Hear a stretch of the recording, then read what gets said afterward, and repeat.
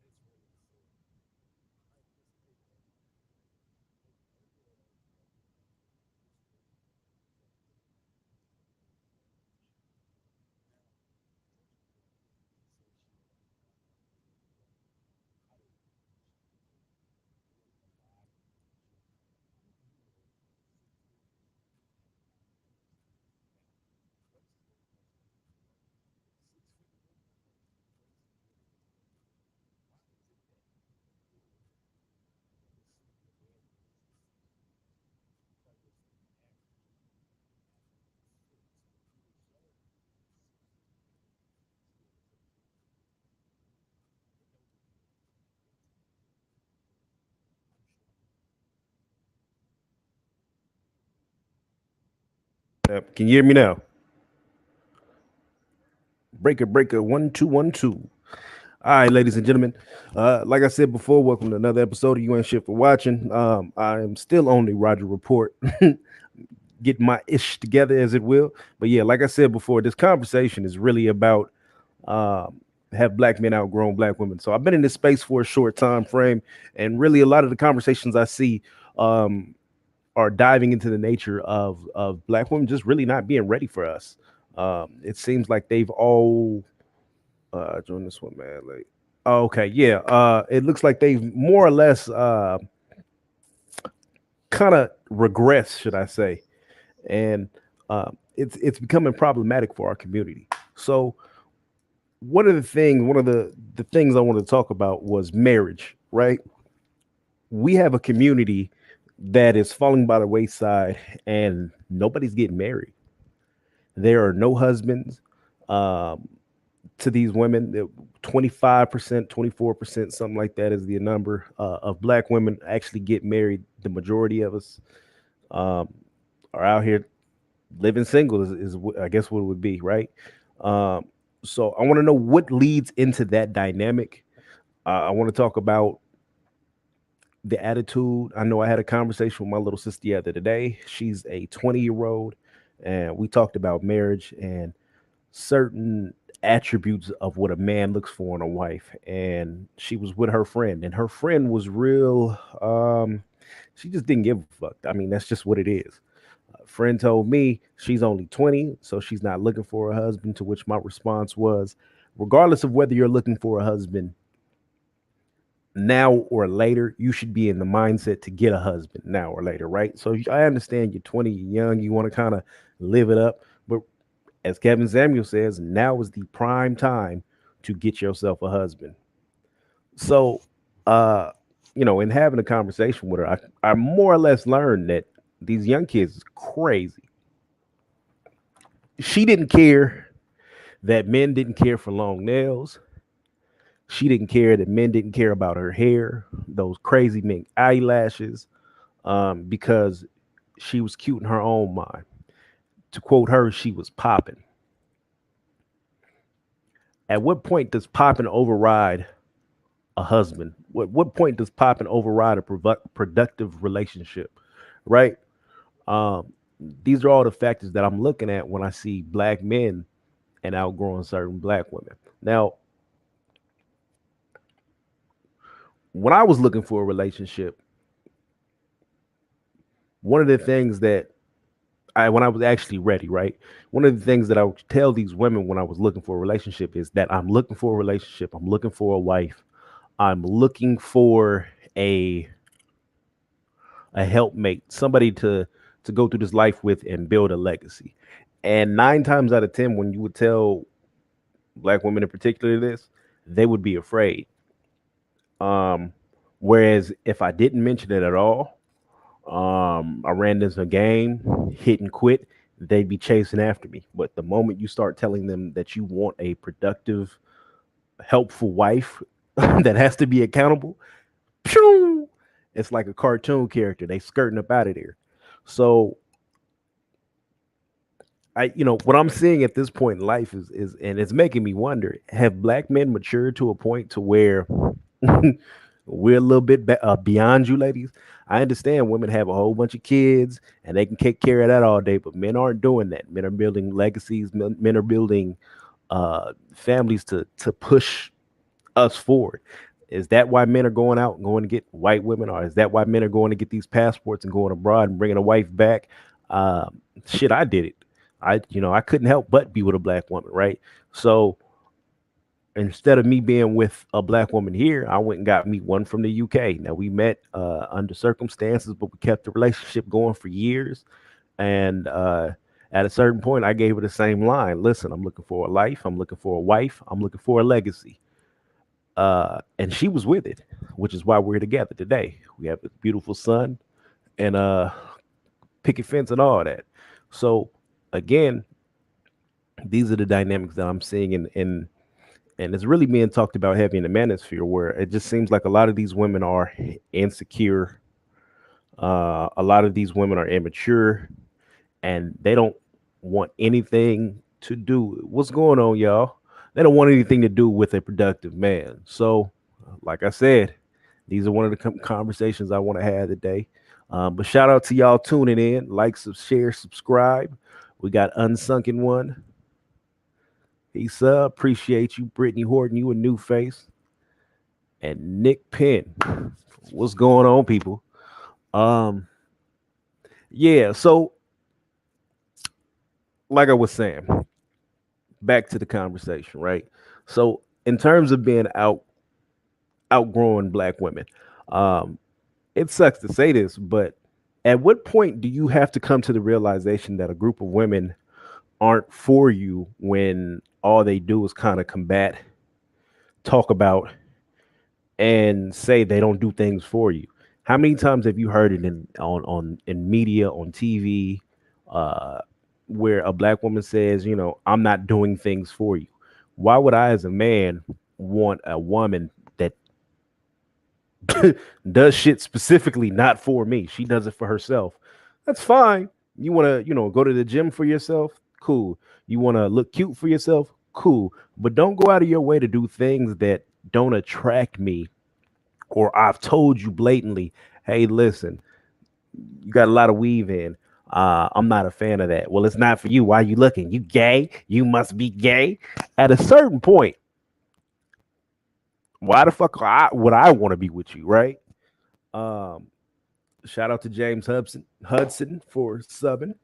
But yeah, I just find the whole situation awkward when you go out with these women and they tell you shit like that. Roguish, that's my boy. Friend to all the channels. Roguish the Bill Monger. Uh, He is a friend to all the habitual line steppers. By all means, we got. I mean, man, I'm getting some love today. Much appreciated. Gold Eagle 99. Okay, she got it's a beautiful black woman on here, sister. If you get the chance to come on, I really would like to talk to a woman today and get her opinion on what my statement is. Have black men outgrown black women? Do you feel like that's true or not? Um, see where you stand on it. But much appreciated to everybody in the chat.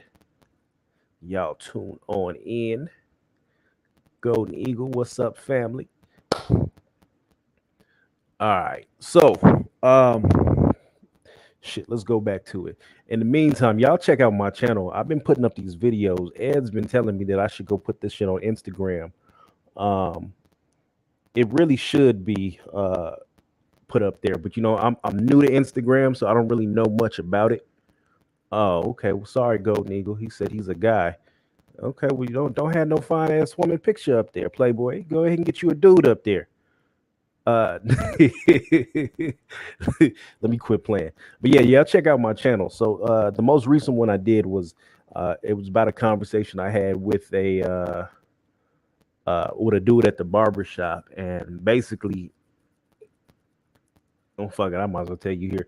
Basically, he went on a date from Tinder and swiping pictures like dudes normally do. We typically just swipe, and he ended up finding out what's going on, bro. Nick Penn, how you Yo, doing? what's going on, brother? How you doing? I'm doing good, doing great. How you living? Oh, I'm good, brother. I can't complain. I just wanted to Uh, say a quick piece on the topic. okay, go ahead. But yeah, man, good to see everybody. Well, I can't see everybody, but yeah, I'm up here. But All yeah, right, I don't think black men necessarily have outgrown black women.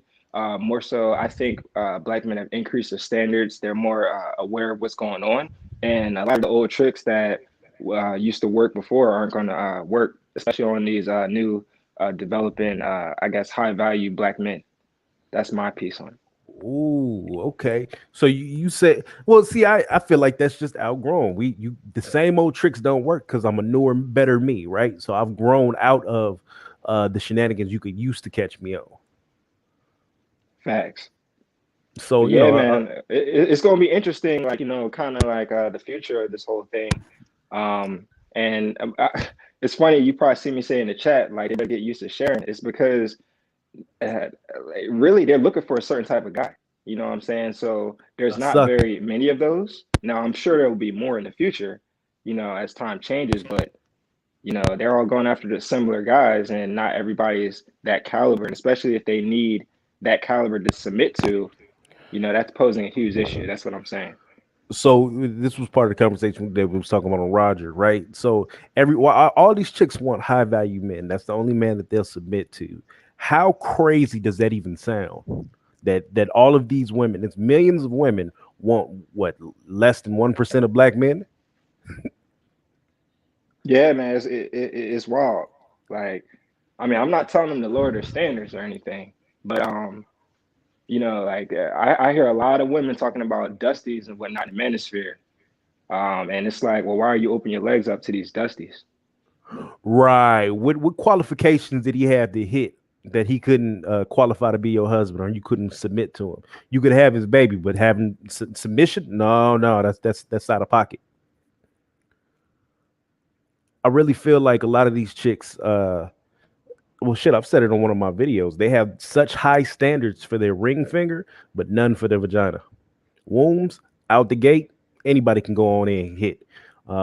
Ring finger, that's where the standards come in, and that's amazing to me because that's putting the cart before the horse.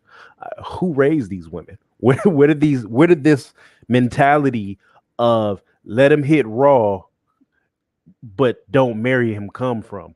Who the fuck gave that up? Okay, but you having some issues? Oh, damn, I don't know how I'm up here twice. I fell Nah, off. that's cool. I My knocked bad, you off. fellas. But yeah, go ahead. As a woman, I think that utterly ridiculous, high valued nonsense. Um, yeah, I mean, realistically, a lot of these women are not going to be able to catch a high value man. That's just what it is. A high value man is shooting at the hip. He can probably catch any woman he wants to. A lot of these women do not qualify, and they overlook a lot of good men in order to try and get a high value man and end up with nothing. Absolutely, it's playing the whole lotto. You go out every day and you spend your dollar to go get a lottery ticket, and you don't win shit. And then at the end of 100 days, you could have went out and actually got something for $100 and won out. But no, you kept playing the lotto, so now you don't have shit, nothing to show for it. The monkey branch is broken. Yeah, that's what I agree. So, what about you, Nick? Do you date black women? Are you with a black woman? Yeah, I do. I do. Black women are my preference still, believe it or not. But yeah, I just been better with dealing with them. Like your game has to be airtight, Right. because a lot of times, not even just with black women, but women in general, you'll get eaten alive in the game. So you better know what's going on, how women think, the tendencies and things like that. A lot of people shame these game guys, but that's like self-defense in a sense. Okay, you don't want to learn game, you don't want to learn how to deal with women or speak to them. Yeah, go ahead, and you'll come out here and run over a landmine and blow yourself up. It's like Minesweeper out here, man. It's like you remember the game Minesweeper?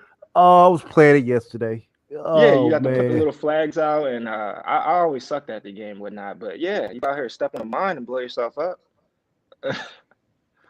So in terms of dating, let me ask you this: have you come across any chicks that make you go, "What the fuck is wrong with you," or make you even consider like why you're sitting at the table with her? Do you attribute it to them being black? Do you attribute it to them just being crazy? Have you come? Because I've come across a lot of women that I've been on dates with, or at least even tried. So my big thing is the last 4 or 5 years of me being single. It wasn't, you didn't get a dinner date on the first date with me, right? We had to go out to go to the park. We went maybe ice skating, something under really 25, $30, and it wasn't food related because I know a lot of chicks are going on dinner dates specifically for the food. So my thing is I want to get to know you.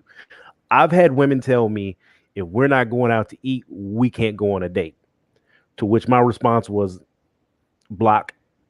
Well, So listen, like, why do I have to eat in front of you for us to get to know each other? That's my question. I mean, real. That's real spill. But have you had any of these crazy women that you like that I've come across? Because I know I can't be the only one. Oh yeah, I mean, listen, a lot of times, I think women are just they get played or whatnot, or they get used, and then they feel like they have a debt, so now they have to make other men pay for them being used or abused in the past. So now I'm gonna make three to five guys take me out on dates to these extravagant events, and then not give them what they want as payment for the debt, from before, in a sense. That's how I see it. Yeah, you know what? What do they say? Good girl gone bad. I guess that's them in the revenge mode. Yeah. But in my opinion, that shit makes you look fucking stupid. You can't go out here and be in a vengeance state of mind against a dude who's never done anything. That's how you sit down with those chicks and you'll be watching a movie and the dude's cheating on the girl in the movie and she start looking at you and did you like you done did the shit. That's a red flag for me. I gotta go. Can't deal with you. You got PTSD and now you put it on me like I did something wrong. Yeah, and here's the thing, like guys have to invest up front. You know what I'm saying? Everything for a guy is the investment up front, and more so the women the investment on the back end. So Mm. it makes it real easy for them just to like deny a man what they want, and say, oh yeah, you got to take me on X amount of dates. But here's the thing, there's no standard for the investment. So to some women, maybe she's like, okay, you need to buy me a house. That's the only way I'll submit to you. Another woman is like, oh, I just need 1 or 2 dates. See, there's no standard for this investment. So that's why, you know, men are wising up and they're like, okay, I'm just not going to do anything, you know? Now, I'm not saying that that's my approach. I think you can just FaceTime, honestly. Like, if you can see somebody, look at them in their face, why do you need to, necessarily eat in front of them? I mean, I'm not Oh, saying so that you can't get to wait, know, you out here doing FaceTime dates? yeah, just FaceTime. No, okay, damn. Player, I player. mean, That's some new shit. man, look, I mean, I think it's just simple. I mean, nowadays you can't even go out to a restaurant anyway with the pandemic. So I don't see how, Mm. I mean, people are using Zoom to communicate all the time. So that's going to be way more normal these days until things start opening back up. I know one thing. If I was dating in this pandemic, it would be cheeks all over the house. Every time I open up a cabinet, some booty cheeks will fall about this motherfucker. It's the only excuse. Hey, listen, we can't go out to eat, but I can cook for you. Won't you come on over, girl? We can Netflix and chill. Oh, it's a wrap. Yeah, man. There's going to be a lot of that. But okay. So let me ask you this: have you ever dated outside the race? Have you ever went with a Becky? Have you ever went out with a Latina girl? Ah, yeah, that's an interesting question for me. I mean, I'm attracted to women in general, like feminine qualities. I like long hair, women that take care of themselves, nice shape. So it's not that I won't talk to a Latina or a white girl or anything like that. But I mean, sisters are my preference. Like I don't know why, but I don't know. But yeah, I talk to other women. Like I've dated other women before. Have you seen now? So I know this is your preference, but what are the differences that you've seen in the relationships, or maybe not the relationships, just in dating with other group of women? I think many groups of women have automatic reverence for black men in general. Like they just respect us a little bit more. Not, and I'm not saying that no black women respect us. I'm just saying like they come to the gate with the respect in a lot of cases, especially if they like you. Man, let me say this: I don't think black women respect black men uh, nearly as much as motherfuckers want to pretend. I think there's some black women out there that respect black men because they was raised right, their daddy was around. But the large majority of black women do not give a fuck about black men. And as Roger would say, if we had a sandcastle, they would find a way to kick it over. So I think that extends to dating really. Um, a lot of the attitudes that I see with women, like so I've been dating since what 14, and I've been on a lot of dates with black women, and it's funny. The more I seem to care, the more I seem to try to be the nicer guy. I've seen the bad behavior come out of them, right? So I've been on dates with women where um, they've ordered a little too much at the table. They get an attitude with you at the table. They get funny with you, right? And then I've been on dates with white women, which the first time I ever went on a date with a white woman, she offered to pay half, and it was no like argument. It was like, do you want me to pay? I can pay. I was like, no, no, I got it. No, no, I would really like to pay half. We're just getting to know each other. Oh shit. Okay, you're right. And we went on a couple of dates after that. She was cool peoples. So I say that there's differences between the groups. But shout out to Kev, my habitual line stepper brother. Long live. Long live the habitual line steppers, Donnie. Glad to see you got a show up and running. Yeah, yeah, man. And yeah, and for all of you that are watching in the chat right now, if you haven't, go ahead below that screen, hit that subscribe button. We're trying to help Donnie get to 1K, and hit that like button on the way in, and tell your friends about it. And y'all ain't shit, but you ain't shit for watching. Hey, Yeah. I'm glad brothers are doing this too. Like this is gonna definitely help. The more people tune in and subscribe, we got multiple voices. yeah. I feel the manosphere growing, and that's just very good. We'll be unstoppable soon. The Hokel sphere. What's going on, Mr. Hudson? How you doing? What's up? I just got done running outside and shit.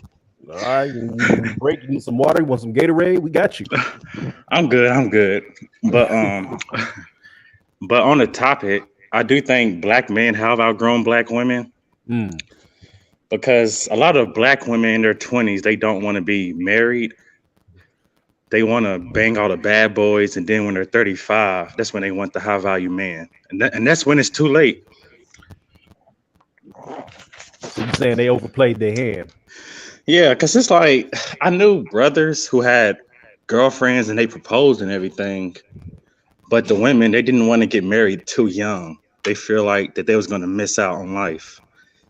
And when these women turn 35, it's going to be the same women calling in on the Kevin Samuels show talking about they want a high value man. Well, So because What gets me is these same women are talking about 35 when they get married, but they'll pop out a baby at 21, 22, 23, no problem. Yeah, and that's like another thing. These women, they have higher standards for like a stepdaddy than they did for the man who put the baby in them in the first place. It's like the baby daddy is always like some broke pookie, but the guy, but the guy who's going to play stepdaddy is always like a productive black man. So like that lets me know that women, they know what they're doing, because when they get pregnant, they pick these losers. But Well, when they it's wise time to up. get, What happens? They yeah, just wise up. And like I said, like I always say, man, like a lot of times they're not getting the game. See, a man will pass the game down to a younger man because they're like, well, he can't compete with me anyway. I have more resources. I tend to look, older men tend to look better. All that stuff. All the cards are in your favor as you get older. As you get older as a woman, though, the cards start to not be in your favor. So now I believe that these women are more so competing with the younger women, and they're not as willing to put them up on game because they're competing. And this is why the manosphere is such a good resource, not just for men, but for women too, because otherwise they wouldn't know any of this. Damn, set it off. Well, can I say something? I wouldn't say they most such don't know. Well, yeah, the manosphere is a great teaching tool, but one problem that we have to get by is the fact that the resistance and the pushback. If like I find if they don't agree with it, they're not going to take it in anyway. So yeah. So one thing that the manosphere does do is we have to continue to push these messages, and it eventually they will start to sink in. It's probably going to be a few fights along the way, but we're on the summer around here. Well, here's how you fix it. It's real simple. I mean, they just have to understand this word called reciprocity. Reciprocity, like a trade. You give me this, I give you this. Like they have to start getting realistic with, okay, this is what I want. So what's required to get that? Hey, that might mean, I have to lose weight, as a woman. Oh, okay, I want this type of guy. I know that he's going to have a lot of options. Like if I want that type of guy and I want that type of lifestyle, I have to do something. See, what they don't want to properly reciprocate. They just want their cake and eat it, and I have to work for it. Because everybody is talking about, oh yeah, you'll be able to get this, or your man will just fall out the sky, or it's going to be okay, all that stuff, all the sugarcoating. and like for that, you could thank Derek Jackson and Steve Harvey, because that's all they preach to these women, that they deserve the best man and they don't really have to do anything in return. Yeah, The the setup pandering is guys. hurting them. If we were like exactly like brutally honest, like black men being brutally honest, right? If we were more honest, Uh-huh. right, and they would just pay attention, they'd be like, okay, and look, they could get what they want. See, here's the thing. I don't think the black men in the manosphere are saying all of these women are never going to get what they want. They can do it. They just have to realize, okay, this term reciprocity. Okay, if I want this, I have to do that.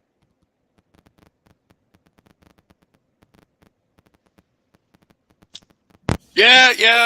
But sometimes, like in order for that to really work efficiently, you have to get around something else too, entitlement. Some women think that they're just entitled and they ain't got to do nothing. Just like I will say, children in some aspects. Yeah. So, like I said, we got a lot of unbreaking to do, but it's gonna be hell getting there. Yeah, and like Obsidian always says, man, the weight thing is huge. Black men are the most forgiving in women. It's times like I said, I've been with a lot of let's just say, like white and whatnot, in my day, and I'll be like, oh, I think she's fine, like bang, bang, bang, and like the ones that are comfortable with me, they be like, bro, she's fat. I'm like, nah, like I like that, like she's not fat. She like, y'all know what I'm talking about. Like I like a curvy type of woman. You know what I'm saying? But like a lot of other races, man, they be like, oh, she's fat. See, but so I believe black men are a lot more forgiving when it comes to that. So, but still, these sisters gotta get in the gym. They gotta get fit. That's like honestly, if I was a female, that's like 80% of the battle. Like You don't even have to. What we're saying is you don't even have to come with the money. You don't even have to be that intelligent if you're trainable, if you're willing I to don't. listen.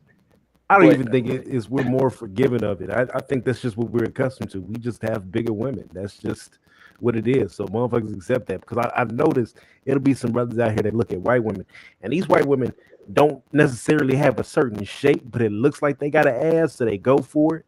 And then all of a sudden, you see them in with in a bathing suit, and it's like, it went from round to square. What happened? I think we just go for bigger women. I think that's just what we're accustomed to.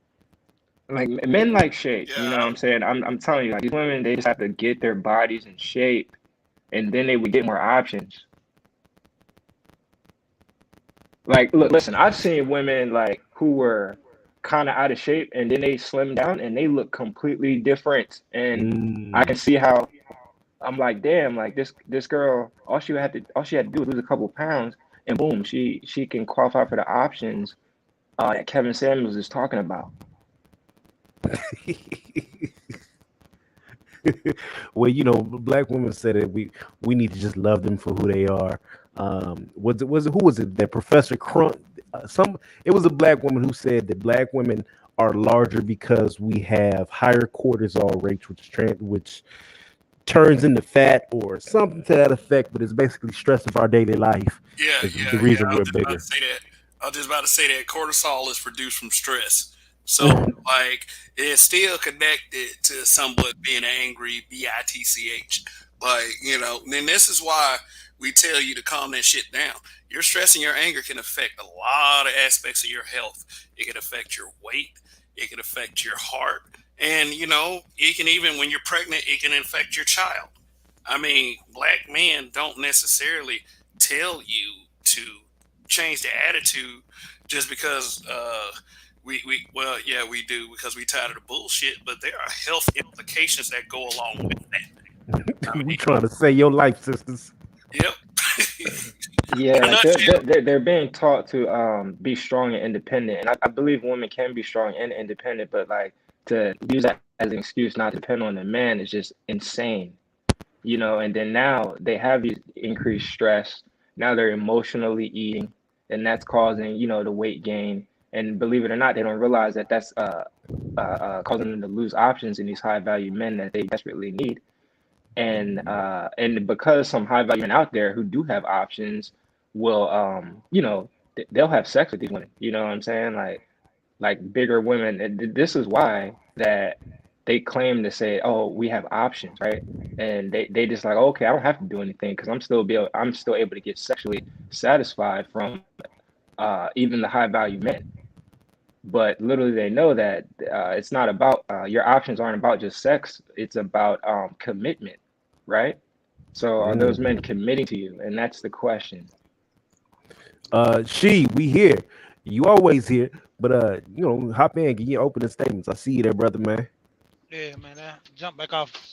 One of my little kids tried to hit me up, but basically, man, it's kind of funny to the aspect um, dealing with when I got married. Like I always tell guys, I stopped dealing with a lot of just black women in general.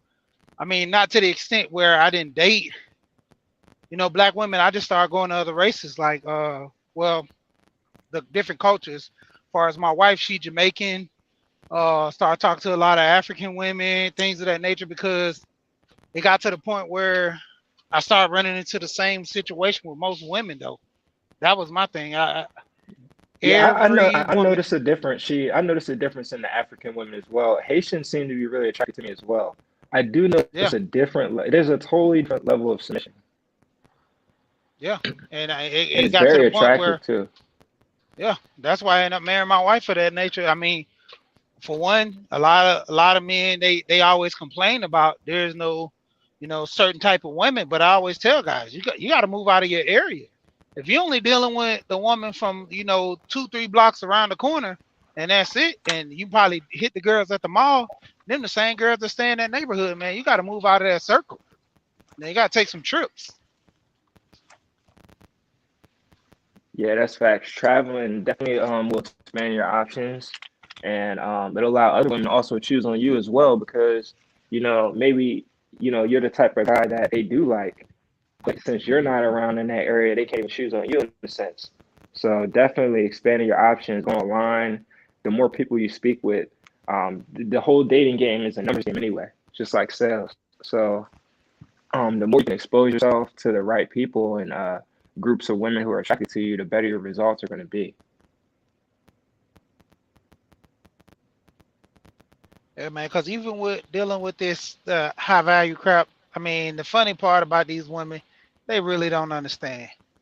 If I'm a 6-figure dude, I'm picking the cream of the crop, and if I do get a certain type of woman that probably that's not that fond of, that's probably not a certain like 10 or 8 or something like that, is because she do what the hell I say when I say. If I say, God dang, walk through the snow and go get me a burger or something like that, that's what she's doing. Because ultimately, a lot of these women don't understand. These high value dudes got money for a reason, and they can get rid of you just like they got you. Because ultimately, I've already got all the money I need. I mean, you just, just some on my arm to make me look good. Other than that, I can just run through a whole bunch of women. But far as on a marriage level, a lot of these guys kind of tend to these women due to the fact that engaging in certain parties, you don't want to be known as the playboy in the corporation. You want to be known as the kind of wholesome family guy, even though you do anything wild outside of that. But to your partners and stuff, they kind of look at you as a wholesome guy because of what you project. So let's be honest. And then most of those guys, even if they do cheat, what are the women gonna have a problem with? Him paying everything. That's the reason why he got you. Yeah, that Yeah, is and true. that's a good point. That's why I'm a big I'm all for 100%, man. Pay for everything because then you keep the control. Pay for Yeah, everything. I don't know about that, Yeah, I but me mean, neither. Hey, kind of I'm shoot yourself I'm in the not foot But, with going to that do but one. what do you mean? I don't cause do. like I'm not 50-50. I say I'm probably like 85%, but I'm not gonna pay for every single thing. You have to like contribute something. But at the same time, don't be 50-50 because women they don't respect 50-50 dudes.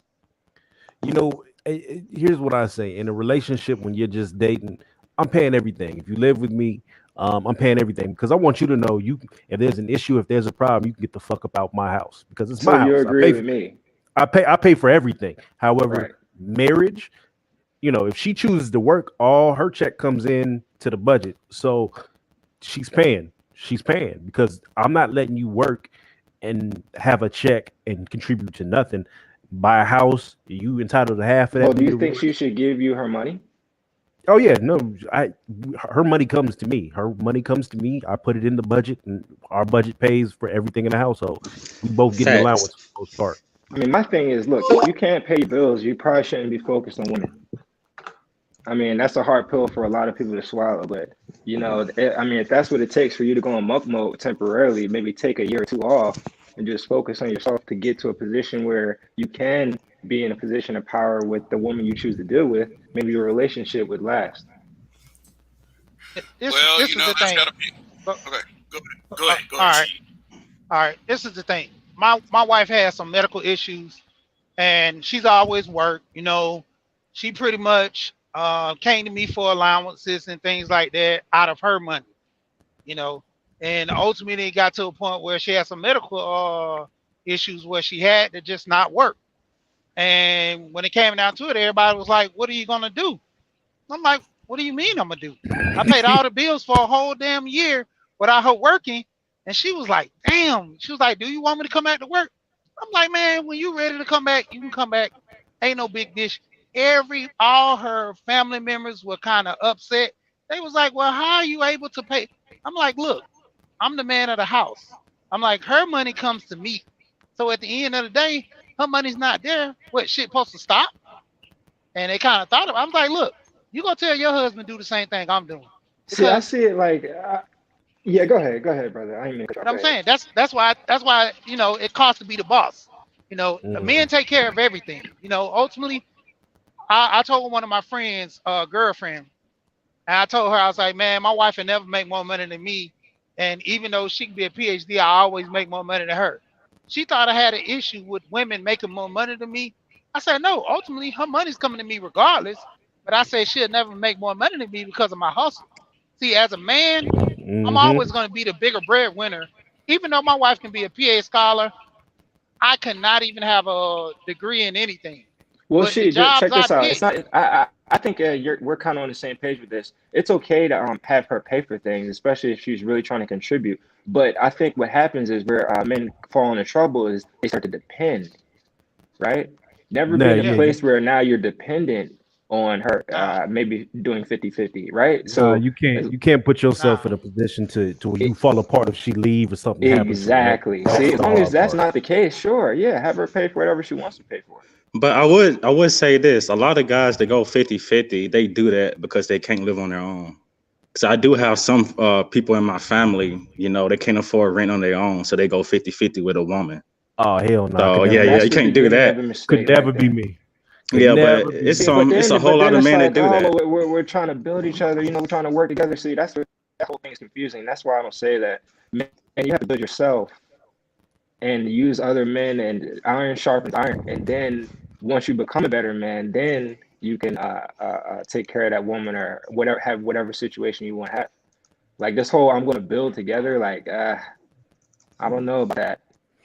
So the way I look at it is right. I can afford my house without her. I can afford, the lifestyle I live without her. However, she's here and she currently works. So last year when we had our son, she had the whole year off. She didn't work until 2 or 3 months ago, something like that. So she didn't work. I didn't need her. So that displayed to her I didn't really need her money. But now that she's working, I'll be damned if her money go anywhere else. She ain't coming home with a Louis Vuitton bag and all that shit. Because if we divorce, she's entitled to half of this. So all of the money that we got coming into this house goes into one account, and then it gets divided into other accounts with basically an allowance for both of us. So she gets money what she gets, and I get the money I get. Right. Yeah. So But all of our money is going towards our future to everything else. And if we split amicably all the way down the line. Because But go ahead. let's be honest. Kev, I mean, I'm sorry, Kev, you want to go ahead? No, no, no, gentlemen. Y'all go ahead. I forgot what I All was going right, to say. I'll All say it right. when I remember. all right. Because let's be honest, man. When it come down to it, a guy that actually let his woman keeps her paycheck for every reason he wanted to be, or maybe that is cool for him. Hmm. But like me and Donnie is saying, basically for the situation that we're in, she's gonna get half of that house.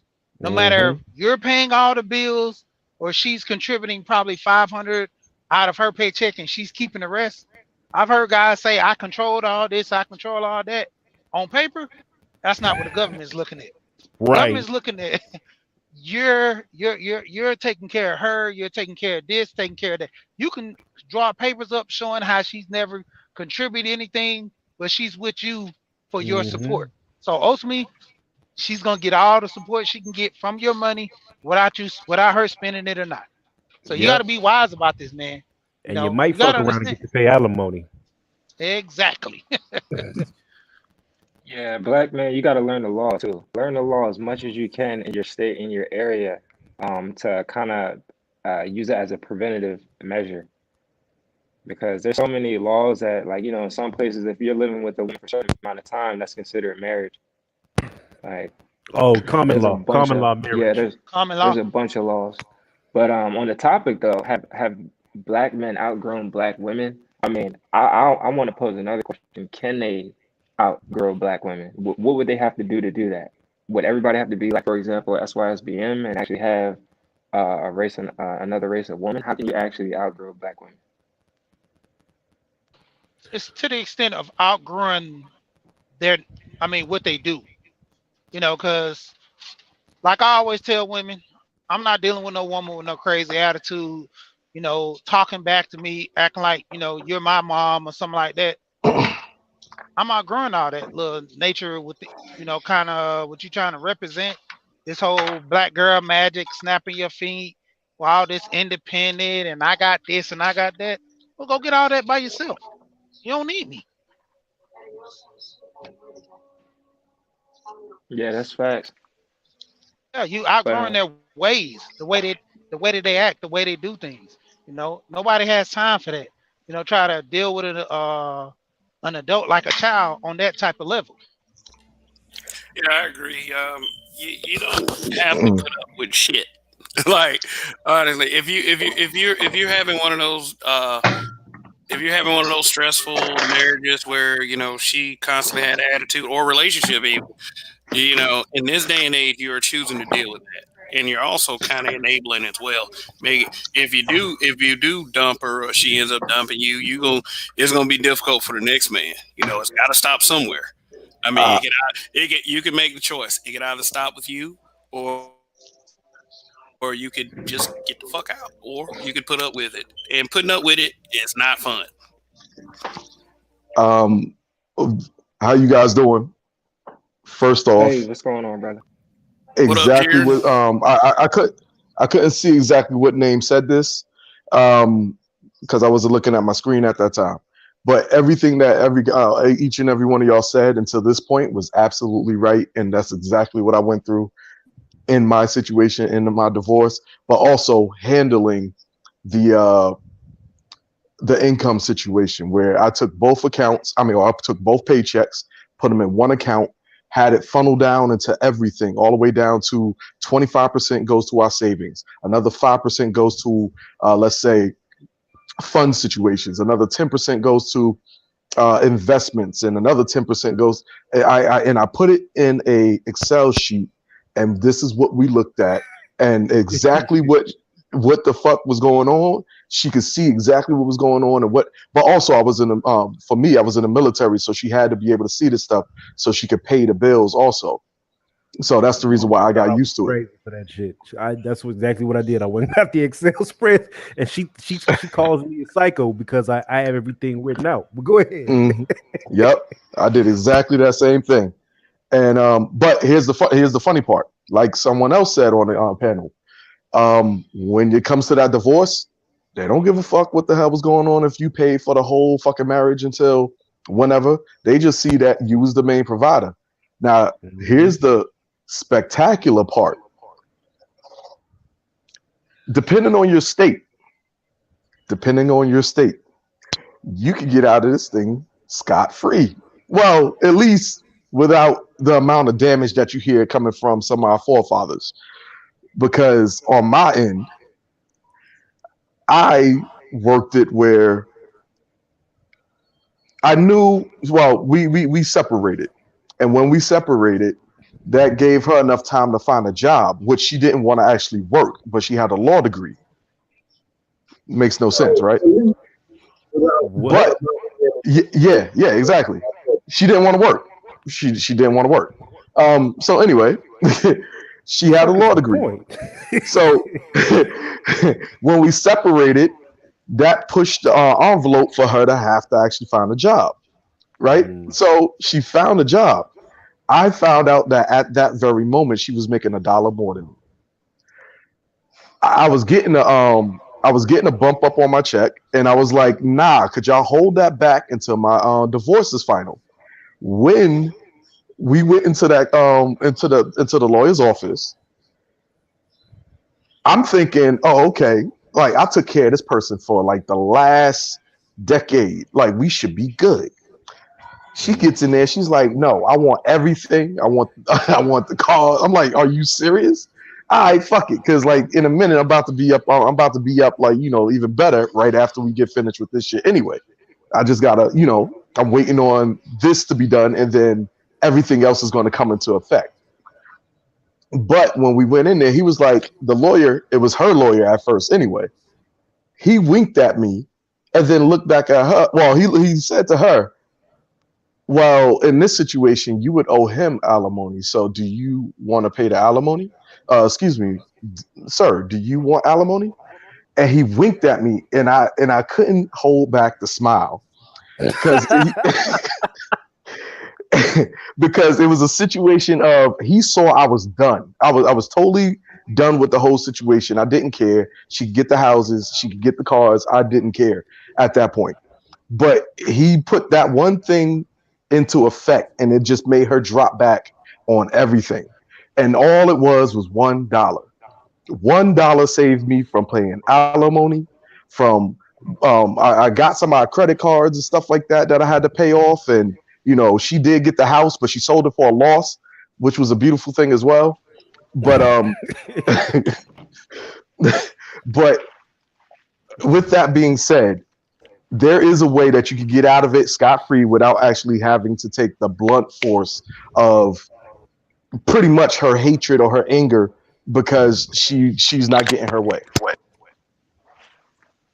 Man, that's a beautiful story. It brought a tear to my eye. I'm real happy for you, brother.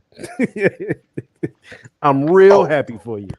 Oh, after $30,000 to $40,000 worth of I'm paying myself out of debt because other things. Oh yeah, it was a beautiful situation. The moment everything was paid for, it felt so good. It felt so good, knowing I didn't have to pay for alimony. Oh, that's phenomenal. So fellas, in terms of black women, back to the topic. Have we outgrown them? How do you and who was it? Nick, you asked how would we even move along, right? Yeah. What would it look like? How would we say, okay, black men have outgrown black women? What does that look like? I do think it means more of the SYSBM. Yeah, that's what I was kind of thinking. Because at a certain point, you can't keep running your head into the brick wall. It's just not gonna work. So moving out and getting other women. Black women are going to take one of two options, right? They'll either get their shit together or they'll whittle away into nothing. I mean, yeah, that's what's going to happen. I mean, look, just look for cooperative women, signs of cooperation.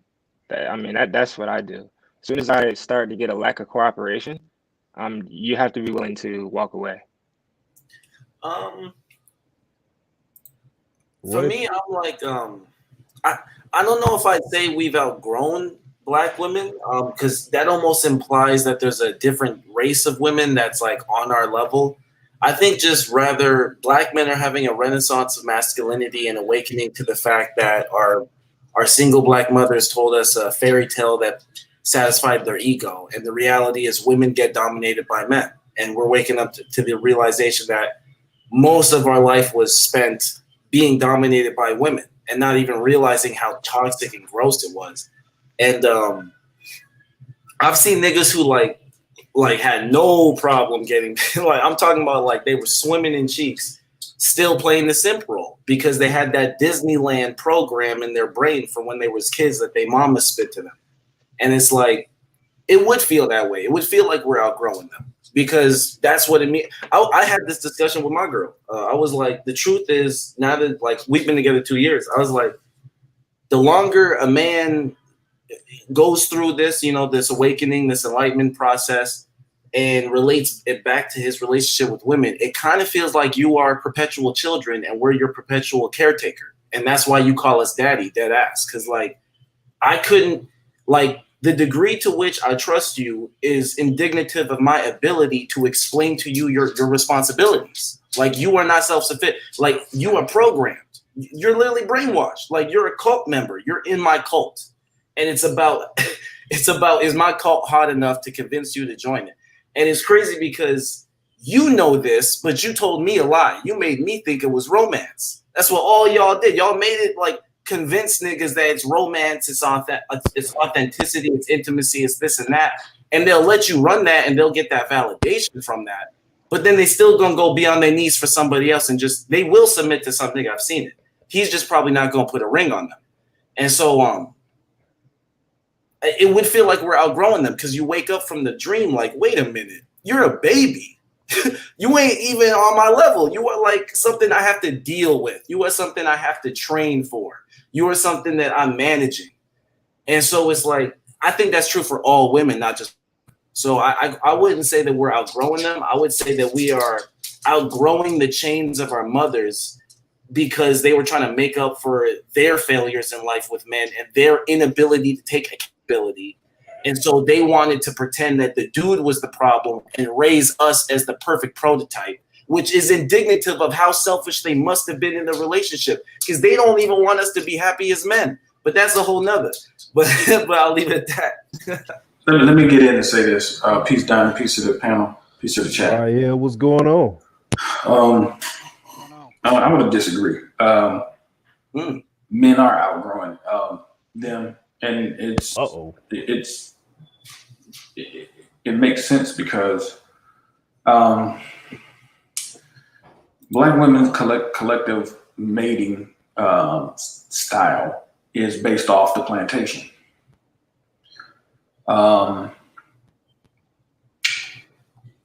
And we know this because of their connection to the welfare state. The welfare state was nothing but slavery 2.0. When I was on Facebook years ago,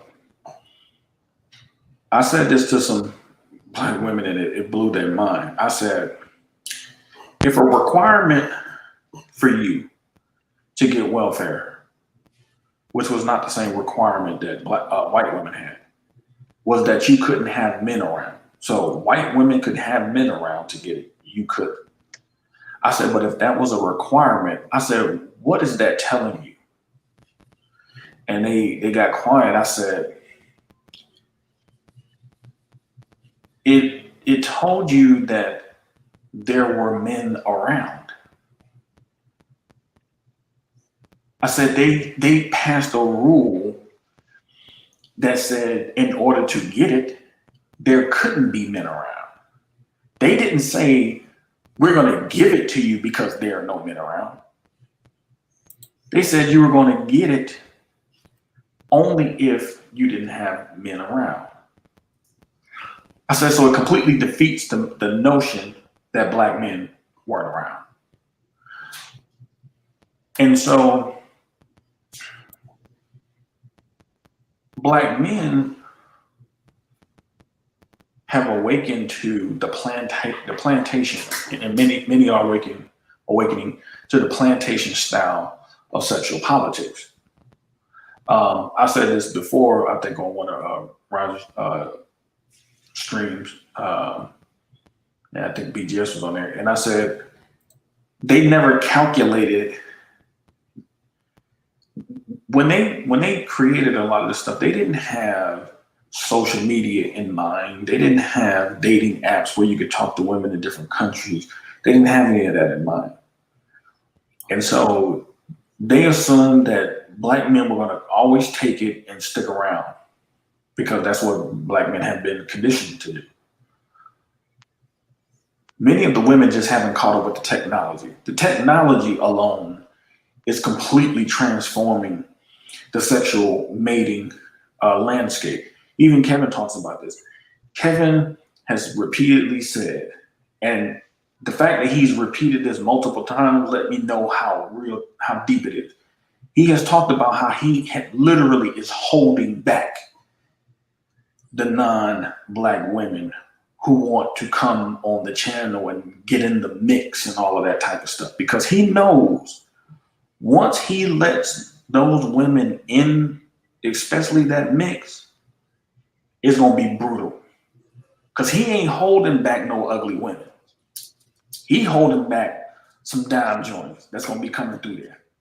And it is going to completely flip that particular space. And it's because overall, even T. Hassan Johnson has stated that many white women and Hispanic women are coming to his Black masculinity studies classes trying to learn about Black men to be better mates for Black men. So the environment is really pushing the change. And many of these women, their problem is that they haven't really caught up to the change. They're still trying to operate on the plantation style of sexual mating politics. And that way is becoming the way of the dinosaur. So either it's like I said in the previous stream, the cultural mindset of these women really is going to have to change. And it's not going to be like, y'all got to change 20 years from now. No, they better start changing now. So it's Black men that are outgrowing them because they're outgrowing the sexual, the plantation style of sexual mating politics. I have to agree with them. I missed the disagreement though. I have to agree with them though. Go ahead. I'm sorry. No, you good. I was looking for what part of what I said did you disagree with?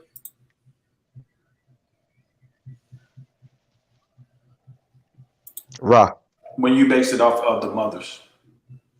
Oh no, so fair enough. No, I feel you. I wasn't singling out it as the sole. There's multiple variables. There's you know what I'm saying? We can talk about I've actually brought up my very first time on Roger Report, I brought up the systemic oppression against the Black community and how that's the primary cause. Because you can look into the stats from the 70s and the divorce rate was like less than 15%, I think, or some crazy low ass number.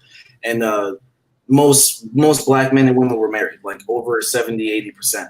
So Jim Crow ending, a lot of systemic, like the drugs, the disproportionate loaning, the red line, the red line districting. You know, there's tons of shit they did to us. I was just referencing in that context, in my mind, the most relevant factor, which was because the government's been oppressing us forever, and they'll always have negative effects. But I felt like the feminist movement, combined with the lack of fathers, created and cultivated this woman who like hated her son because she couldn't take accountability for her mistakes with his father.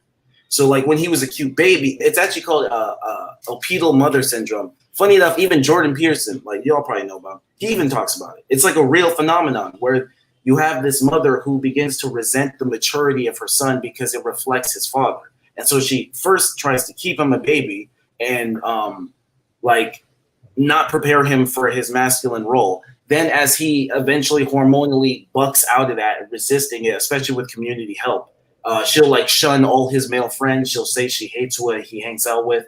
She'll question every decision he makes. She'll just go at every end to emasculate him. Wow. Yeah, it's a real thing. It's crazy. And it's like, so taking up the argument with his father, with him. Wow. Facts. And so it's like, that's why I feel like at the heart of a lot of shit is families need therapy. Because like once I got educated on psychology, like shit got put in perspective. I was like, oh my God. But yeah. And then you see young Black women repeating the same shit their mother taught them. And what else are they going to do? Yeah, that's some tragic shit. That's why even on Roger's panel, I constantly reference this book called "Will I Ever Be Good Enough?"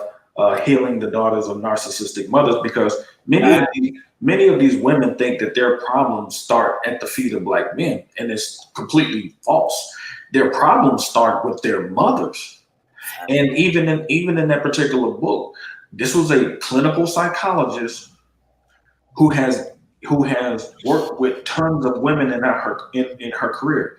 And she even said herself, number one, these women know what they're doing. Number one. Number two, she said that many of these women are literally recreating the dysfunctional relationship with their mother in their personal relationships with men by choosing men who will recreate the very relationship she's had with her mother. So she would take that experience and choose a dude who will recreate the experience with her. So yeah, it's psychology, but listen, gentlemen. Thank you so much for having me up. You out? I appreciate it, brother. Yeah, who started the panel. What was your name again, brother? Donnie? Donnie, yeah.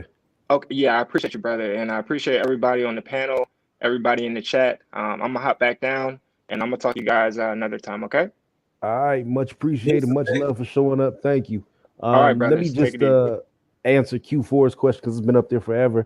Based on the topic and the laws, is it worth it for a Black man to get married in America?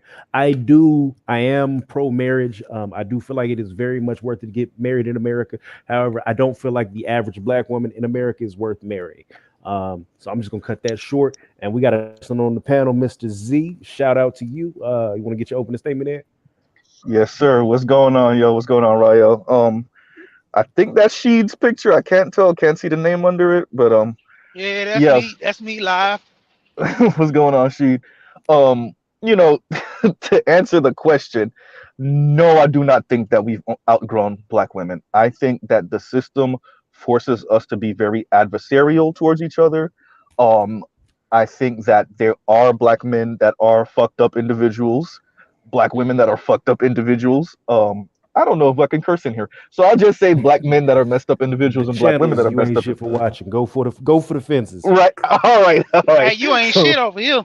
right. And you ain't shit for watching. Right. So I do Well, think yeah, that I just think that the system promotes this very toxic relationship between men and women, period. I think the difference is, and you'll hear Nameless kind of bring this up, is that black people are ahead of the curve in this toxicity. So we just sound the loudest about it, and we're the most obnoxious about the gender war going on between black men and black women. But I don't think we've outgrown black women. I just think that the way the system is constructing them is making them very adversarial to us, and in turn we're very adversarial to them, and we have this very contentious relationship between black men and black women, which seems exaggerated on the internet, but what you're finding now is that it's spilling off of the internet into real life, right? So whatever issues we got going on the internet, you're seeing that play out in people's daily real life, and you can argue it was already happening, but the internet was just the exaggerated form, but that exaggerated form is now coming back into real life as an exaggerated form. And I'll pause right there. Let me put it back on that, because again, see, this is a very dangerous territory to step in when it becomes, well, we're messed up too. Black men have never, as a collective, and we can show this through verifiable fact, based on all the organizations that we have put together to push forward a black agenda. Ice Cube was the first black man to put forward a black agenda for the whole of black people. But those groups, most of those groups led by black men, were about black men specifically stepping up from Garvey on down. Even before Garvey, Booker T. Washington's National Negro Business League that goes back to the early 1900s. So we have always been on code, no matter what the environment has been. But I'm gonna go back to something that Dr. Henry Clark said years ago. May peace be upon him.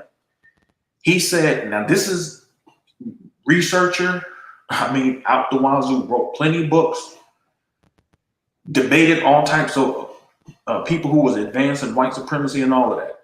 He said out of his own mouth that in order for people to be colonized, especially in the mind, he said they have to stoop low enough to allow their oppressor a place to stand on their back. So even he did not take away the responsibility for black people to be on code. And the reality of the situation is, these women, whether we can sit here and, say, whatever tit for tat, but the reality is, these women accepted feminism. That's what happened. And there was a response that was going to come through to the environment based on that. Because by its very nature and design, feminism is antagonistic to men. Now, the problem is that I was just talking to a homeboy of mine yesterday. This feminism stuff was basically white males using their women to fight their battles for them. Yeah. Because automatically, when you push back against these women, the first thing out their mouth, they're going to say, oh, you can't talk to women like that. You can't be that way to them. Well, they need to shut up then and let their men speak on their behalf. Because we can't go in white America, let alone any group in America, and say, this is what y'all women should be doing, and y'all don't have to listen to the men in your group. Can we do that, y'all? Can we do that, fellas? No. No, we can't do that. That's a big one. The reason why they were able to do that in our group is because there's something about the women in our group that thinks the white man ice is colder. Mm-hmm. Now that's a personal decision. If they believe that, it don't have to be true. But if they believe it and then they act upon that when they interact with us, there's naturally going to be a schism. Because up to all the black organizations that I have seen, for the most part, they were about protecting black women and getting economy for black men so they could take care of their families. So when these women come out here with all these, well, I don't want to get married, and marriage is oppression, and black men was oppressing black women, well, then explain the Black Wall Streets then. You can't say, you can't have those in the same conversation. So either black men are oppressive, and you can't sit here and say black men are oppressive more than white men. You can't say that. No. You can't say that. So somebody in line. Well, actually, let me say this. No, you can't say that. I'm not gonna say that. You can't say that. What I'm saying is, and I need to be very specific. Individual black men that have fucked up, women blow that up. So I remember there was a genius thing that Tone Talks, the Antonio Moore ADOS movement, he did, right? He had a caller on, and the sister was bringing up stories of black women being beat up, and he was like, "Have you been?" Right? So what he was doing was doing the you're talking about a narrative that you didn't even live, and that's not the majority narrative for black women. So what has happened, and what Hollywood, and this is going to what you were saying, what Hollywood has done is use the one mister that somebody might have knew from the 1920s and made that into a monster that all black women can identify as, oh, that's black men. Right. So where you're talking about systemic issues that we could see, hey, black women, you turned your back on us, right? You left the civil rights movement and went along with Miss Anne with the feminist movement. Yeah, they'll say, so that we're talking about systemic issues. But what black women will do was we'll talk about the one uncle that they knew that was a player, right? Or their dad that left their mom, and they make that the same thing. So that's what I was saying earlier, where on a scale level, no, we don't. We didn't turn our backs on black women, but then even with that, they could argue, well, y'all date black women. I mean, they'll date white women, and that's the argument. And I said this on Roger's show one time, and I'll end after this, where black women try to ding black men every single conversation. It don't matter what we're talking about. We could be talking about Jupiter. And somehow, some way, the fact that some niggas date white women and have mixed kids is the number one issue. Black women can't get over that shit to save their life. And so when you talk about loyalty, when you talk about feminism, when you talk about fourth wave feminism that's out right now, second wave, with anything you talk about, it always boils down to Black Panther shit, where it's well, y'all was talking black but sleeping white, and y'all leave us for white women. That damn Kanye West line, right? Get on and leave your ass for a white girl. That's all black women give a fuck about, right? The fact that rich niggas with money fuck with non-black women, and that's all it is. And so when we talk about loyalty and turning your back, they'll counter what we're saying in this room with, but y'all fuck them white girls though. which doesn't even have to nearly be true. But that's what happens when you argue with emotion instead of fact and logic. But listen up, I got to jump down. I got to start working here in a little bit. Donnie got a great show going, and please support this man. Like I said earlier, if you haven't, and you're watching this broadcast, hit that subscribe button immediately. We got more coming in our camp with the habitual line steppers, and I myself, I'm Kev. I'm your weekend warrior every Friday, Saturday, and Sunday night on Black Men, being brutally honest. So long live the habitual line steppers, and have a great rest of your show. Long live. Thank you, brother, for showing up and tuning in. And Rael, I just wanted you to know, I wasn't disagreeing with you, brother. I just was saying, I've spent like a very long time talking to black women, fucking with them on the internet, trolling their ass, right? Just to kind of get an idea of what I'm dealing with, right? Because it's one thing to have a sister and girl cousins and, your mom, that's one thing. But when you engage a lot of these sisters outside of your immediate circle, and you get to see what they're really about. You kind of take a peek at some of these female channels and the level up channels and the colorism channels, and you get an idea. It's like, oh, which y'all, and this is why they don't care about average dudes, right? This is another conversation about the six-figure niggas, because they don't give a fuck about us average niggas. For them, it's the black men with money. We want y'all, and we want y'all not to even look at a white woman. Don't act like that bitch don't exist when she come through, right? I don't care how bad she is or whatever. And what it boils down to for black women is those two things. All you are as a black man is a walking wallet or overglorified bodyguard and maybe an occasional dildo. Outside of that, that provision protecting shit, like Edward like to say, is them really wanting you to be the trash man. In other words, I fucked up my life. Right. And I need you to come and save me. But outside of these four things that I just mentioned, for the average woman, I'll say, not just black women, they just the loudest about it, but the average woman, that's pretty much it, especially Americanized women. And black women are just the loudest and most rambunctious about it because we don't have a patriarchy or anything like that over here, so they can be as loud as obnoxious as they want to be. Well, it comes down. It comes down to authority. Like, this is something that these women have a very hard time to accept, mainly because when you've been reared by unruly women, and historically unruly women used to be women who were untethered, unmarried women who went out here and had babies without being married.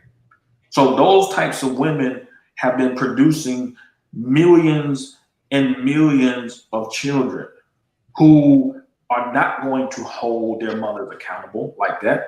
The system is not going to hold them accountable. So you basically have somebody who has free reign to basically do what they want, treat their kids any kind of way. And so many of these people think like, oh, well, this is the way it is. So when people like myself, who was raised by a father who has a completely different approach to life, when I speak my point of view, many times those women are going to give pushback because they never lived in a house where a man said, sit your ass down. They never heard it. Not from a man. You know what I'm saying? So now, because they've been raised to be unruly, I'm going to give you a prime example. Wait, can I give you pushback on just a piece of that? Go ahead. They have. That's the reason why they chasing after these thug dudes, because that's the dude that's saying, sit your ass down before I fuck you up. Because they know that this dude is going to do something. This is the difference between one of us, probably, which I'm not putting my hand on no women. I'm not putting my hand on a woman. I'm not trying to say that a man needs to put his hands on any women. But in some cases, some women need to get their hands put on. But what I really think is we need ambassadors to be able to do so. So a group of women within our community that just go around busting women ass. the bust a bitch upside the head crew. That's what I feel like should happen. Like, since we can't do it because some of us don't know our own strength, but they do. Like, going back to your point, and I don't want to stop what you got going on because it's fully going in the right direction. You and I wouldn't do that, but the reason why they would go after some of these guys that would do it, like some of the family members that I have, is because they do. Nah, I had to slap a couple myself. So, nah. I mean, again, don't Rod doesn't condone that. Yourself on this channel. Rod did not say that. He was joking. That was a joke. Yeah. Everybody laughed. There we go. out of self-defense. But no, what I'm saying is the authority.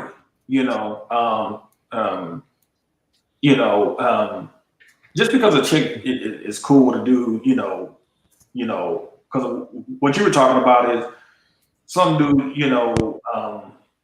because the truth of the matter is when a woman is on your program, when she has reverence for you, she's locked into you. You know what I'm saying? She just like women go to work and happily do their job. It's because they're locked into what that company represents to them. Now, they don't know the owner of the company, probably never meet the owner of the company a day in their lives, but they're completely locked into what that mission is. And it's the same type of mindset she has to have with her husband because she's not taking the owner of the company home.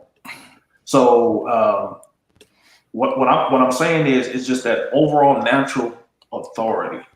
Like, all this stuff that we have built is not natural. Like, we built this stuff, like houses, like, didn't just fall out the sky. So men put their hands to that. If this grid went out and it became a primitive state, what are they going to do? They're going to look to men for authority. They're going to say, you have authority over my life. I put my life in your hands to get us in a safe place. That's it.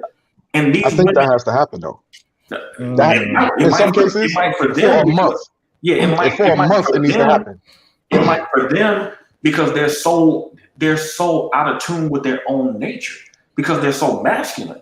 They're coming with clueless. the energy that they don't need it, and they don't realize how retarded that is. Because if the grid went out, they will see how bad they do really need. But it is happening, Rob, they're clueless. They're clueless. It's not that they actually they don't know what they don't know. They really feel like they can survive in that situation if it goes down. I talk about exactly what you're talking about right now, because like I have fun with even building up the anticipation now, because I like fucking with the mindsets of some of these girls that I've been dating.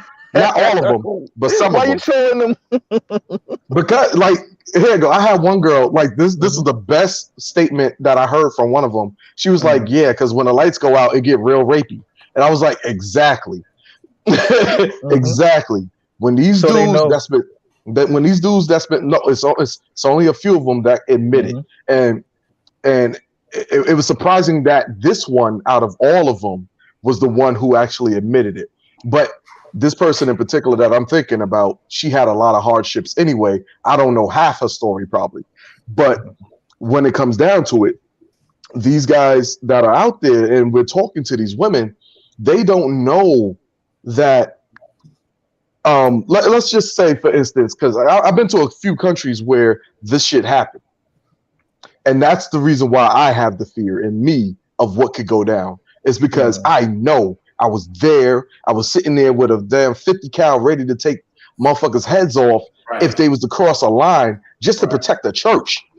And this was, but like I was seeing women with hands cut off. I was seeing women with like they didn't come back to work the next week. Don't know why. Come back to work the next week. They all, you know, they don't look right. Like what's going on? Why she covered up? And it's like they don't understand the situation that could go down if the proxy of masculinity was to actually disappear. Let me say this. Women are experiencing it a little bit now with COVID. I said this earlier. COVID just knocked almost 900,000 of them on their ass, right? They're experiencing a little bit of it now, and what you're going to see more and more before you see the full on, okay, we give up. What I argue is what you're going to see is more women hitting their men with cars. You're going to see more women ripping the screen door off of and I'm mentioning videos, mind you, for all of you that seen these videos, I'm mentioning hitting their men with cars, ripping screen doors off and falling backwards onto the steps, lighting cars on fire, exploding in Walmart and fighting each other and somebody getting stomped the fuck out, right? You're going to see more of those videos because women are psychologically cracking. Because over the past 50 or so years, they've been told that they are everything, and they've had a safety net to hold them at a certain line. And what you're seeing is that safety net is coming undone. Those throwaway jobs from Walmart and Amazon are not as enough as they used to be because of automation. Right? Uber Eats and whatever other make little jobs and little gigs they were doing 2, 3, 4 at a time. There's not enough safety net for them anymore, and so they're all. Can I get a word in? Go ahead. I'm sorry. No, I'm sorry. I'll go after you, brother. You were borging out. That's why I was having a hard time. Oh, I'm sorry, y'all. I'm sorry. Oh, so no. I was just saying that the safety net that existed for a lot of women, it's dissipating, right? It's not all the way gone, but it's dissipating. And all the little gigs that they used to hobble together to make a life, it's not as available anymore. Automation is coming for all of us eventually, but it's really hitting a lot of low-wage workers hard. And that's a lot of women. That's a lot of your black women. That's a lot of your Latina women, some of your lower-level white women. And I'm telling y'all now, they're going to try to reach for higher ground. And higher ground, the first level for higher ground for them is black men. Get ready. It's not going to happen now, but you're seeing them crack now. But in the next 5 to 10 years, they running uphill. And for them, in their mind, the first level of uphill is black men. They're not going to try to go for white men first. So I'll just leave it there. You're giving it too much runway. Too much runway. We got 2 years. Can you don't think 5? You think 2 years? Go ahead, sir. So you're saying tomorrow? Initially, essentially, you're saying tomorrow. I just want to thank Donnie for having me on the panel. I found this stream through Was it? No, it wasn't Roger. It was Roger. Roger. Yeah, I was on Roger too. Thank you, Right, Donnie. right. Oh, yeah, yeah. So I appreciate you having me up. Appreciate One it, thing, fellas. and a shout out to Sheed and Rael, Mr. Z. A lot of you brothers, I've seen you guys on these panels quite frequently, and it's always enlightening to listen to different points of view. One of the things that Rael mentioned earlier, and I think Mr. Z touched on it, was the technology aspect to this. And this, I think you have a lot of different things that are basically conspiring against women right now, especially black women. And the main thing that I'm seeing that is really going to cause them a lot of problems is the technology piece, because, you know, for example, like in my family, I had a couple of cousins that they sort of put me up on game. They always used to tell me stuff like, um, treat them like shit and all that kind of stuff. Or, they would just put me up on game that didn't. And one of my cousins, I remember to this day, he told me, was like, look, man, when you get older, the older you get, the easier it is to deal with women. And it didn't really make sense to me. So a lot of the game was kind of compartmentalized. It was kind of like, you would stumble on a little bit of wisdom here and there, kind of hanging out with the older brothers. Maybe you had some older cousins or uncles or something. You kind of get a piece of knowledge or wisdom that you would. But now when you get older, it will make sense. But now, because you have YouTube, you have basically the combination of this knowledge proliferating to brothers, and then you combine that with the fact that these women have basically jumped the shark. I mean, they have gone so far to the over sexualization. I mean, hell, you talk about WAP, women bragging about using niggas for dinners and shit, dining dash. One third of them admitted it. One Man, third of them admitted it. they have gone all the way to the point now where even blue pill brothers are like, well, wait a minute, what the hell? It's been gone past even like red pill brothers and even brothers that's a little bit more up on game to it's just all out in the open now, to where you just have everybody knows what's going on now. So, and now you combine that with what I'm thinking it could be another recession here soon. Man, it can't get better for sisters now. Sir, we have not come out of the recession. We have not. They've been keeping it afloat to where it is right now, only because we've been going more and more in debt. Past that point, we have not actually come out of the recession. That's the best part. I mean, not the best part. Sorry, that's the funny part about it. We're about to transfer into a digital. But there's still a lot of the women, especially black women, are still operating in basically the slave period sexual marketplace. They're still operating that way. And meanwhile, this information has been disseminated, and brothers they're not playing that game anymore. We're just done with that shit. And a lot of women, and you can see it on these panels. You can sit back and watch like a Kevin Samuel stream and just look at the comments. At first they were they were giving Kevin smoke in the chat and all this kind of shit. But now women are starting to basically flip because they see what's coming. They see what's coming. They looking down the barrel, you know what I'm saying, of a 9mm. They see what's coming, and they trying to Desert Eagle, brother. Ain't no nines. No, here you go. Look, there wasn't. You know what it is? I'm gonna tell you what it was with some of that shit. Okay. What it really was this, and I said this constantly to people once I actually started awakening myself. It took a while. We had to go through that red pill rage, a lot of us. But what happened is this: there's a bunch of women who have not spoken up. There's a bunch of women who went along to get. Who pretty much went along to get along, and then now what they have is a patron saint in a way. I like how what's the name says it, Saint Kevin and stuff like that, who is speaking to them in some way, shape, form, or fashion. But it was their failure in the first place when it came down to a lot of these situations, because they were supposed to take the helm of the other women who came before them. These other women who were our great grandmothers and our great aunts and all that type of stuff, who kept the hussy, who kept that hot ass from influencing the rest of the little cousins and the nieces and all them. And they showed an anchor and a stalwart woman that should be an example stood up. They just all these other women they saw with one of my female friends to me. Oh, the hose is winning, and they started following the hose. And now it's like, well, you fucked up. You fucked it up because it was your responsibility to make sure that you represented and took the fucking flame from the woman who came before you. I know all of us standing in here right now had seen those women at those family reunions. You saw those great grandmothers that, like, you know, that word was bond. You know, those great women that they had some sort of class to them within your family, and there was supposed to be other women in that family who was also looking at them and looking up to them as an example, with some and reverence. then also learning. Yes, exactly. And what they did was they said, "Fuck that!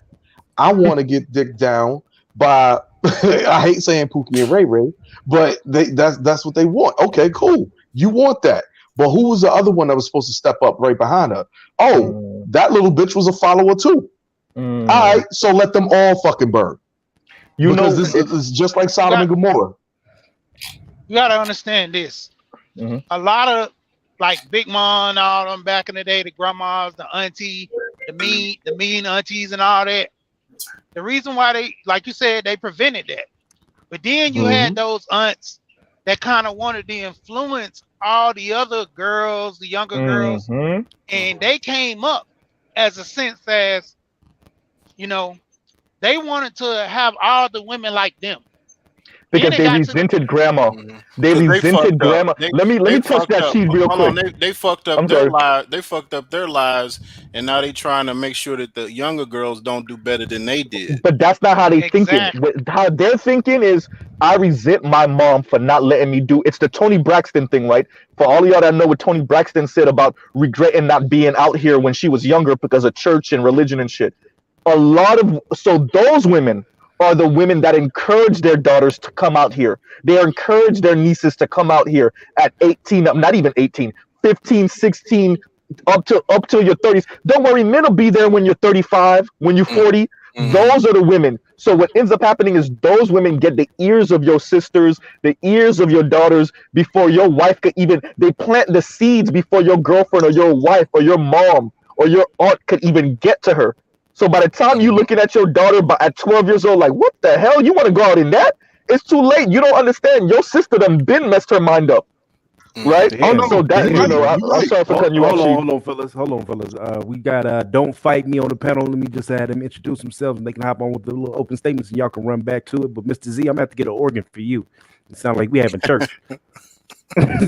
But Don't Fight Me. You there? I try. All right, when they're not here, y'all can go ahead with it. So I'll give them a while.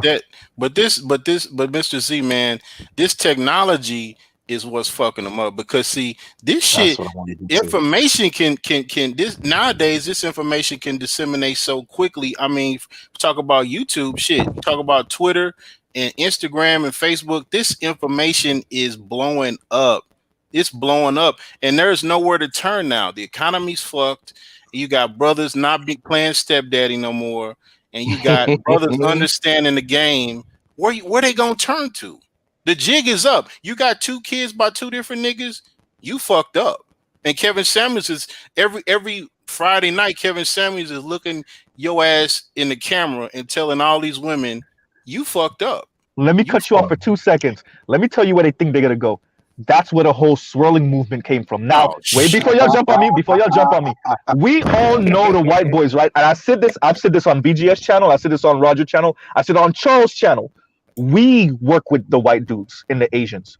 We go to happy hour with them. We work out in the gym with them. We play basketball with them. If y'all looked up at the data, most white people don't have black friends. So if most white men don't have black male friends, then you know they're not talking to sisters, which means sisters ain't talking to them.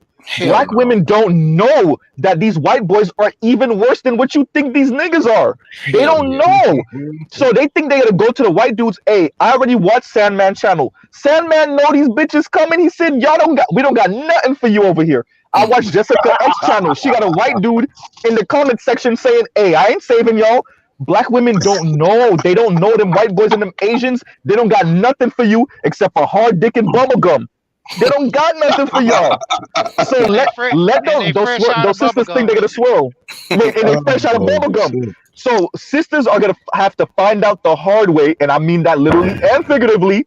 They're gonna have to find out the hard way that them whites, them Asians, them Arabs, they don't got nothing for you. And I'm gonna end it with this. If you think colorism is bad in the black community, I'll entertain you with colorism. If you think it's bad in the black community, wait until you get a hold of a South Asian man. You think it's bad over here? Shit, All right. Yes. Yes. I'm gonna add to that. I'm gonna add to that. But like, I'm gonna go back to the technology aspect. That shit is funny as hell. I was in Korea for like 5-6 years. So when it comes to colorism over there, that shit is real. Like, you can see the Mongolian aspects of some people that are over there, and they won't actually say that they are, right, because they don't want to be treated a certain type of way. But when you see the Go darkness into in their detail skin, about that because you can some see people it. might not understand that Mongolians are a little bit darker than some of the Han Chinese. Go into detail about that. Oh yeah. Oh, okay. So when it comes down to it, like they do have a darker skin tone. Like think of them as a caramel complexioned Asian. And that's why a lot of them don't want to actually go in the sun that much when it comes to the female aspect, because they have a lot of melanin up in them.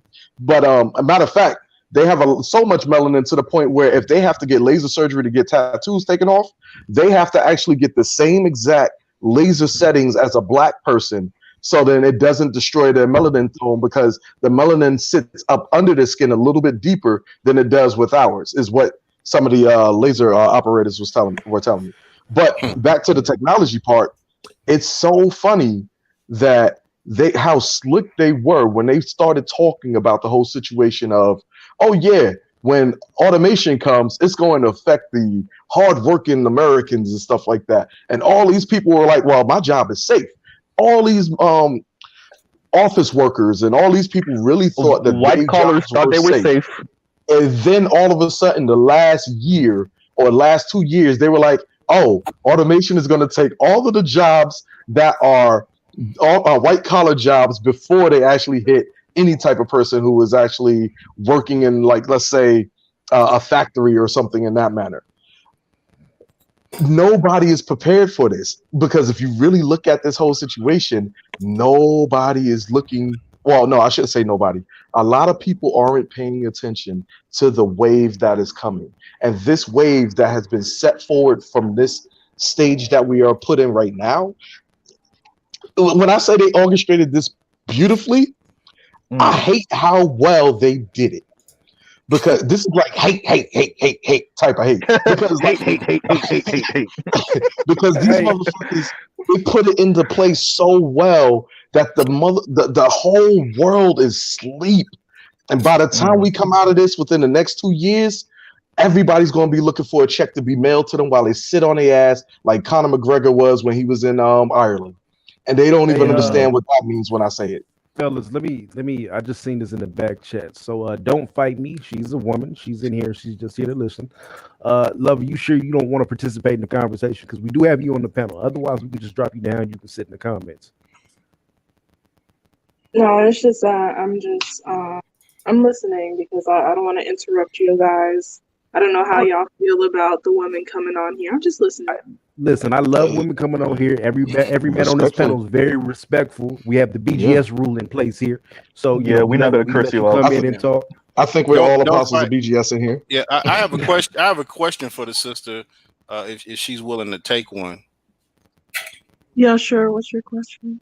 My question is with this information being disseminated out here, as far as basically the wool has been pulled over, and all the brothers pretty much see this dual mating strategy, how these women want to deal with a certain type of man, and then when they get older, they want to shift gears and try to deal with a good brother, after they're coming to the end of the rope. And so now that this information is out here and brothers are seeing what's going on, what has your dating choices changed, or what are you seeing on the woman's side, the black woman's side, as far as now that this information is out, people like Kevin Samuels are, cracking into mainstream. What have you been hearing? I just tend to listen to people that actually have six figures, and those men, what are they actually looking for? Men that actually have the proof that they are financially there already. But my dating options are open. Right now I am dating a black man, but I'm open to anybody really. I just feel like just as people, we can't just because I'm black, I'm supposed to be with a black person. But Overall, we're supposed to be happy. do you feel like, black men or men in general have been getting? Do you feel like it's been we've been treated fairly, considering that a lot of sisters will pull this act a certain way when they're younger, and then once they get older they try to shift gears? Do you think that's fair to treat brothers like that? Do you think I that's don't know much about African American because I was about I'm to ask you that. Perfect. What's your Caribbean. background? Oh, you Yeah, Caribbean. Okay. I'm Haitian, so I don't So know. I'm Like, Haitian too. yeah, I know it. So Okay. I actually want to address. So I'm very happy because I was about to ask her that because I sensed that she wasn't ADOS. So I'm not ADOS either. Yeah. My dad is Haitian. My mom is Bahamian, but her parents are both Haitian.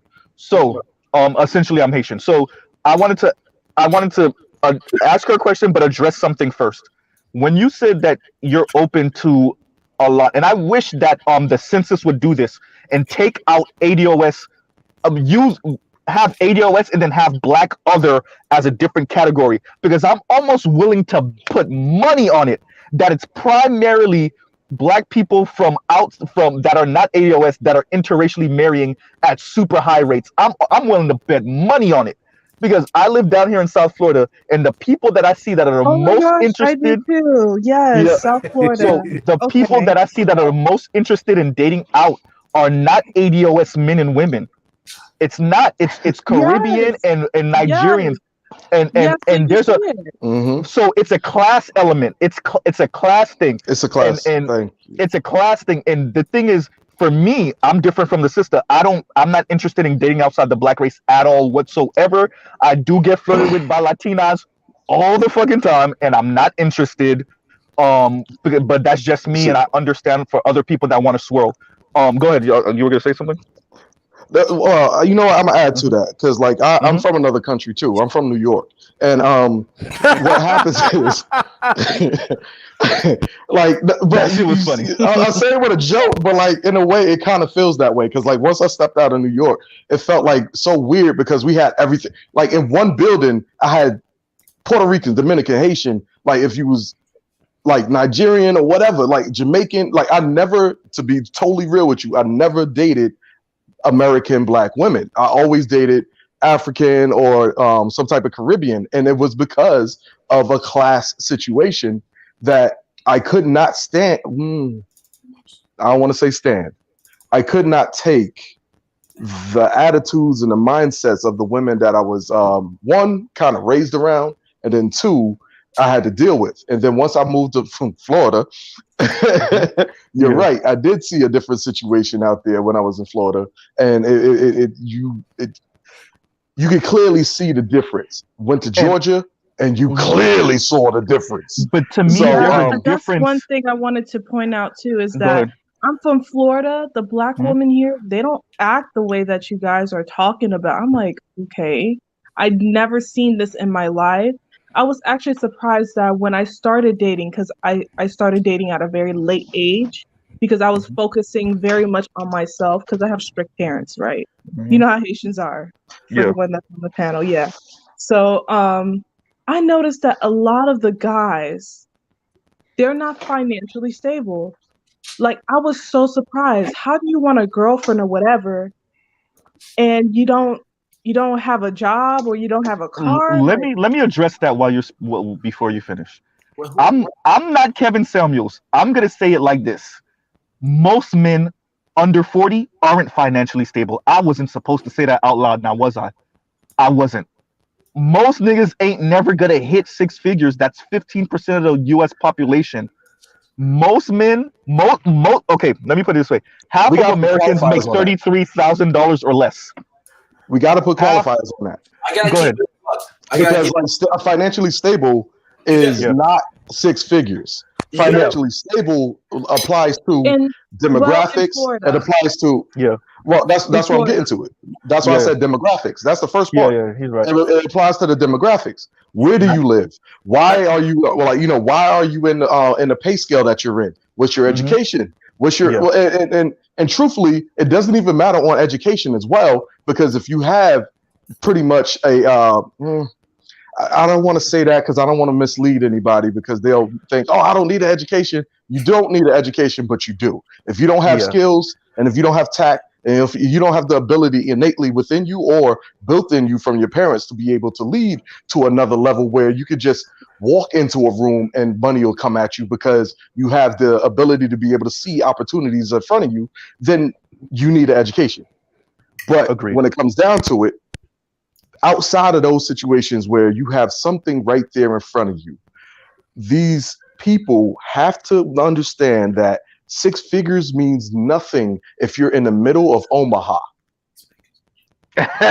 Let me. I just want to say this before she That's finishes, because I wanted her to say $38,000 something. will keep you good. No, I wanted her to say $38,000, something. and you could be financially stable in a place like that. You could be Exactly. financially set in a place like that. That's all I'm trying to get to. So Yeah, but- six figures and- does not need to be had in like I got to just off that word that you were saying. But before you finish, I just want to say that. I just want to give her the numbers. 1/3 of Americans make 20 or less. Half of Americans make 33 or less. 1/3 of Americans make 50 or more. So this six-figure conversation is very. I understand it. I understand where women coming from. Who doesn't want a baller if you're a woman? But understand that the real numbers in America are that. Now, obviously, it skews higher if you're specifically talking about men, but it ain't that much higher. It ain't no 50% higher or 100% higher. So just think about that while you're talking about six-figure men with your girlfriends. When they talk about the six-figure thing, what they really are saying is, I want to live an opulent lifestyle. Can you provide me with an opulent lifestyle? I don't want to be in the average lifestyle, which is actually like what you just said, $30,000 to $70,000. I don't want to live within that average range. I want to shit on niggas. So if I want to shit on niggas, how about you give me that $100,000 or more? And actually, $100,000 ain't shit when it comes to certain cities, especially when you're in Florida, Atlanta, New York, Georgia. I said Atlanta because the rest of the state ain't shit. When it comes down to it, those places in particular, you $100,000, you're average there at that point. So now we gotta that's why I kept saying we have to put qualifiers in this situation. And what's wrong? Yo, okay. Hold on, fellas, because Don't Fight Me was talking, and we kind of did cut her off. I did want to hear the rest of her thoughts. Yes, and then we can jump back in. About where it's not, majority of women are not looking for a six-figure man, but at least a guy that can take care of his family. Like if she can't work, if she's taking care of the kids, if she wants to be a stay-at-home mom, they can live comfortably with that, with the one person working. Like that's my mindset. Like I would love to be. That's six figures. Depending on where you live. How about this? Well, What do you think the amount that it would take? I've been waiting to hop in. So I feel like the conversation that Kevin Samuels has generated has caused a lot of misinformation. He'd be throwing numbers out his ass. This is as somebody who's worked as a financial consultant. Like I get what he's doing because it like sells his brand to make it sound so unattainable. But the reality is just do a budget. Anyone who's done an Excel spreadsheet breakdown of their bills and expenses can relate to income. I think the real trouble is most women and most people in general are totally ignorant on finances. So they hear 100,000 a year and they don't even know what it means. They don't even know what they make. Ask the average woman what she makes. She doesn't know what she makes. Ask her what her expenses and her overhead and how much she pays in taxes and what her deductions are. They don't know what the fuck's going on. They just know big price tag. Oh, Porsche truck. 5-bedroom house, pool in the backyard, 4-car garage. They things. They don't know numbers. Ladies, here's a way to do what he actually wants you to do. How about you do 40 times whatever it is that you make an hour, and then times that by 50. Don't put 52 because you're lying to yourself at that point. Go ahead and just put 50. And then when you see that number, that lets you know how much you really make. Some of them get PTO. Some of them got little nice jobs. Yeah, wow. Ma'am, don't fight me. So, what do you think the adequate number would be? And you're in Florida. I don't know if it's Miami or where, but what do you think it would cost for you to live with a family of two, and your husband is the sole breadwinner of the household? What would he have to make in order for that to be a successful situation for you? From what I remembered, 60,000 annually to live comfortably, 60 to 80,000. Oh no, no. So 60 to 80,000 to live. And where are you in Miami? Are you? Right. I'm telling you, she's right. No, I live in the West Palm area. Okay. No, she's right. She's right. The median income for Miami is 50,000. And I was actually going to say the same thing so people think LA, New York City, and they instantly think of like the most expensive borough where you're renting a dumpster for $5,000 a month. But the truth is, I'm out here right now. I pay $3,000 for one bedroom. This shit ain't fucking I don't funny. see how y'all can live in New York. That's crazy. I'm going to disagree, Truth, and I respectfully, because I'm married, and I'm not going to tell you guys exactly how much we bringing in, but my wife and I, we bring in each 60 plus, each of us, and we don't have any kids. We have our own home, but so we're doing pretty well. But the thing is, if you want to be able to do investments or get off into anything, you have to have at least as a household 6 figures. Now I'm in North Texas, so I'm not in the most expensive area, but Dallas is not cheap though. I mean, it's middle. It's probably in the middle. So you need, if it's so for the don't fight me. If you're you're going to need a guy that's bringing in at least $100K in order for you to be. If you want to have kids and have at least be in a decent area, you have a car, your husband has a car. You're going to need about $100K. You're going to need a brother making $100K. It sounds like she's being very reasonable. Like at this point, if you're saying 60 to 80K, your car's paid off. I'm sure you don't mind riding around in what, a 2004 Honda? Is that fine for you? Yeah, that's what I'm talking about here. So no new purses. Why some guys think? Okay, that's okay. Well, that's reasonable. That's reasonable. Because if you asking for a new BMW and stuff like that, every 4 years, that's crazy. One of my exes was like, "Yo, you gotta get me new." Mexican way of thinking. Like my car has to be paid in cash. Okay, everything has to be paid in cash. Like my dream is. And what do you bring? What do you bring to the table? Live in has to be paid in cash. So let's do the Kevin Samuels. This question. We're gonna do the Kevin Samuels real quick. So on a scale of 1 to 10, on a scale of 1 to 10, you can't use a 7. On a scale of 1 to 10, you can't use a 7. What do you rate yourself at? Oh no, we're not doing that. Let's not do that. You're about to make me a meme. Caribbean woman, don't do that shit. Okay, now how about that? Can you make fire food? I don't know what the hell they make in Haiti, but is it fire? For us, it's griot, collet. We make some good shit. Yeah, legume. We make some. Yeah, we got. Exactly. Yeah. Panel. You gotta go if you can't cook. Yeah, bro. Nah, Haitian women know how to cook. Well, if they listen to their moms, they know how to cook. I know my mom was tough on my sister. She was on head from sister. Yeah. If you're dealing with a Haitian sister that don't know how to cook, she's a disciplinary problem. You need to run for your life because her mom was on her head tough and she ain't want to listen. That's funny. You know how to cook? Don't fight me. You know how to cook. She got quiet. I don't like that. I don't like when they're like, "Oh, you're so submissive." No. Some fucking recipes talking about a branding entitled. When it comes to submission, like I think, one of the things that I keep addressing when it comes to us is we don't pay attention to what words actually mean.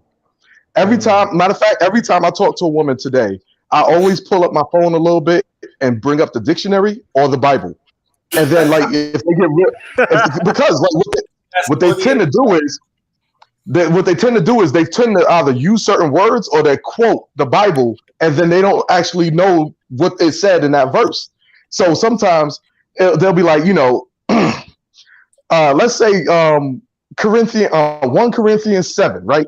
So if you go to 3, and I want people to go there because I want you to actually go and read 3 all the way through 6. Because when you do that, you will get the understanding of what I'm aiming at once you actually read 4. Once you read 4, that's the one that they always quote. When you actually start reading the whole thing, you get to notice that what they usually quote is mistaken, and then they'll just use that shit because somebody else said it to them someday or whatever like that, or they heard the pastor say it or whatever.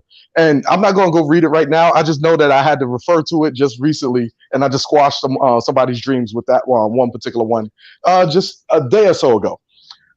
When we look at the words now, when you go to the words and you actually look at the definition and then look at the etymology of the word. I like to say etymology because for some reason, people don't understand that these words were derived from other words that were derived from other words. So if you look at the history of the word, and if you actually look at the definition of the word, you probably wouldn't be saying that word as often as you say it. For instance, humble. Humble is telling someone to be humble is almost like calling them a curse word. But because we done said it to each other so much, we are telling each other to diminish our light so other people could shine. And that's not a tenet of the Black community. We always want to shine. But okay, we're going to step away from that one.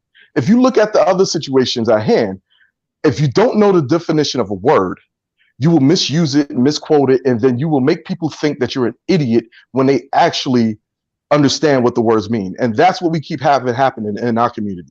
And that's what happens a lot within our Black women as well, because as long as they know the word that it's been used in a certain context, they don't know that the word doesn't mean what they actually said it means.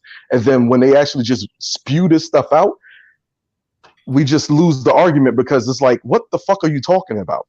And I'm not aiming this at you, mommy. I'm not trying to make you sound like you're anything of I'm not saying that. What I'm saying is when you look at the word that you just said, right?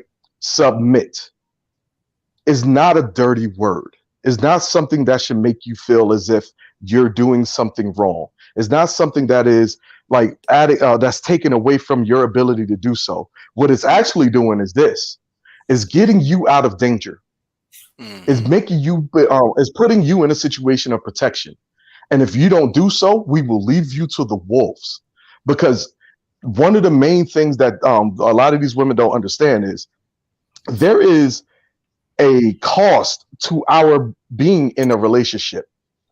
And that cost is actually the ultimate sacrifice. When we have love for someone as a man, when we're in this position as a man, we will die for not only our word, but our family. And y'all are putting us in a position where we have to choose, are you worth dying for? And the majority of women aren't. I wanted to stop you there, if you don't mind. The thing is that oh no, I'll stop. When I think of submission, I think of I'm somebody's wife, or someone put a title where I'm now theirs, right? I'm not going That's to why I only said to... our word and our family. That's why I only said those two. Yes. Yeah. So when guys randomly tell me that and I don't know them, of course I'm gonna be like, okay, now you're taking it a bit too far because I'm not gonna do that for you. Right? But you have to actually know, this is the thing. And this is a lot, and this is one of the other things that we have a problem with also. Did you ever practice for the position that you're going for? You went to school to learn how to be in the job that you're in, right? You played a sport. Did you do like a sport, or did you do cheerleading or anything like that? Yeah. So you had to practice to get into that position too, right? Of course, yes. You had to compete too. And you had to compete. You had to actually show that you were at a level or better than the other one around you. So if you can't show those situations and just getting into a lifelong decision, why should he actually actually participate in the malarkey that it is and getting into dating? Because he can't even test. Let Oh, me just that's say when this too. femininity comes into play. Like, But No, don't find me. Let me say this too. It's not Femininity is just the just definitions like Lightbear was just bringing up. It's not just definitions. I also think what ends up happening, and I brought this up earlier, um, is that we don't really know the people that we covet their lives. We covet a certain group of people, white people, lifestyle, and you don't Oh, work I'm with so them. glad you You're said that, not. Mr. Z. Uh, uh, uh, I'm so yeah, glad you said that. let me finish. Let me finish because I'm going somewhere with this. You don't know them. You don't work with them. You don't know their family. You don't know their family structure. You see the Adam Lanzas shooting up schools. You don't understand why. You see the Dylan Roofs shooting up churches. You don't understand why. You see the Elliot Rogers who had an Asian mom who go kill his roommates and then 2 or 3 random white women. You don't understand why. You don't understand what's going on in these other people's houses, but yet you covet their lifestyles. And what has happened in the Black community is we keep on looking up to the big house. You want to be Miss Anne, but you don't understand what Miss Anne got to go through with that slave master. There's a lot of Black people, Black women specifically, because that's what this conversation is about, that covet white women's position, but yet you don't want your son to be like that white son, though. You don't understand what's coming out of these white houses. Right. You know what I'm saying? So and it's the more other than part just the about words that that is we don't understand. It's the lifestyle we don't understand also, is what I'm saying. I'll pause Z. there. Well, Mr. Z, Z, I I'm gonna have add said, to you good because I'm gonna add to the one. I'm gonna add one thing to this to what you were saying. Miss Ann want to be you. Miss Ann been wanting to be you for motherfucking centuries. Miss Ann, she been attacking you since Mansa Musa done came over there and done put gold up in their spot and then messed everything up over in their area. Miss Ann been trying to be you since Annabelle time. Miss Ann has been trying to be you. Woo, wait. Do I have another one? Rachel Dolezal. Oh shoot! Oh, Wow, wait. you encourage. You Oh, encourage. But Miss Ann been trying to be a Black woman since the beginning of time. Light They bearer, you want and to know how you telling the truth? Did you see the video that BGS posted where he was reading an article or something and it showed what white women want from their men and what Black women want from their man, right? And Black women, with Black men being in the lower socioeconomic position than white men, Black women wanted more from their men than white women wanted for their man, for them to consider him a man. And I found that shit astonishing that white women who got the quote unquote patriarch would rather trade that shit in for egalitarianism, but Black women want patriarchy. And I'm not saying they shouldn't. That's not where I'm going with this. What I'm saying is you think you want that. The people that got it are trying to run from it. right. So don't fight me. Well, you'll be happy with, a small home. Maybe you drive a Honda Accord and your husband driving a used, whatever. You'd be in 2.5 kids. You will be happy with that. This nigga. oh, who? Oh, me? Yeah. Only lovely lady on the You planet. or would you? You'll be happy, or would you be trying to creep on them with Listen, somebody? people have to understand about new money and old money. Old money don't brag about what they have. I'm not worried about the newest car, the latest shoes. I don't worry about those things. I just want a home. I want, Watch, I'll leave it on mute. land. I want my kids to have Land. something when I'm Yeah, gone, yeah, right? wait a minute wanna, now. Can you So, clarify on that land part?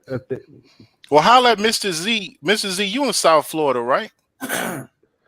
so I just because okay. So first, I heard a few interesting things. One, like the simplest way I can say a lot of things is to say this: reflect what you desire. If you desire a man that's got so much together that he would pass all your bars, ask yourself, could you do the same? Right? Don't let your ego answer that question. Let reality answer that question. Because when you say things like, oh, I'm uncomfortable with submit, that sounds like someone who hasn't done enough time to herself unpacking what it means to be with a man who's powerful. Oh, wait. I didn't say I was uncomfortable with it. Please hear me out. Please hear me out. Okay. So what I'm saying is, if you truly do desire like because you imagine the man that you want is going to be, as far as you'll be concerned, the best man on earth. So if you truly desire that companionship and you're imagining it and you can imagine how good it could be, you must therefore imagine your contribution and what he needs to feel good and to be happy to be there with you. And I would suggest that most men like the idea of a woman who's very comfortable with the idea of submitting. So the fact that you're not comfortable with it, which is okay, I'm not telling you to do it. I'm just saying, like, you need to reach that conclusion yourself, because only you, like, we can all talk and we can share concepts and ideas and shit, but ultimately you individually have to reconcile with what it means to be a woman submitted, or not even submitted, just to be a woman who wants a strong man, and what that dynamic looks like and what the demands will be upon you, right? I don't begrudge you for it, because I could use myself as an example. As a male, I was not concerned with what females wanted from me. I was more concerned with what was emotionally convenient for me. But it's like, as you mature and as you mature in age and you decide you are more and more willing to do whatever is necessary to acquire that fantasy in your mind, to create that reality, you have to put in motion the behaviors and habits and education and enlightenment of yourself to create that reality. It's on no one else's shoulders but yours. Men have to go out and become that high value man that you'll want, right? And you have to go out and become that woman he'll approach and say, what's up? So it's like, are you putting yourself in a position to have him approach you? And when he does, are you going to be a one night stand, or are you going to get him to fall in love? And it's like, I could sit here and argue with you about the word submission, but I think I really just need to tell you, do you mean what you say when you say you want a high value man, or do you just like how it sounds? Because if you actually, come on now, think of this strong, powerful man, what is he going to expect from you? And a lot of times I always use the bedroom as an example with women, because women like to live in a feminist reality in the streets, and they like to be ancient hookers in the sheets. Like, you want to be tied up, spit on, have your hair pulled, choked, slapped, spanked, degraded.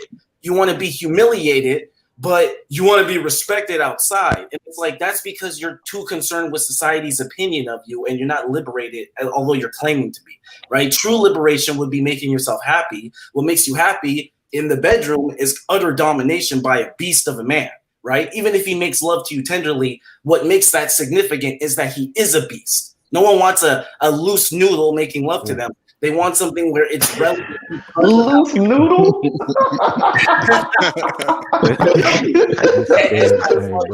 Own what you desire. You said you desire this alpha ass nigga. Okay, guess what? He doesn't want his mother. He doesn't want a tough aunt. He doesn't want grams. He wants his bitch. He's gonna spank you in public. Like, what are you prepared to be a woman, and do you actually mean what you say when you say you want a strong man? Truth. Hold on. Let her respond, and then you can jump in right after. So let her get a response, and then she can jump back. Like, it's the way that Truth was speaking was kind of strange. I never said that I had a problem with submission. I have a problem with submitting to men I do not know. If I'm not in a relationship with you, I'm not going to submit to you. If I submit to every man I meet, that's a problem. That's why I was about to go into the area. Hold on. Let her finish. Let her finish, and shout out to my habitual line stepper brother Roger. He just popped on the panel. Long live. But go ahead, sister. Long live, brother. Yeah, but I have no problem with submission. The thing is, of course, I'm going to submit, but I have to feel comfortable and know that the man is also providing. Yes, of course. You're going before to have, you submit. Before you submit, right? That's what you mean. Let me yes, let me I say this. Know that he's going to. Is he a traditional man, or is he more modern? You know what I mean? I don't do well with modern men. I also don't do well with men that talk to women in any sort of way. I'm not a B word, okay? Don't call me a B word. I take offense to that. Oh wait, calm down, sister. Wasn't Mr. Calm down. Thank you. Wasn't Mr. Z that was saying that he was Haitian, half Haitian? No, it was, Mr. Z, Mr. Z. Yeah, he's Haitian. Oh shit, Roger's here. What up, Rod? What up, Rod? Parents are Haitian. Yeah, so I wanted to so when I was young, My family always told me do not deal with African American men I heard because that they shit all don't the time. know how to treat women.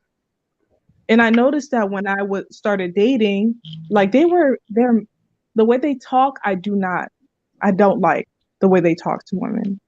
You okay? I'm gonna say this That's part. cool. You gotta understand. You gotta understand that the men adapt to the women that they are actually going after. So, for instance, what you just said, I heard that all my life, right? And I always defeated that particular phrase because once the parents got to know me, once they saw me, and once they heard me, it was like, oh, I like him. Where you from? New York. What part of no. Where is your family from? New York. But it's the way that we actually go after the women. So if we know what your culture is and those men are after that particular type of woman, he actually adapts to the woman that he's going after. Period, point But I blank. need to say this too. I'm Haitian. My girlfriend is actually Black American. My parents love her, right? So this is the thing. My mom came to the U.S. when she was 14. I I have, yes, I'm respectful, but I push back on this idea because I've been around ADOS men who are very respectful and know how to speak to their elders, and they don't talk to women any type of crazy. I'm not one of those Haitians that think that ADOS are some type of like brutes and monsters and they're some type of lower level black people. And I know that's not where you were going with it, but it kind of echoes some of this Oh, sentiment that a lot of black people in the diaspora have about ADOS We men and appreciate that, women. brother. oh, You know, Mr. Z, You Mr. can't Z. fault go them. ahead. You Man, can't fault Well, let them me say though. this. Let me say hey, this because I don't want hey, to hear. Hold on. You know man, what? Roger is a habitual line stepper. I know he came on for a limited amount of time, so we're gonna give him the floor for a little bit and go ahead and speak your piece, bro. Us. okay. I appreciate it. What's up, everybody? And what up, I'm gonna tell y'all. I'm gonna tell you this. I get where the young lady's coming from, and black men should stay away from a woman like that. Now, I know the young lady didn't mean no harm, and I'm not saying she even meant it in a malicious way. But even when she started talking about African American men, if you actually paid attention to her voice, you can hear the anger building in her voice. Mhm. This is what you want to stay away from. The Young lady, music. what you have, no, no, ma'am, I don't care nothing about music. You listen to whatever music you want to listen to. I don't care nothing about that. Okay, you start having anger building your voice just speaking about African American men. Now you can say that this is what they didn't told you all your life, and that's absolutely fine. I personally don't care. Okay, you are not the type of person a brother who's ADOS should have anything to do with. I'm not saying that I don't care who it is. At the end of the day, you're a grown adult person. So because you're grown, you believe in what you have, whatever you want to believe in. You're mad at us, and I saw that already just by listening to the tone of your voice. You're mad at us. I don't care that you're mad at us. If a man is can't lead you, he shouldn't protect or provide for you. So you would be an example of a woman that we should ignore. If something bad happens to you, we should sit there and watch. We shouldn't care. We should just. I'm not even saying you pull your phone out your pocket or anything like that. Just walk away as a man because we can't do anything with you. You basically have, and you may not think it's hatred, but if you can get angry just talking on a panel amongst men, you don't even know that no one's in the room with you, nobody's about to touch you, no one's even close to you, as far as we can tell, and you are already getting angry just at the idea of an African American man. We should stay away from you, and Yeah. that's. I don't mind you feeling that way, but I'm just telling you what it is. We should stay away from you. You are a bad person when it comes to us. I don't care how you view other groups of people, but as soon as you said African American men, you started getting angry. And I peeped that. Other guys need to Keep learn how to. rocking. Uh, Yours. uh, uh, Other guys need to learn how to start paying attention to women's and their emotional stances on things. She has an emotional stance against African American men, or as we say, ADOS. And I'm not telling you you can't have it. I know you hate me, and I'm cool with the fact that you hate me. I just know not to do anything for you or care if something happens to you. Why? Because that's the position you made me choose. Because if I tried to help you, you would turn against me in a heartbeat. Period. I know that to be true. And you can say anything you want to say, but I heard the anger in your voice. And there was let no me it's let not me like somebody's at your home with you talking. And Here you go. Raj, let me that, just say that this was one one more thing, and I'm gonna let me pause. say this. Let me say this. Let me say Go this. ahead, go ahead. You go first. You go 1st. As Hold on, fellas. I'm gonna let both of you talk. Right? Please try to make it as quick as possible because I want her to respond to what Roger says while we got Roger on the line. I Okay. was as a black man from America, I was married to a Haitian woman. Okay. And I got insight from her family and how they viewed overall black people in America. And they looked down upon black people. But the irony of it all was some of the same things that they would accuse black people in the United States of doing, they were doing too. And I remember my ex-wife's cousin who ended up getting pregnant out there thotting. And so the dude she married, was cool Haitian dude, cool brother, man. And I'll never forget, man, when she had his child. First of all, her family, I ain't gonna say her family, her mom, they didn't even call him to be there like when the child was born, which automatically to me was disrespectful. But what I think happened was because they ended up breaking up before she I ain't saying divorce, but they ended up breaking up before she gave birth. And the dude that she went back to was a Jamaican dude. And I think what happened was he was smashing, and I think a water broke. And so he was the one that dropped her off. Now when we got there, her grandmother, because he came in because he wanted to be happy that he had a newborn and stuff like that. And the grandmother, which was her blood grandmother, she took the baby from her and gave it to him. And when we got into that car, man, I'll never forget this as long as I live. That dude was ready to kill her. I mean, he was ready to go up in that hospital, snatch her black ass up out that damn bed, and go to work. And it was me. I was the one that talked him off the ledge. I said, I know, man. I know where you want to go with this. But I had to, me, as a black American man, had to talk a Haitian man for whopping upside that Haitian woman's head because of the utter disrespect that she had did to him. And mainly that experience that she was doing was that learned behavior that she learned from Ado's black females. So make no mistake about it. That was the main reason why I divorced my ex-wife, was because she thought she was gonna pick up some of those American female tendencies, and I dropped her ass. So make no mistake about it. Like, y'all be on some shit too. And see, we don't, when you see black people in America, and this is one of the biggest problems that we have had. All right, Rob. We remember we on a time frame. So. Okay. Yeah, but I just want to squeeze in that for you. We have reached out to all these groups, Jamaicans, Haitians, Africans, but when it comes to showing us a little bit of that same respect, we don't get it from y'all. And that's what Roger was speaking to. So let me say my part. My part's gonna be way shorter. I really have an issue because and I'm just joking with Ryle, but when you came on earlier, you said you're open to dating, and you made it very clear that it's not race specific, but yet you have some type of apprehension to ADOS men. I have a real issue, and remember, I'm not an ADOS man. A real issue with a lot of sisters from the Caribbean and from the continent that are open to dating white men, but yet look down and look crazy on black American men. That shit's insane to me. That you're okay with Asians and whites and Latinos, and we're Haitians, so you know our issue with Dominicans. But y'all open to dating and marrying these niggas. But you look down on black Americans. I don't understand it. I don't know where this comes from. I don't have it in my family specifically, right? Aunts and uncles, not specifically, but I do know extended cousins and relatives that do think like her, and I'm not with it. I'm Haitian descent too. Mpale Creole, just in case y'all think I'm joking, I really am in this. But I do not agree with this idea of black people from the diaspora looking down on black Americans. I don't even know why y'all here if that's the case, And I'll just To take pause right advantage. there.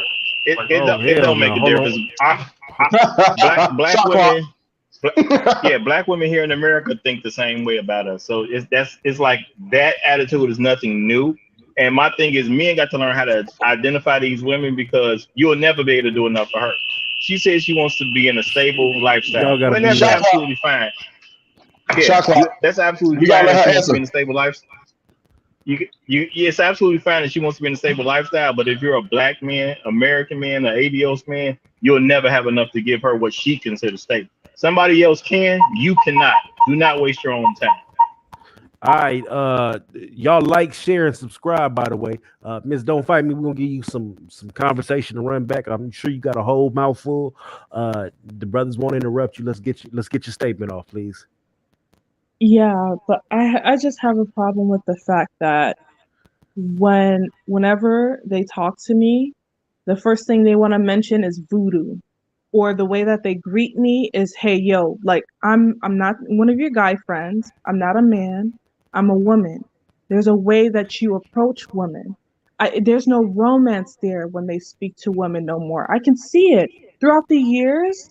I notice how the way that they speak to women, it's just not right. It wasn't like this before. African American men had romance. I don't know what's going on.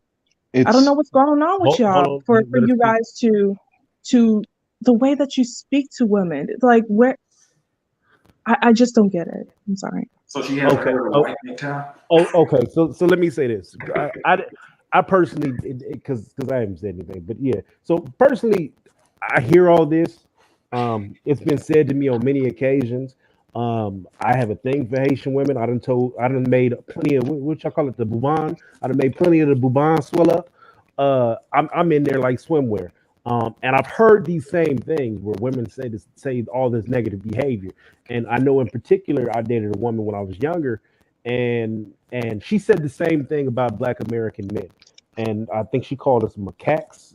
Is that what the word is? It's like monkeys or something like that. Macaque? There you go. And I Yeah, remember her mother being real suspect with me, and her mother talked to me, and she wanted to meet my mother, which I thought was crazy. And she had all these high standards for me, and then her two sons was basically what she called on a consistent basis Weak vagabonds. boys. Yep, they sure were. Yep, I saw that. And I remember going, so I got to go through all these hoops, but your two brothers is dropouts and losers. And Yep. then the next girl I dated, her brothers were dropout and losers. And then the next girl I dated, she didn't have no brothers, but her sister was a stripper and her cousins was all losers. So I hear what you're saying because you come from a culture that kind of holds yourself in high regard. But realistically, if we look at the country of Haiti, it ain't that well off. So the people coming from there, some are trying to do their best, and I understand that dynamic, but y'all ain't better than us. So I get No, people of coming course. with the Of course. mentality of saying voodoo, and that can be annoying. And as you've heard me talk to you, I've never referred to you anything but ma'am, love, things like that. So I talk in a different dynamic than most Americans. I think it's just who you're getting hit on, and you view them as a whole. But that shit don't bother me because the majority of the Haitian niggas I know ain't shit, and you ain't shit Madam. for watching. Madam, That's what I you know saw. what? hold on. Let me say this real quick. Let me say this. There's two things I want to go towards when it came to some of the stuff that she said and things that we're actually going after right here. Now, one of the What things that she said, library? the most Library. recent, Like, the let me most get one sentence ho- in because I'm gonna dip out. Let me just Finna one dip, sentence in yeah. before I dip out. Just Let them yeah, roll, and just then lightsaber, you can go on, run your time. yeah. saber. Real quick, Light y'all. bear. The reason I don't really care about what she said is because if you pay attention, because I'm not gonna knock the Haitians, you know what I'm saying, that's just the people, they black people. I got love for them too. All I'm saying is, did she say anything different based on most ADOS women? That's But how she most said, ADOS women feel about us too. It's the same thing. It's not really much of a difference there. The uh, anger she has toward ADOS black men is the same anger our women have toward us. So I'm already to the point where I'm just kind of indifferent about it. I'm trying to help our people come together, as y'all know. But this is not new. This is not something to be reacted to. She just thinks of us the same way our women think of us, and they look at us through the eyes of white supremacy. That's just all it is. It's not that big a deal. And I'll holler at y'all later. Y'all be easy. Long live the habitual lies. I thought I forgot it. All right, Live Bear, go for it. All right, so I'm gonna say the first two parts of this. I'm gonna say the first two parts. So there's something that she said a while ago, and I'm gonna say courtesan. The next part is culture. So the first part, you know what? No, I'm gonna answer the second part first. So she just said that I hate the way these guys come up to me and say certain things or whatever like that, right? Were you born here? Yeah, I was born here. So are you not of the culture of this land? I don't listen to the like. I don't. I didn't say that. Music. I grew up. You in said a very, I knew you was gonna go there. Are you of the culture of this land? Is what I'm saying. I need you to listen to my words. Okay. Mm-hmm. Yeah. Are you of the culture of this land? Sure. Yeah. So in this land, you understand that there are different sects of black men in this place, and you understand that these black men are approaching you because you look like certain other sects of women in this land, correct? Sure. So if they're approaching you in that manner, right? That means that you're displaying yourself in a way in which yo ma is the appropriate way to approach you. Am I lying? No, I do not dress in a way. I don't dress in booty shorts. I'm a very reserved person. I pay attention to the way I dress and the way I present myself. I know you guys don't believe in this whole zodiac thing. I'm a Capricorn, so I care about. I already knew that. I already knew that. I believe in it. When you I'm an Aquarius. I believe in it heavily. I am the epitome of what an Aquarius is. But hold on. when it comes down to let it, him finish the statement. Let him finish the statement. What was you saying, sister? Oh, yeah, I care very much about my reputation, how I appear to people. I don't appear in a way where someone can just come up to me and talk to me any sort of way. Like, I respect people that gives respect, right? It's supposed to be mutual in the sense. But when they approach me in a way, I'm like, listen, please, I'm not one of your friends. I'm not a transsexual, all right? Approach me. No, it seems like some of them don't know I'm not a man. I'm not no man. Don't talk to me like I'm a man because I'm not no man. Okay. Mm-hmm. So are some of your cultural counterparts, do they act that way? That's what I want to know. Do you think Kodak Black would approach you in the manner that you would? Oh, hell no. Okay. We disown him. Oh. Do you feel like your cultural counterparts will do that same thing? Like, for instance, if you have other women, no. Like, I'm talking about the women. Do you feel like your cultural counterparts, the women that are in your area, do they respond to that particular same situation? No, I can only speak of like the friends that I have. No, I hang around with like Haitian girls. My group is very small. So no. But that's the thing. Like, here's the funny part about it. You're a subculture of a bigger culture. So like that's why I'm asking again. Do the women in your Let me ask you a question. So because I peeped the same shit that Roger was. You said a few things, but one of them in particular, you dropped the phrase African American. Do you typically refer to Black Americans as African American, or was that like an off? No, African American are those that were born here that had a history of here. I don't like when people from, like, let's say Africa like to say they're African American. I feel like you guys should have that respect, and but you're African American. Okay, so this is why I asked that, because so how many? I don't need to get too personal, but how when you say you don't listen to the culture's music, like what kind of music do you listen to?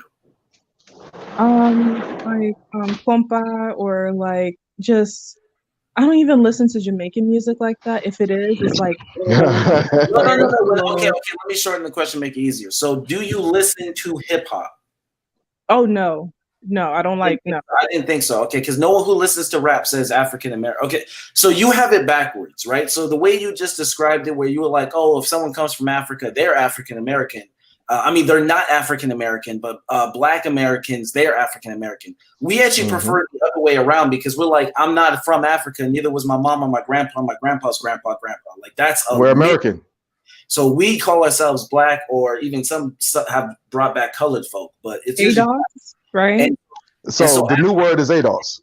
And so African American is reserved for someone who's actually first or second gen African, right? Like, but that being said, the Roger even mentioned it, and that's why I clapped when he said it, because I heard it too. African American is borderline a dog whistle that someone racist says. When you told me you were Haitian, I knew your parents were racist. I didn't have to hear you say it. And when you confirmed it, it was like hilarious to me because, of course, I'm mad close with hella Spanish people. And they will tell you their parents are racist as fuck, right? It just is. Yeah, they will. Yeah, they will. It just is what it is. And so when you're talking about my people, African American, you're sounding like a scientist because you don't know us. You don't fuck with us. You don't really try to get to know us. And so you see us from afar and you listen to stereotypes and you know your family's racist and dumb, but you don't know to the extent of their ignorance. So you don't know where the truth begins and their racism ends. And so now you're operating off of a bunch of false assumptions. And now a random niggas here and there are pulling up on you in the street like, hey, what up, shawty? That ass is fat. And now you think you know something. Right. And it's like, bro, is Obama that nigga in the street? Is Obama that nigga is Jay-Z that nigga in the street?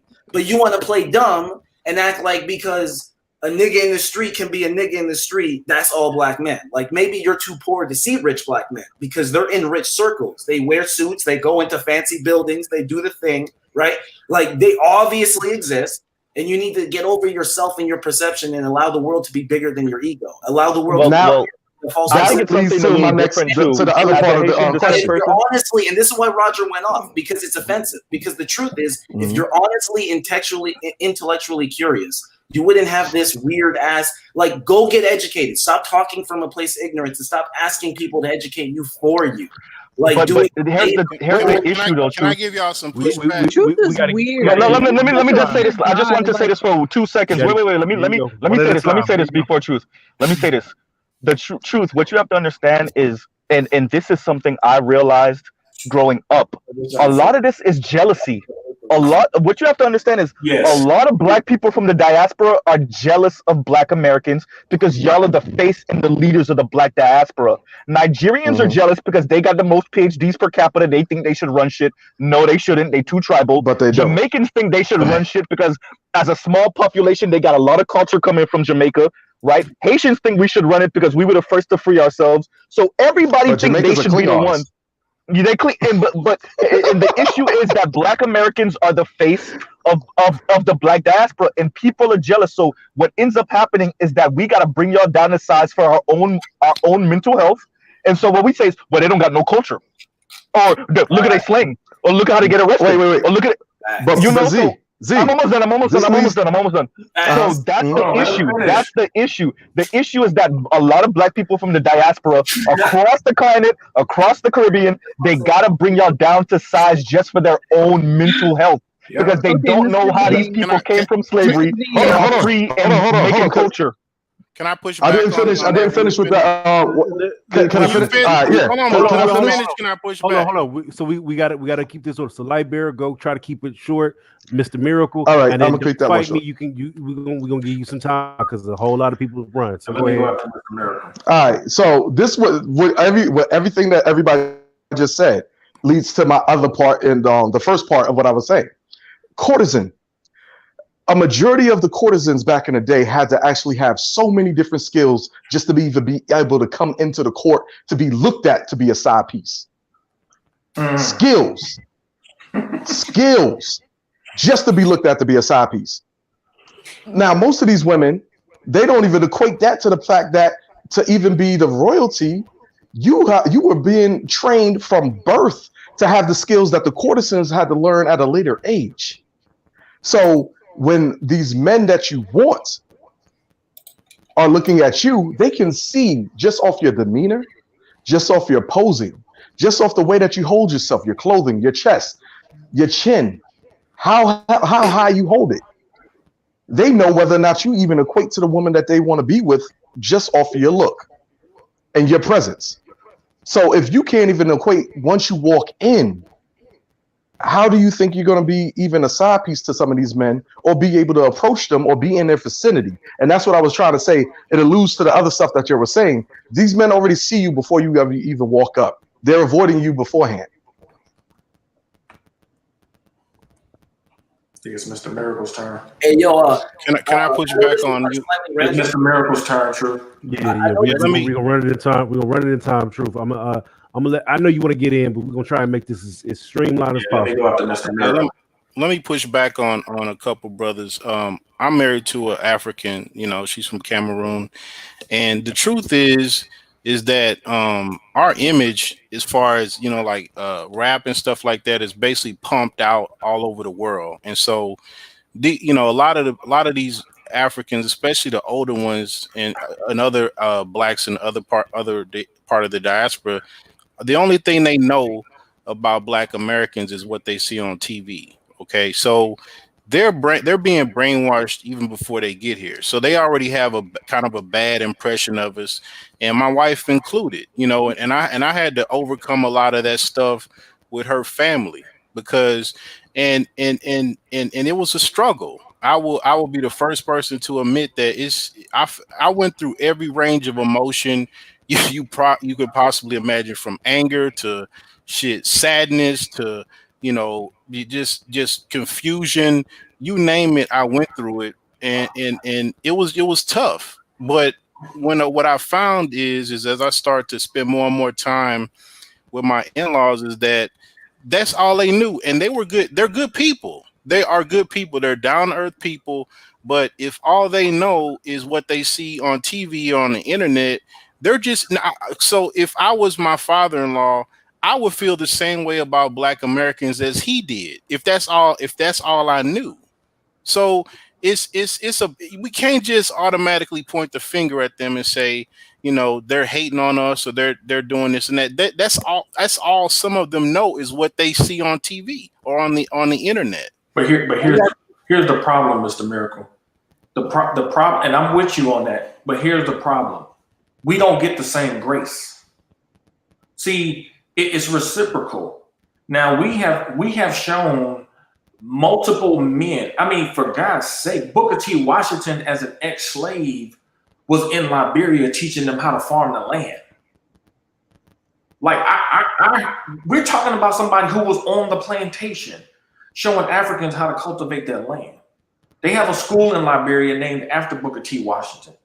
So when the anti-apartheid stuff was at its height, who was some of the loudest voices in the world speaking against apartheid? It was Black Americans. When you read Randall Robinson's The Debt and people like him, he was one of the main people that was out there putting pressure on the U.S. government to stop doing business with the clerk's regime in South Africa. Okay, so we have to. I hate to have to say this, but we shouldn't have to always be the bigger person all the time. If you've ever been in a relationship with a female where you always feel like you got to take it on the chin and take one for the team, that shit gets tiring. Now, what I'm saying is, hold on. The reality of the situation is that many of these people, because I had this experience with this Ethiopian chick in high school. I would have married the chick. I mean, literally, I would have married the chick. I would have married her. And we was feeling each other. And she said that her mother did not want her to marry or to deal with any Black American men. Now, this same female's mom had no problem with her dealing with some dirty white dudes. And when I saw her with one of those dirty white dudes at this Hoop It Up tournament, when she saw me with my team at that tournament and she was with that dirty white boy, she looked away. She couldn't even look me in the face because she was so ashamed. Now, her mom didn't have a problem with her being slutted by a white dude, but her standards when it came to me, she didn't even give me the chance to even show her how to stand. First of all, my mom and dad was married when they had me. Number one. On both sides of my family, all my aunts and uncles were married. Great grandparents married 50 years. I had more in common with her daughter than she realized culturally. But she didn't even give me the chance to even show that I had it, because she automatically assumed because I was a Black American, I had no standard. When the reality was she didn't have a standard for a daughter. So we have to stop letting people think that they can come over here, take advantage of the shit that we built and fought for, bled for over here, and think they're gonna damn disrespect us because some little funky ass nigga that try to holler them on the street disrespecting them. Like, that's ridiculous. What I'm Hold saying. hold on, fellas. Let's get Don't Fight With Me, and then Mr. Miracle, you want to go right after? Yeah, that's fine. All right, cool. Don't Fight With Me. You got the flow, love. Yeah, I understand. I don't know. Yeah, he's still there. Mr. Z, I understand where Mr. Z is talking about the jealousy and how ADOS people are the face of Black people. When he said it, I completely understand it. I was like, wow, it is true. It is true in some sort of sense that, you know, other Black people, they want to be a part of the face of being Black too. I understand it. Yeah, there could be some there could be some racism within me and my people. I'm realizing it, but you guys also misjudge us as well. When I was younger, people always told me I eat cat. They say I do voodoo. They say I had AIDS. You know, so it's not that where we're judging you guys also judge us as well. Baby, let me ask you a question. You talking about you talking about when a you were a child child? This is always the situation. Shit, man. No, don't curse at her, bro. Don't curse at her. Yeah. Slow down. But you was talking about when you was a kid, right? I'm assuming what, elementary school, junior high school. Well, no, like when I'm being hit on, yes, I'm talking about like now, but so now people are saying that you eat receiving negative comments. Yes, it was when I wasn't a child, when I was in high school, when I was attending college. Those were the comments that, you know, people were saying about. Essentially a child at that Children age. Like, so cruel. Okay, go ahead. Now you know better. Like, has somebody said that to you in the recent last year? Even while I was dating, like guys would talk about me and voodoo. Like, I don't see where the connection is. If I tell you I'm a Christian, and they're like, that's because you're ignorant to the culture that you're in.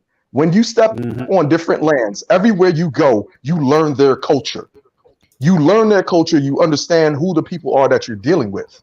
You don't go with the misconceptions. You don't go with the little things that you heard here and there. You learn those people so you don't get yourself in dangerous situations, or you don't put yourself in a place where you could get your head cut off. That's for other places that that do that type of stuff. But what I'm trying to say to you is, you can't sit there and judge these people with a blind eye at the same time, saying, well, they did it to me too. They did it to you because you came to their land and they were going off of a misconception, but they didn't go to your land, because if they went to your land, they would have to learn who you are and your culture and your daggone dialect. Mr. Miracle, you had something to say? Well, I'm not gonna excuse somebody for being racist. You know what I'm saying? Like, I don't excuse it. All I'm saying is that if you know what I'm saying, like, again, my wife is from Africa. If I'm a Cameroonian man, I don't know. I'm 50 years old and I have this daughter that's in America, and all I know about Black American people is what I've seen on YouTube or wherever, what the very little information that I have about them. I'm not gonna let my daughter fuck with African American man either. If that's all I know. I'm not even gonna, because if you have to put yourself in these people's positions. A lot of them do not know that we are a dynamic community. A lot of these people don't know that there's millionaires and billionaire Black Americans that we some of us are, do blue collar, some of us are white collar, some of us are into, whatever, different kind. We listen to different types of music. We're not all the same. So they don't know that. So they're coming over here thinking that we're all a certain way. And if you're really honest with yourself, if you were operating off that limited information, you probably would act in a similar way. That's all I'm saying is let's be honest about, you know what I'm saying, how people act. And once people learn about because that's ignorance. Do you That's think Black ignorance. American men act the same the way that she has responded to her life experience? Do you think Black people has Black men shown that they're more because when I'm asking this question, I'm asking it from some of the best people we have ever produced. Has our mentality been to reject the diaspora or to embrace the problem? That's part of our problem. Are We're you too asking accepting. me? We're too accepting. Are you asking me? Yeah, I'm asking you. Well, you know, I'm gonna keep it a buck. When I first met my wife, that was the first time I really had. Well, maybe the second time I'd really been exposed to an African. I thought Africans had AIDS and they were, you know what I'm saying, starving to death because that's what I saw on TV growing up. You know, send 19 cents a day. Bro, You how do old, save that's some ignorance, African right? kid. hold Huh? on, how old were you when you had this? This when I was a little kid, I used to see those commercials on TV No, all the we time. we all seen that. But you said until you Yes. met your wife. So how old were you when you met your wife? Thank you. Well, That's all I'm saying. When I'm saying that was the second African person that I ever had really Tell dealt the with. answer, dog. How old was you? I was probably You beating around the bush now. You beating around the like, bush. He ain't trying to answer that. He ain't trying to answer that. 25, 35. 25, 25, something like that. Hey man, hey look, go to your room right now. Go to your room. You and her going to your room. Encyclopedia Britannica. You need to Bro, I'm not gonna this is lie. I'm telling you where Wait. let me step in because That's the problem, though. That's the problem. Listen, There's too much ignorance in all of that shit. It's too much ignorance. Hold on. Let him say. I grew up in the Midwest, and it was only white people and black people. There were no Hispanics. There were no Asians. There were no Africans. So all the thing I knew. But Mr. Miracle, you know what my ex-wife told me about Haiti? She said they're taught in Haiti to not even deal with Black people. That's what she said. That's most countries that ain't. No, That's my point. That is most countries. Every place I've ever been. Hold on, Every place I've ever been, that's been the case. Hold on, and I've had to prove myself on every one of them. Hold on, Donnie, that's my point. They're already coming over here, baked in the cake, to have an aversion for us, and then wondering why we ain't feeling them like that. You can't have it both ways. We have shown our history to embrace the diaspora. Do we have ignorant people in our culture? Yes.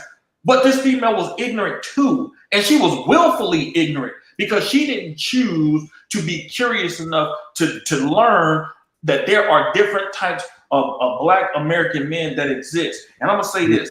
I had a chick that I was with. She was a Haitian lawyer. So for her to say, oh, well, you know, people was accusing me of being, you know, voodoo and stuff. Well, this particular Haitian lawyer chick, she tried to put some voodoo on my homeboy one time. So it's real. But you know what I never did? I never attributed that real act that she tried to do. I never attributed that to Haitian women across the board. That shit is laziness. Let me get in after Raya. Let me say this because this is hold on. Let Sheed go and then I'll go after Sheed because I know he was trying to talk. Hold on. Let don't whatever, ma'am. Go ahead. You can respond. Don't fight with me. Yeah, people still do it though. I have a friend and she was she had a breakup with her man or whatever, and you know they said, oh well, he's in a depression because you did voodoo. You must have done something to him. No. And she had to sit them down and actually tell them, like, listen, what do I gain with being with a guy that doesn't even have his green card? The boy was a total loser. Okay. Now my next question is this: how old are you? I'm 25. Okay, hold on. We got Black Uru on here. Respect to the elder. We're gonna pay homage. We got Black Yoda on the panel. Going on, Black Uru. Shout out to I Black want to Uru. go in before Black Uru go in because he's gonna light this shit up. He Hold gonna on. light this shit I up. still We, want we, to. You already know he is. I think I'm we, gonna get a hold on. lay of the land. I think I'm new on Donnie's panel, so I'm gonna Uh, take okay, it. so Okay. I want to let you go. I just want to say before that, my family's from Louisiana, so I'm ADOS, right? My family's from Louisiana, so we have certain members in my family that actually practice voodoo. So Mhm.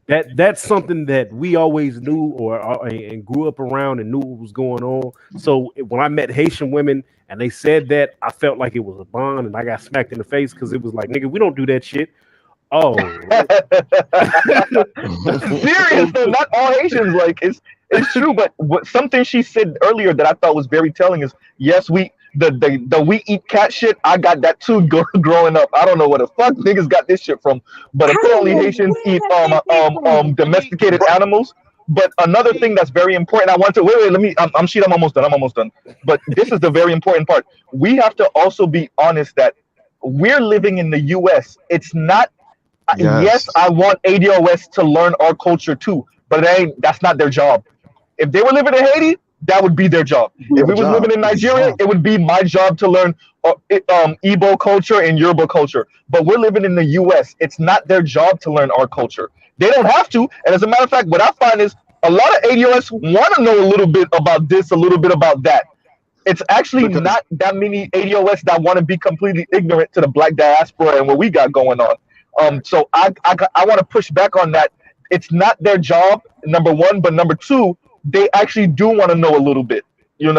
It's not our because it's job to shove it down their throat, though. And I'm it's done. a void in culture here that we have that we think we have when it comes to culture, and that That's is we another look at thing. other I do people's not agree with that. I don't agree we that ADOS don't have culture, and I think that's what that's what I said. separates me from a Yeah, That's I lot of what I don't said. people. believe in It's, that wait, either. wait, wait. That's the thing. That's the thing. We think that it isn't until you get to really so we don't know like a lot of like the people who are in certain areas, and the reason why I said we is because I was until I actually left. When I left, I understood how much our culture was like so robust because everybody else, white Germans and Swedish people and Asians, are over here participating in my culture, knowing shit more than I did. I'm like, how the fuck you know that shit? I'm from New York. What the fuck you talking about? And then I'm like, oh shit, this motherfucker right.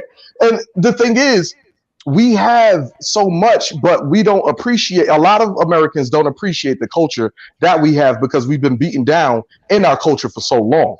But outside of that part, when you're in this land, you have to learn the land that you're in. So you have to participate in. But the funny part is, we are the punching bags of this land. That's the thing. So everybody likes to actually, get their little punch in, so then they can like feel good about themselves when they get here. And then on the next part is, man, when it came down to them cracking on you saying you eat cat or whatever that was, you was a part of the same shit that everybody else was a part of. You heard of the dozens, right? We shout be out. cracking on each And other. that's why I You didn't black take it crispy personal. ass. You black Yep. crispy ass. Yep. Look, oh my god! Like bring that ass here, boy. Like all that shit right there. All that shit hold right on. there. Before we go any further, I just checked my phone. I did get a cash app from Black Uru, much appreciated. Shout out. He says, "Good show, Donnie." He's on the panel, so I can thank the man in person. Thank you. But go ahead. Yeah, it's you were just being a part of the dozens. The thing is, y'all probably you didn't understand the culture of that. Of they were testing you to see if you could be a part of their fucking friendship, and because you failed, they kept picking on you. That's all it was. Oh, you That's probably all it right. was. Can I jump I in don't for a know. minute? This is the crazy part. If Sorry, you Sheet, got for cutting to, you off earlier. yeah, you good. But if you got to high school and you still thinking, child, You cut out, brother, man. You cut out. You gonna have to run Yeah, that we back. can't hear you, she. We couldn't hear you. Damn, she's gonna be mad as hell. That nigga waited I know, that right? long and still dropped nah, out. you good, man. Nah, man, you good. Hey, this damn No, this I wanted. election shit. Let, you can go ahead. Go ahead. Go ahead, love. No, I couldn't. We couldn't hear you. Oh, No, go okay. ahead, Nah, she. Go ahead, she. You've been I had waiting, dropped bro. off. Man, the damn election shit. They keep calling my phone and it knocks my Bluetooth off. But basically, it's like this. If you got to the age of high school, just generally in high school, or even adult. Once you graduated 18, let's just give a little 18. 18 going into college or just going into the workforce. If you didn't learn in the high school about history and how things work and people talked about you, I mean, you got to be morally when you're getting to be adult, you have to have some type of intellect to where, this whole we eat cat. When I was little, motherfuckers called me black as shit because I'm a dark skinned dude. They joned the shit out of me. But as I got older, you know what happened? These motherfucking women started liking my chocolate ass. It's a difference. Chocolate. Hey, chocolate. but the crazy part is this. When I was younger, they used to always talk shit about Haitian people doing voodoo, Jamaican people. I married a Jamaican woman. I talk shit about my wife all the time. We talk shit about stereotypes. What happened when kids were younger, they talk shit. As they got older, that stuff still led on with them. Somebody echoing. But the thing of it is, if you're getting to be like 18 to 25 or whatever, and you still listening to those stereotypes as truth, and you're not sitting there actually talking with people or doing some type of research, and if a motherfucker did eat, if somebody did say you ate cat, and let's say you 22 years old, that shows the type of intellect you shouldn't even be around. Just like she was complaining about guys or hollering at you saying, "Hey yo," and this and that. Of course, those guys are gonna talk to you like that because they don't know how to talk to a woman to a certain degree. Not all men and all black men talk like that. So you need to be going in areas that guys with some type of intellect is going to say hello instead of saying, "Hey, shouty." Like, that's it, man. Wait. I can't say that. I test shit. So originally, I'll go up to a lady and be like, "Hey, yo, shorty, come here real quick. Let me holler at you. What's good? How you doing?" If she corrects me right there, I'll be like, "Excuse me, madam. I'm sorry. Let me come to you on a better stance, on a better footing and stuff like that. I get that you are a woman and I want to actually talk to you like a woman. It's code switching for just talking to women." I was about to say something else. But the thing is, if he doesn't have that ability to do so, don't blame it on him fully. He does not know who you are. He doesn't know who you are. You have to present yourself in a way where he'll say, "Okay, let me step back. Let me pull back that particular game because that don't work on you." If he got more tools to his tool belt, he's going to come at you with the right tools. But if you just automatically turn them away and stuff like that, you never know who you might have had come at you. You never know. And I do the same thing when I come at girls like that, because in Atlanta, everybody, we call each other shouty. We call the girl shouty. And they be like, "Oh no, I ain't no shouty." I'm like, "Oh, okay, I was just playing. I was seeing was you that type of, one of them little chicken heads. But I see you got a little smarts and a little intellect with you. So come over here, let's talk." So what she ain't telling you is that he thinks she's a chicken head still. Hey, listen, we got a new person on the panel. We're gonna see where this goes. Massage Noir. Yeah, what's up, brothers? How you doing? What's going on, man? Long time I ain't seen you, man. You What's doing up, good? man? Yeah, long time. I'm doing good, man. What's going on? What's your opening statement? I was a little afraid. I thought it was gonna be an angry woman getting on here. Yeah, that's what I thought too. I swear, I thought that shit. I know that name. Yeah, it's it's like obviously a lot of black men. We've got the power as like the white man. So now unfortunately some of us oppress the gay man and the white and the black woman. So that's why the message. Hold on, bro. Where you come from? Bro, don't start that bullshit. He's joking. He's joking. He's joking. He's joking. He's joking. Hold on. Where you coming from? You sound like you Wiz Kid. What's your name? I sound like I'm a Wiz Kid. Oh wow. Yeah. Put it down. Okay. My girl is Nigerian. That's what we got to get up to every damn morning. I love your smile. Go ahead. Nah, I'm a Negropean. You come again and say what? I'm a Negropean. He's in Europe. That nigga is hysterical.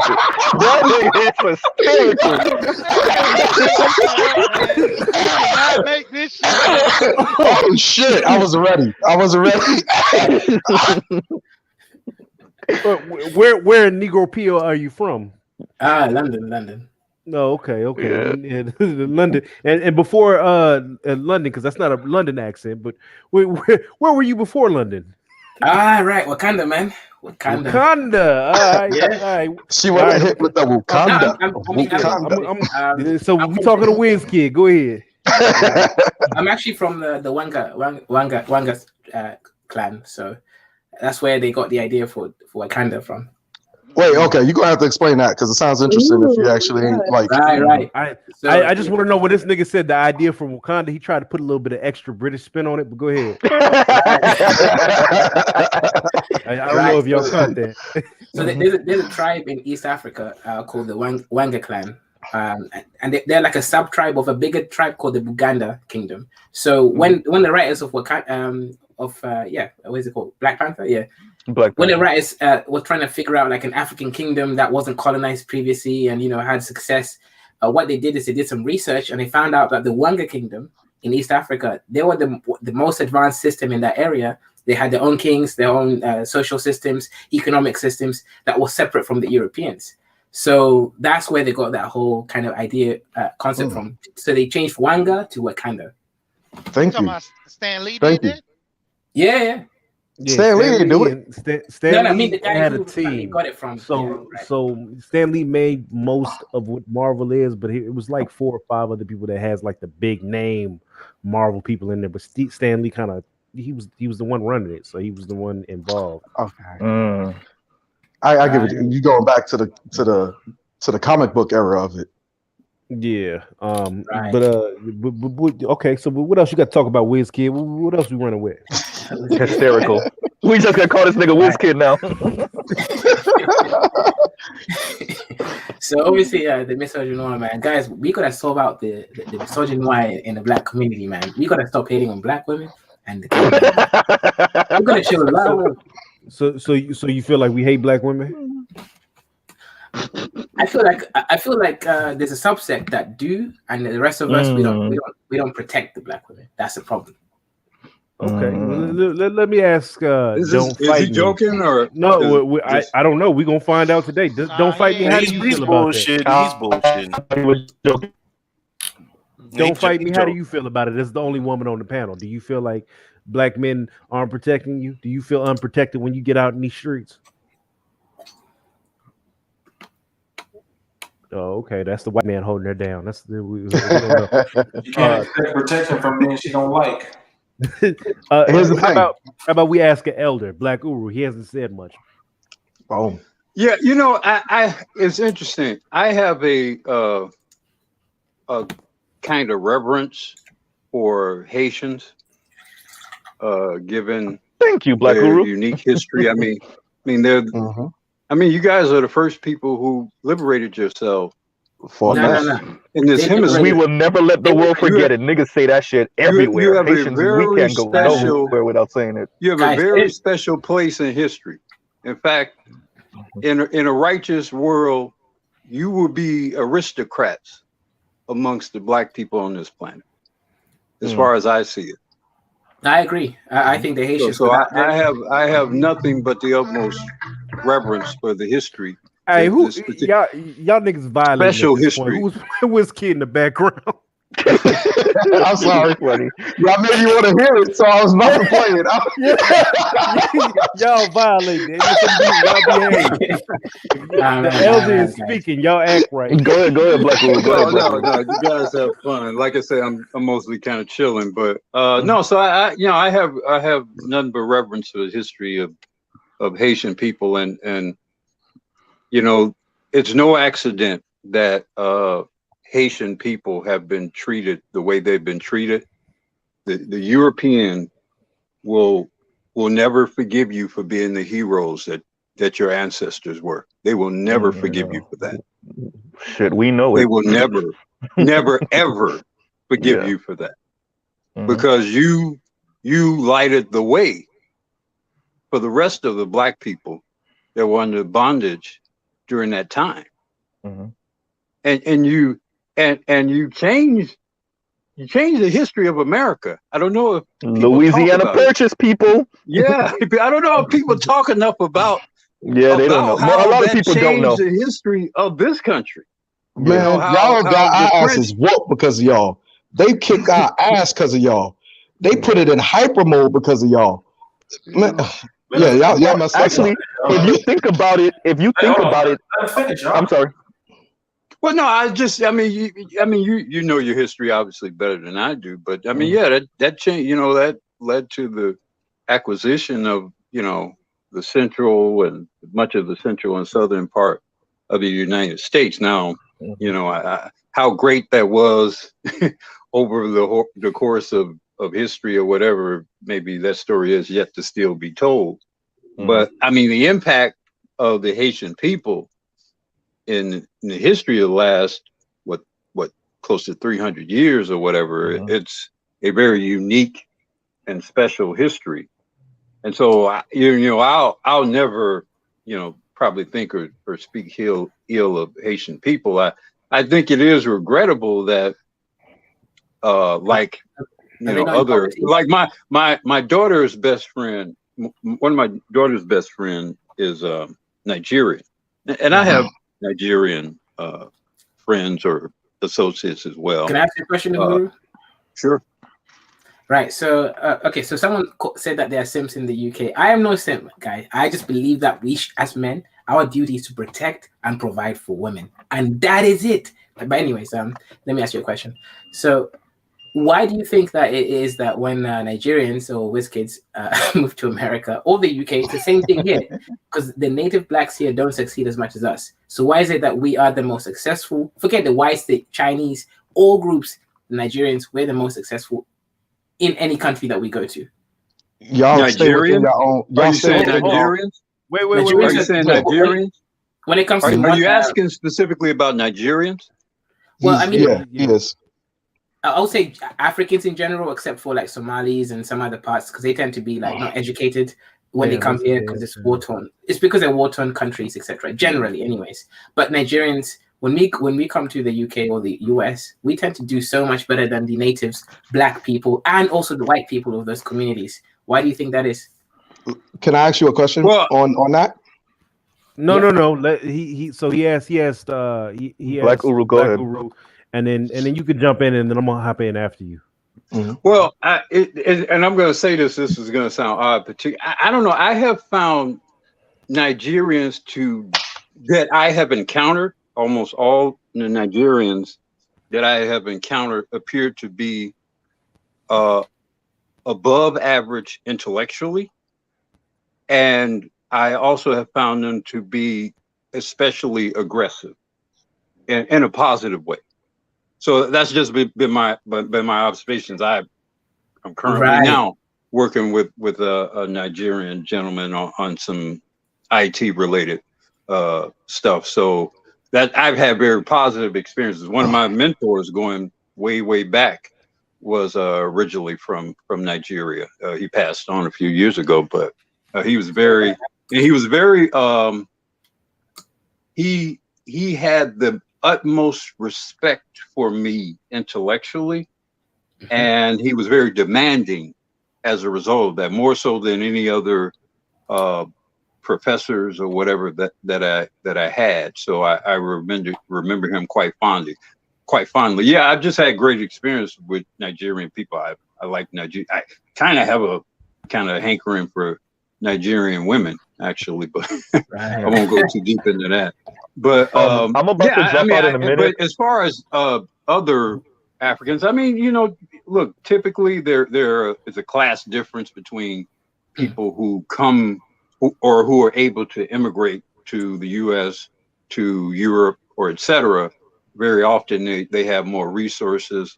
They're more educated, and they have more educated family and extended family, and so they kind of hit the ground running when they get here. Yep. And they're not mired in a lot of there's a lot of psychological and emotional damage that has been done to Black people in the U.S. and I'm sure it exists or occurs elsewhere in the diaspora when you are a minority and have been a minority for several generations 100%. in a majority white owned, I'm going to use that word, country.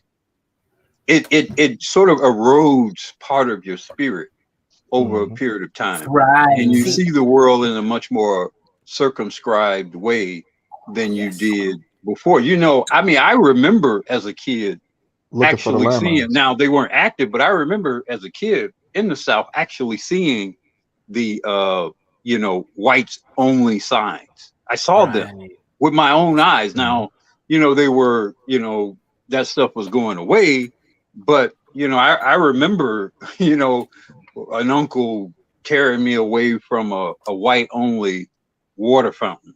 I didn't know it was white only water fountain, you know, drinking from a water fountain. I didn't know that, you know, and I was from Chicago, you know, even though I was born in the South.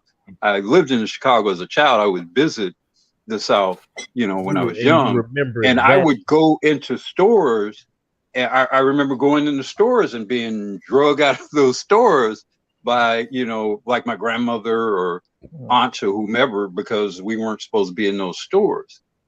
That has an impact on people over the course of generations. It at some point you begin to put limitations on yourself as to what things you think you can do, the things you think you can be. And I think people who come here are more likely to maybe see the advantages and things that are open to them, and less so of all of the. I'm about to jump off. Let me just say this one thing. I'm gonna jump off after I say this one thing. So, okay, I also wanted to add before I jump off is we also have to remember too the shell game that white society's playing. They do not see Nigerians as the same threat as a 30 million plus Black Americans who are old America, who built it. Black Americans, this is their blood right. America is their blood right, period. Not Nigerians, not Haitians, not anybody else. The only people that can maybe claim something too is maybe Native Americans. Outside of that, Black Americans and Native Americans are the only two people really that could be claiming shit in America. So you have to think about that specifically in America. I don't know what it's like in Britain or in England, but that's something you have to think about. Number two, I would say they don't see. Let me finish. They don't see. They see the tribalism in Nigeria also. If y'all could do that shit to each other over there, then they know when you come over here, you ain't challenging them. You're gonna be looking down on Black Americans. Because that's the Black people that run shit over here. And I'll leave it at that. I'll talk to y'all later. Y'all have a good day. Y'all touched on both my points. Thank you, brother. Y'all touched on both my points, and that's what I was going to lead to too.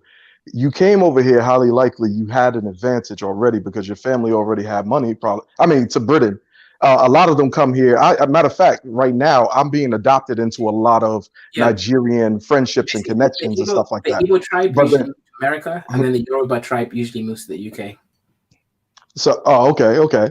So, okay, I'm meeting both right now in LA. I'm meeting both right now, but one of the things that I'm paying attention to when it comes, because I didn't really meet Nigerians until I came to LA, but one of the things that I'm actually paying attention to and participating in their culture and understanding their culture, they think I'm Nigerian. A majority of them, they come up to me, they say certain things. I'm like, I'm from New York. I'm sorry, I don't know what you're talking about. Like, no, where are you from? Where are you from? I know you. No, you don't. I'm from New York. No. I know you. Every fucking where I go. It's the way you move. That's why. But the thing about it is this, though, is this is the other thing. When it comes down to you guys coming to these places, when it comes to us, I'm gonna say for me, I'm not gonna say for everybody else yet. I'm gonna say for me and probably guys like me, I came from the dirt. And when I saw Atlanta, that was the first time I saw really successful Black people. Then when I left America, that was the first time I actually saw Black people who looked regal. And I was like, what the fuck is this?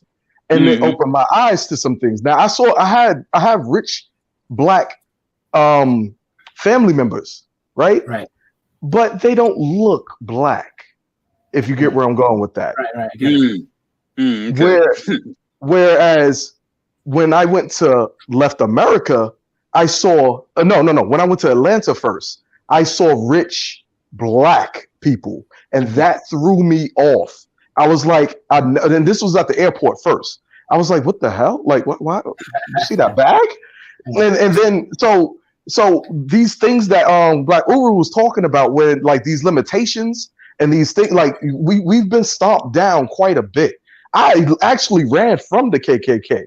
I actually had to Sorry get about that, away man. from that Sorry about situation. that. Man, you ain't do nothing. You ain't got to apologize for that bullshit. No. But when it comes down to it, though, like these things that were holding me back, like I didn't think I can learn certain things literally.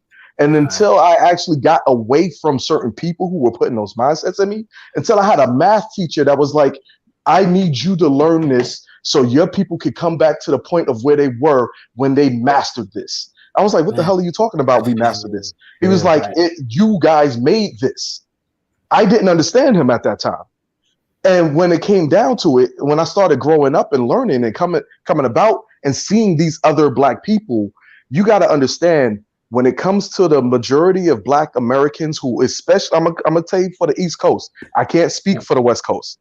I'm gonna say for the East Coast. For the majority of the Black people who are in those positions and in those places, most of them have been very much so held back from a mindset that was programmed in them and that they had to fight against from day one. So when you guys come here from Nigeria and y'all already, and y'all already had these particular situations, y'all hit the ground running because you don't have the stipulations and the fears and the already pre-programmed mindsets that get in the way. I'll give you something from when I was 3 years. I think I was like 5 years old. We walked past the window, and I saw a globe in the window, and I knew nothing about nothing at that time. But when I saw this particular thing on the globe, I got elated, and I screamed out to my mother, "Mommy, we do have someplace we might be from. Look, nigger and niggera." Oh wow! I got in so much fucking trouble that day because of that shit. But the thing about it was, I thought it said nigger and niggera. Right, but that's Nigeria and Nigeria, right? Yeah, Nigeria. But in my mind, that's what I saw as a child.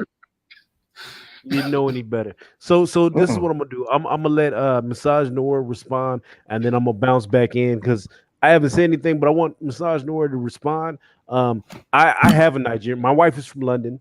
I've spent time in London. She's Nigerian. I've talked to some Nigerian aunties. I've had the same conversation with Nigerian aunties. So I've been back and forth on this kind of position. So I'm gonna let you respond, and then I'll hop in after you're done, bro. Right. Okay. So first of all, I want to respond to Roger report. I think apparently to some people, I come across as a simp because I always care about the community. But I think this might be just because of my background. You know, in Nigeria, what happens is that men see themselves as the providers and also the caretakers and the people that protect the women in the society. So when I see, obviously I'm trying to get into the UK Black British and also the Americans, it's a little bit different because we have the native Blacks here, like the Moors, people, and I'm talking about the actual Moors whose ancestry comes back from the 1300s. I had a whole book. All right, go for it. Right. So over here, especially in Wales and Ireland, we have so many Blacks who can trace their history back to the 1300s, some of them even to the 1000s. So these are we call them the native Blacks. They will be descendants of the Moors.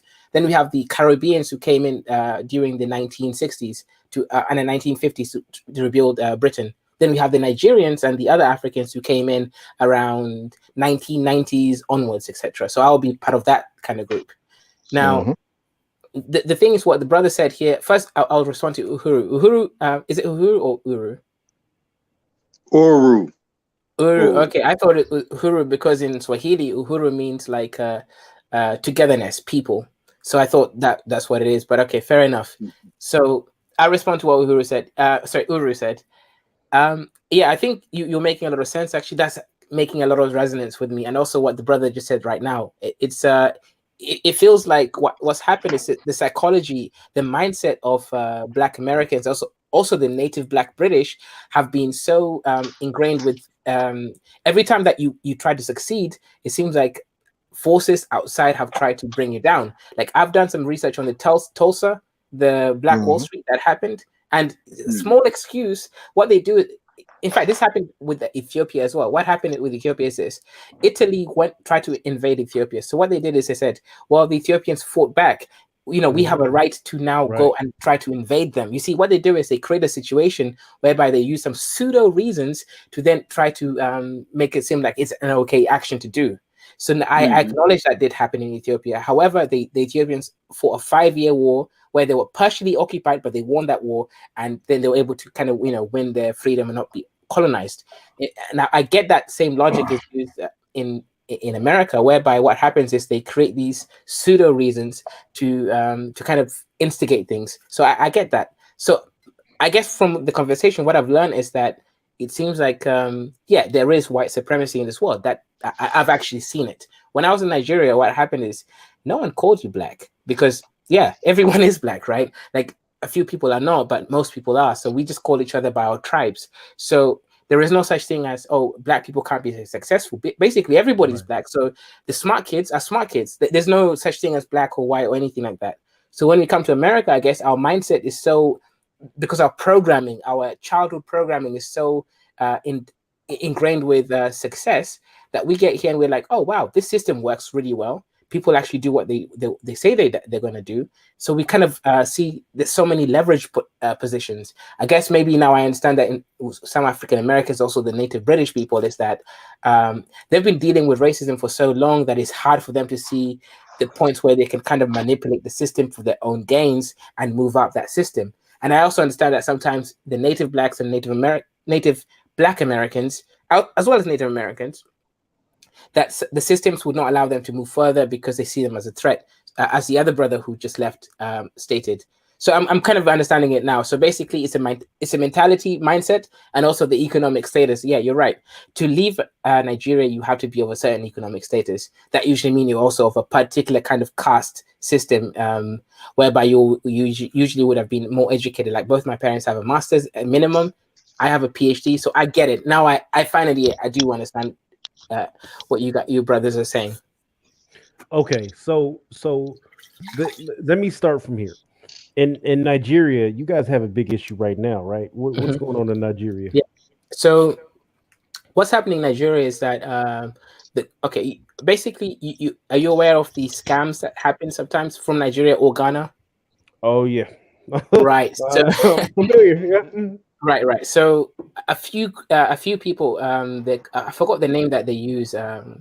Something boys. I forgot what the actual technical term is, but sometimes what happens is some boys or girls too, sometimes, but usually men, they get involved in scams. What happens is they might involve themselves in romance scams. So they might text women from UK who are less attractive. And obviously, Nigerian people men tend to be very attractive. So what happens is that they pretend that they're in love with these women and they build a relationship, and then they scam them. They send them, oh, hey, I need this money for this operation. Can you please send this? And sometimes it happens that they basically scam these people out of thousands, like hundreds of thousands of pounds, etc., or tens of hundreds of thousands of dollars, basically. And what happens is, obviously, this has now become a stigmatized situation. So the government, what they did is, that's a fact. Now, this is my interpretation from this point onwards. Now, my interpretation is that the government did some deals with the UK and American government, whereby what happened is they funded the Nigerian government to kind of take a harder stance on these people. So with that harder, right? Well, go ahead. So that harder stance created this the Nigerian Secret Service, basically. Oh, that is SARS. He is talking about SARS. Okay. Right. So they're actually funded partially by Western countries. Now, the Nigerian Secret Service works on trying to basically make Nigerian youths. So whenever they see some youth, like a young man or young woman who's successful, they start to see that they're involved in fraud.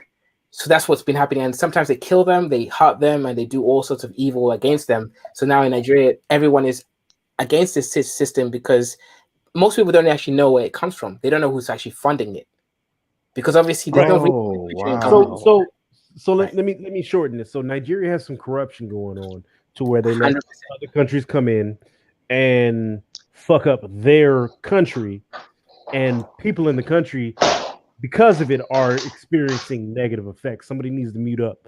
they're experiencing negative effects, similar to what's going on in America. So when let me just say this, because I've had this conversation a lot. When Nigerians come over to America, they branch off into their own enclaves and they stay away from Black Americans. They call us cicadas, things like that, right? They are of the mindset of stay sheltered, stay close, keep away, which is fine. It's smart. So they stay out a lot of Black circumstances, everything else, and typically because I know a lot of Nigerians. So I'm gonna keep my in-laws out of this. So because Dime. Yeah. Before you say too much, let me just address this real quick because I'm gonna disappear again. I'm just coming up to respond to the simp that don't think he a simp. Okay. And Is that Roger? Is that Roger? Okay. Yeah, it's me. It's it. Long And live this is the why habitual nigga. and this is why you are a simp. Okay. I've said it many times. It's on my show. You can go back and listen to it. A simp is a man who's willing to protect women from accountability that they have no vested interest in. That's what you will do. No way. You are a simp. No No. Listen to me, brother. That's what you will do. You literally came on this panel and tried to say something. No, bro. You said something about how men think of themselves. When men think of themselves in any type of real manner as a man or as a king of some kind, you don't take anything from anybody. A king is not subject to his subjects. A king sets parameters. If I say I'm not protecting you or providing you unless you do X, Y, and Z, that is kingly. That is me giving a command, giving you a standard that you're going to live by. So to even come up and even mention my name in protest of anything I've said along that line, that means you disagree. Therefore, you are a simp because you disagree with a man being protective of women or providing for women that are under his leadership. You cannot have it both ways. Either you are somebody or you are nobody. That's all that's all it comes down to at the end of the day. Wait, you know what? I was confused. I thought, first of all, I didn't know he had protested you, Roger, and I was still unclear as to whether or not some of what he was saying was said in jest. I mean, the simp stuff. I thought he was joking.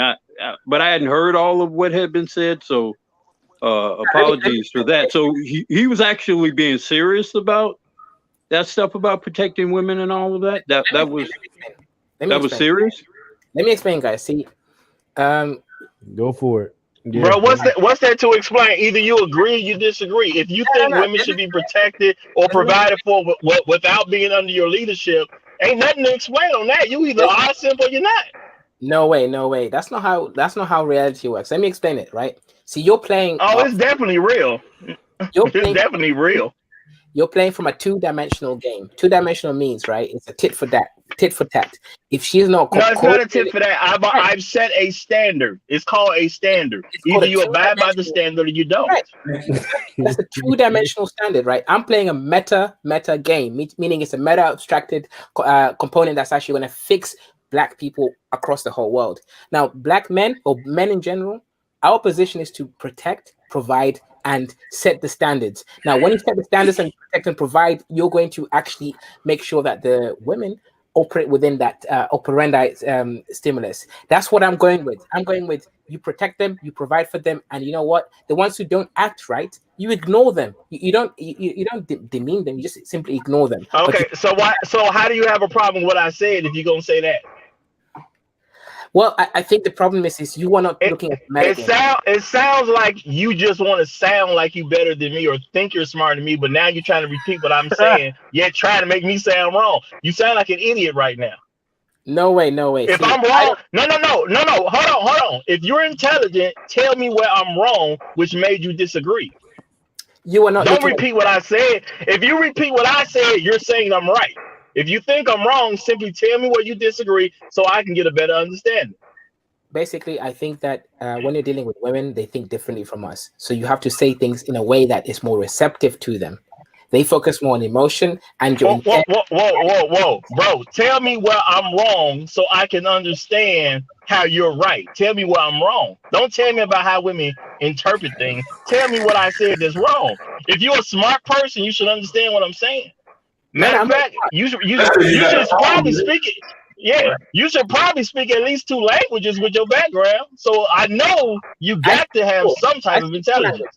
I speak 4 languages. Okay, and that's my point. So no dumb person can speak all those languages. So you got to understand me. Now I only speak 1 language, and if I can understand me, you can tell me where I'm wrong in a way that I can understand it. And I'm not hearing you say that yet. So it sounds like you just wanted to say my name just because you want to be involved with me in some kind of way. So explain to me where I'm wrong so I can understand how to say things better.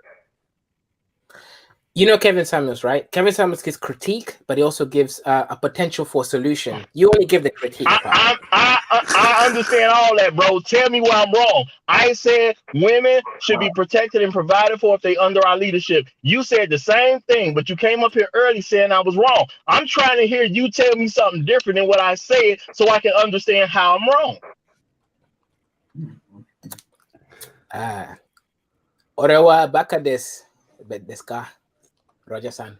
Bro, do you have an answer or you don't? Start speak Japanese. Wait a minute now. Do you have an answer or not? Bro, don't do that. Don't do that passive aggressive bitch shit, bro. Don't speak another language. Hold on. Hey, listen. He disrespecting Roger with saying. I get it. Roger can handle himself. He another grown man who can handle himself, right? Yeah, but we demand respect over here. Nobody's disrespecting him over here. You are very right. Yeah, we don't have to go into the swear words, and so we're gonna keep it, as if we can't see everybody, right? And what I mean by that is we don't have to cuss at another man. Now I get if somebody says something crazy to you and you handle yourself, it is what it is. But we're not gonna start that way. So Massage Noir, bruh. I respectfully, Roger's asking you questions. Y'all going back and forth. The dynamic I want set here is just to have a conversation. You going into Japanese? No, dude. I don't have all day for idiots. Now I'll be right you said back. I'm wrong. You in charge? You the elder. You said I'm wrong. I'm asking you a very simple question that's not complex at all. I have stated multiple times that women should be under the leadership of men, and those women should be protected and provided for by those men. You came up here with an assertion that I'm wrong. When I addressed you about it, you said the same thing I said. You can't tell me I'm wrong, then repeat what I say to me. So tell me what I said that's wrong so I can understand where you're coming from, or are you just here to be a goofball? I can't. I plead the fifth. You're a goofball. End the story. Y'all have a nice day. I plead the fifth. No, bro. You had a chance to say where you were coming from. You couldn't stand up as a man and say it. It's not like I'm even in front of you. Now, if you disrespected a person to their face, a regular thing would just be slap the hell out you. But that's not about to happen. So you shouldn't be disrespectful to people in general. Now, I came at you from an intelligent standpoint. I simply asked you a question about what you were saying, and I didn't make it complex at all, and you couldn't answer it. Now, you know what you look like. Now, accept what you are, because you look like what you are, and leave my name out your mouth. Roger, I take the fifth. Bro, don't speak to me again. I don't like talking to people that can't act like a man. And that's what you're displaying of yourself right now. That you don't even know how to be a man, and you talk about men and kingliness and things like that. Bro, you can't act like a man when somebody come to you. There's different ways of being a man, but I take the fifth. Obviously, you don't know any of them. Roger, you're playing into a meta game that I'm playing. Ain't nobody playing games here. Except you. Nah, see, one part, the problem with the manosphere is that we don't like nuance. We like to take things as literal examples as opposed to trying to analyze the specifics. Now, Uhuru did a good analysis, and also the other brother with the is that like a white beard and hair? I can't quite see. Who has a white? You talking about me? No, the brother below you. That I don't know what that is. That's not. It's Jiren from off of Right, he made a good Dragon point. Ball Z. And also, that's a person. Yeah, it's Jerry. Yeah, there's a Oh, person damn, just man. below you. Yeah, right. He made a good point. Uhuru The made a biggest sorry, fan, Uhuru shit. made a good point, and also obviously the host made a good analysis. I would say basically is that what I see in the manosphere is that too much hate directed against women. Right. I want there to be this reconciliation that exists within both of us, because ultimately, right, white supremacy exists, and if white supremacy exists, and all the Chinese, the Indians, the white people, etc., all of them have their communities intact better than us. I'm not saying they don't have problems. I'm just saying their communities are better set than our communities are, and I don't think anyone can agree with that. When you say us, who are us? Well, I'd like to know. Give us an example of all this hate you see towards women. Like, I mean, like, what are we doing? Going out here hitting them? Yeah, but that's a good question. But I want to know who are us, because who are us? Hold on. You know what? Let me before Roger popped on, I was answering questions. So I'm gonna make it real short, real simple. A lot of times when when the Nigerians come over, they work the same jobs as they worked in Nigeria. They do the cab driving jobs, they do everything, but they make way more money. They push their kids into becoming doctors, lawyers, etc. So those kids are successful. The kids of those children are not successful, and that's a common occurrence. So I just want to say, after that generation gets pushed through the doorway of being successful, because that's what happens. It is very true. Their kids end up not being shit, and they get in the same page as regular American kids. Right, And because it's they not become Black Americanized. So when I get married, it's going to be an African, a Nigerian woman, right? If you know anything about American culture, you would know that Black redneck culture emanates from white redneck culture. Read your Thomas Sowell, because again, it's just like with the shorty earlier. Y'all come over here with this mentality that you are of a higher stature. But here's the kicker, though. This is the most beautiful thing about it. You're coming to a place for a better opportunity that we built. right. You're coming here. We're not paying for it. Y'all got all those resources in Africa. You came over here and said, why can't Black Americans get their stuff together? Why can't Africa use their resources for Africans so you don't come to the all the Nigerians that come over here are struggling in their home country, so they couldn't do it in Nigeria, and then they come over here, and then when their kids assimilate, they get caught in the same traps. It's not because that the mentality, it's because they asses to the fire. Nigeria is not on the level of America. So when you people don't understand, when you go to other countries, they consider them third world. That shit's a whole different level of poverty. So there's a fire under your ass like never before. It's not because Nigerians are better. It's because y'all done felt the fire that we haven't felt. But also go back into that. So when he comes out of here saying that the manosphere just hates women, like, I mean, go into that, because you can't make a blanket statement like that and not back it up. I want to know, what is the manosphere doing? Are we over here like hitting them upside the head or something? What are we doing? No. See, it's not about hitting them. It's about the respect for them. For example, in Obsidian's reports, right? He doesn't even usually allow women to speak unless they have a certain mentality. Okay, but okay, let me answer that question here. Do you realize? Okay, you realize this is a platform and stuff you got to go find. I said, do you watch television? Not anymore, but I used to. Well, then that's the reason why. I'm pretty sure you see Black women get bashed all day on television. Mainstream media, pick a channel. You can't find one that doesn't. Name one channel that doesn't. Okay, I see your point. So what so this is the bad thing. I hate when y'all come make that statement about the manosphere. It's like that. Name one channel that doesn't shit on Black men. I can't. But if you're Black man, you should think about it. I'm gonna just let you know. Let you know. We don't even have Sports Center anymore. All right. I mean, now, when you really think about that crap right now, you got to watch what you're talking when you're talking to a female about sport. And you make a comment, well, how would you know about that? I played in a game. Well, what, you don't think you couldn't make a comment like that because I'm a woman? No, I'm saying that because I used to play in the locker, and I'd be in the locker room, and you weren't. I mean, like, literally now, it's over everything. I just would like for him to define who are us.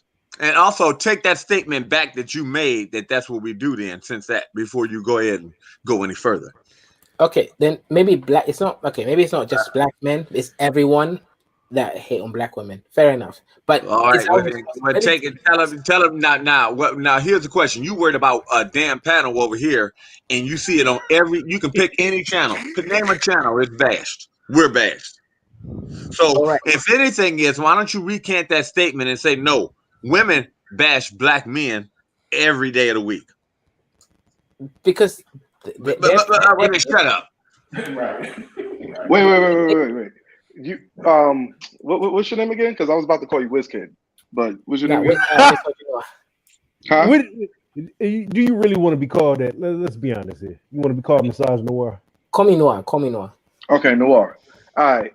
So Noir, like again, right now you're in a situation where you're being questioned because of what your belief system is, right? But then also you're making a statement about something that I want to see if you're actually in it.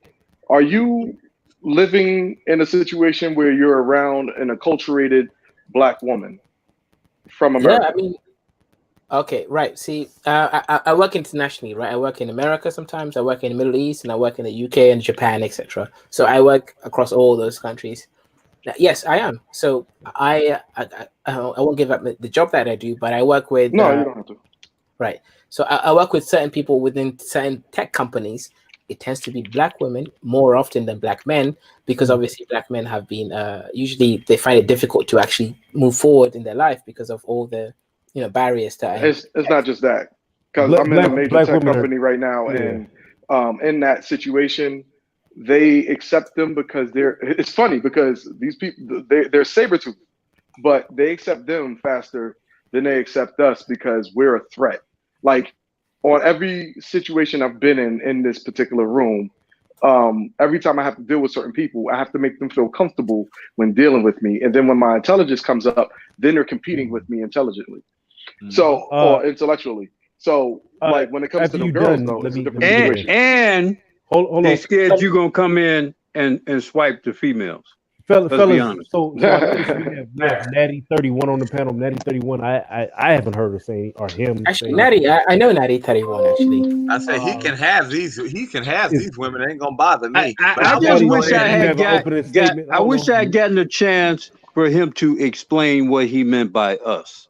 Okay, he referred to us within the context of comparing this quote us to non-black people.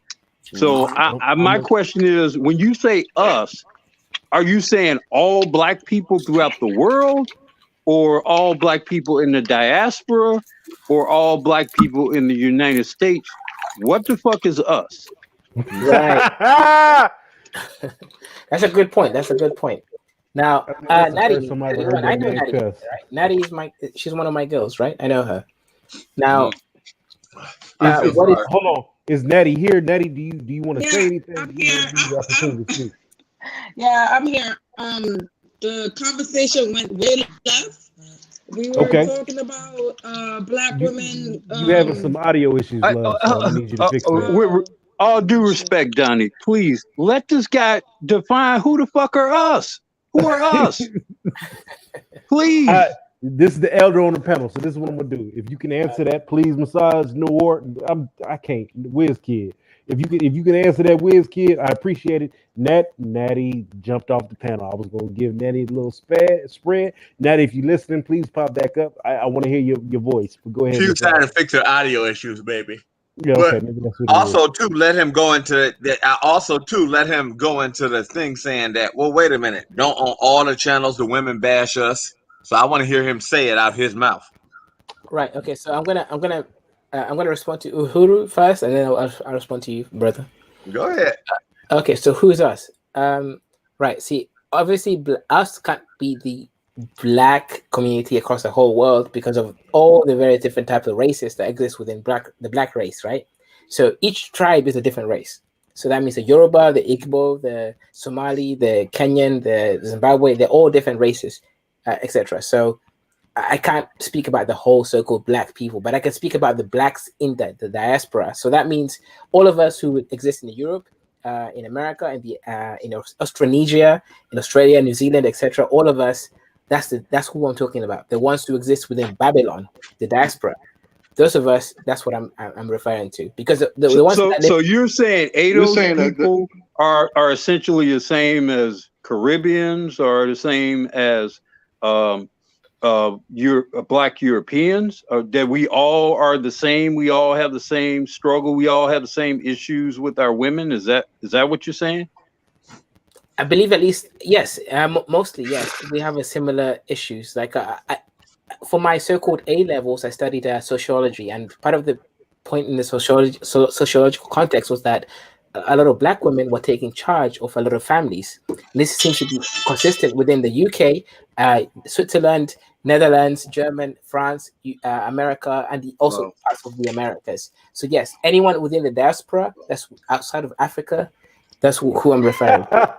All right, I'm just going to say I take great umbrage and exception to the notion that the issues that ADOS men are dealing with in the United States with ADOS women being the same as non-ADOS men dealing with non-ADOS women in the diaspora.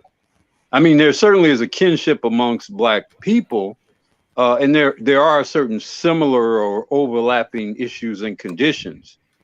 But you know, the particular history, the particular culture, the particular laws, the particular lynchings that occurred in this country are unique to this country, and they had a unique and profound impact specifically on how we relate to the women in this country. See, you're correct. However, I take umbrage with you applying what appear to be a somewhat cookie cutter interpretation of how we should interact with and deal with issues of the women here versus whatever you perceive of non-ADOS people in Europe or in the Caribbean or wherever else. Because what has happened here and what is happening here is very unique to this country. And you're not going to be able to come away from somewhere and just know better than us how to interact with and relate to and to deal with the women here in this country, with all due respect. Okay, with due respect, brother, obviously I respect you, and you're actually very intelligent and very wise. I don't give this out easily. In fact, you're the only person I've said this to in the Black manosphere, right? Now, what you said makes a lot of sense. However, this is the problem, right? Within the American context, whatever Americans come up with, this involves anything, hip hop, music, art, or the manosphere or the woman's sphere, etc. It gets exported outside of the manosphere, the diaspora. So all of us within the diaspora, Switzerland, Netherlands, German, France, UK, Haiti, Dominican Republic, etc. To an extent, at least there is that we actually get what you have already created, and then we start to mimic it, right? Everything that's happening outside the diaspora, we're mimicking it, we're copying it, right? You're only mimicking the shadow of it. Right, but you see, to an individual who exists here, it doesn't matter if it's a shadow or if it's the actual ego, etc., because we act as if it's the exact same thing. We're just copying. And I will give it, like I said, Black Americans created everything, right? I don't know if you guys know about Black News 102 with the Polite, Brother Sanet, and all these people. These people are the people who actually made YouTube monetize their channels. Without Jamaicans made rap. Jamaicans made rap. Jamaicans made rap, right? And without these people, Jamaicans and also the New York, I'm calling shenanigans on that, but we gonna, that's another conversation. We'll keep going. Without the Jamaicans and the New Yorkers, etc., and the Polites, Sanetta TV, Black News 102, without these people, there would be no monetization of YouTube. YouTube saw that the Black communities were working YouTube, and they were having debates, online discussions, and making the entertainment industry, and then they basically said, you know what, let's make money from this. So that's how they created this monetization. So I will say this for a fact: Black Americans create the precedents for every cultural thing that is urban. You guys are literally the people who export everything. The problem, however, is that you guys don't have a system whereby you actually can control this. Because what happens is you create things, and then everybody else takes that creation, and then they make money from it, and then you don't benefit from it. They don't just take it. They don't just take it. Country, like I'm They don't not just take it. understanding. They totally destroy it. You said that as if white people ain't going into Africa and getting cobalt. I mean, they do that too, right? Congo, yeah. You're accurate. Congo should be the richest countries in the world, but they get cobalt, copper, gold, everything from that country. That country is literally the most resource-rich country, but they keep the wars going on to benefit from it. Now, I get that, but I'm just saying, Black Americans, you guys are the most creative people in the whole universe. Sorry, not universe, the solar system. You guys are most creative people, and yet the problem is there is no cohesion. There is no. Let me put it this way, right? You guys are like computers before the internet. You are like local network systems. Like you have a few successful communities in Dallas, in Atlanta, but there is no internet that connects all of you together, right? If you guys could be connected, you could actually lead us. See, I don't mind being led by. This is the reason why I say y'all are living in a shadow of the situations that we create. Every time we build something, and you saying that they just they take it. No, they don't just take it. They destroy what we have and then repackage what we have. So when it comes down to all these little communities we kept trying to build up from the East Coast all the way to the West Coast, every single one of them, like people don't even know how many movements we had, even up to the most recent in 1995 and then today. They really don't know how many times we tried. They take these things, they destroy the whole system, and then they let us keep those particulars that actually let us stay a little bit happy or something in that manner. Right. If you know about the Nuwabians, another situation where that group was doing something, whatever it might have been. I don't want to speak on everything, but they were doing something, and it was bringing people together. They went on that man's land, destroyed all their stuff. I actually applied for the MI6. I know how this whole situation happens. They usually get a brother to go in, and then they get them to distort the truth, and then this is how it happens all the time. Yeah, it was the son. It was the son of the man who actually built it. No, don't use that one because I am the spook that sat by the door. And when it comes down to it, we never mind. What I'm trying to say is, damn it. What I'm trying to say is, every time, like y'all only get to really see the product that they let ship out from here, and now y'all are getting to see even more of it because of the internet, right? But they're even trying to shape that. When we build something, when we build something, as in, I'm talking about all blacks that are in America.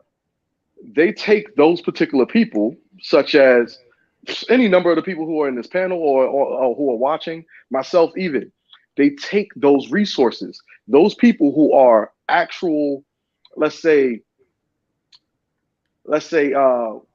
monetary. I'm trying to say something with the word like monetary in a way. But if you have a value that is more towards making money in so many other directions other than entertainment, you're taking out of the community, period.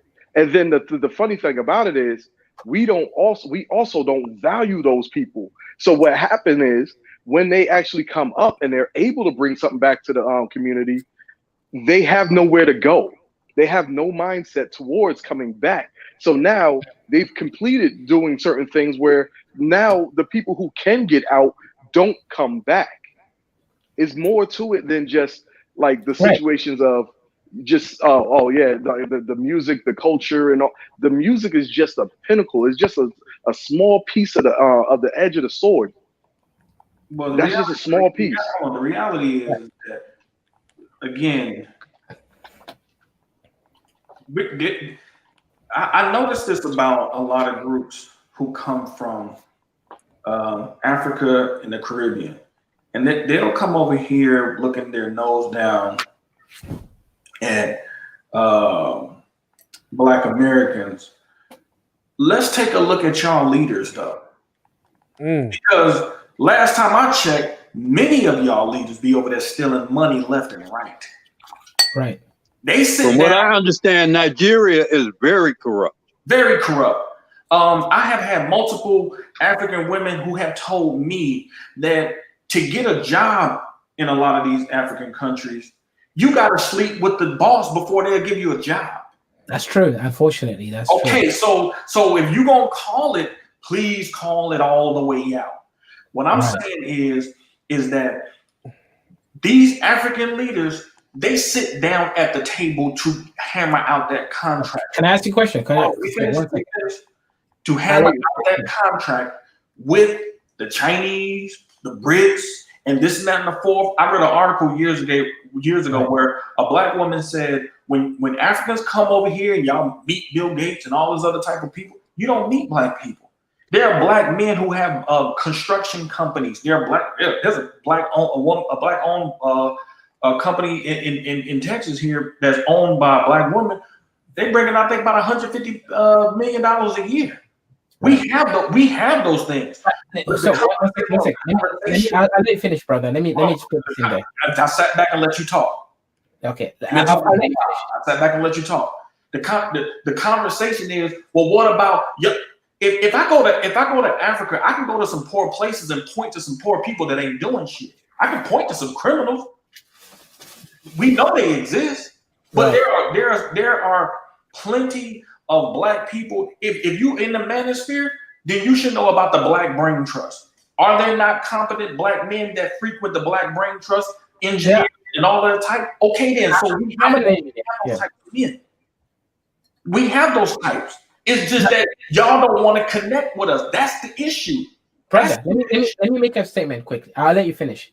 The problem is, right, with the black Americans, and also the same thing with the black Europeans, is that, let me use an abstract model, right?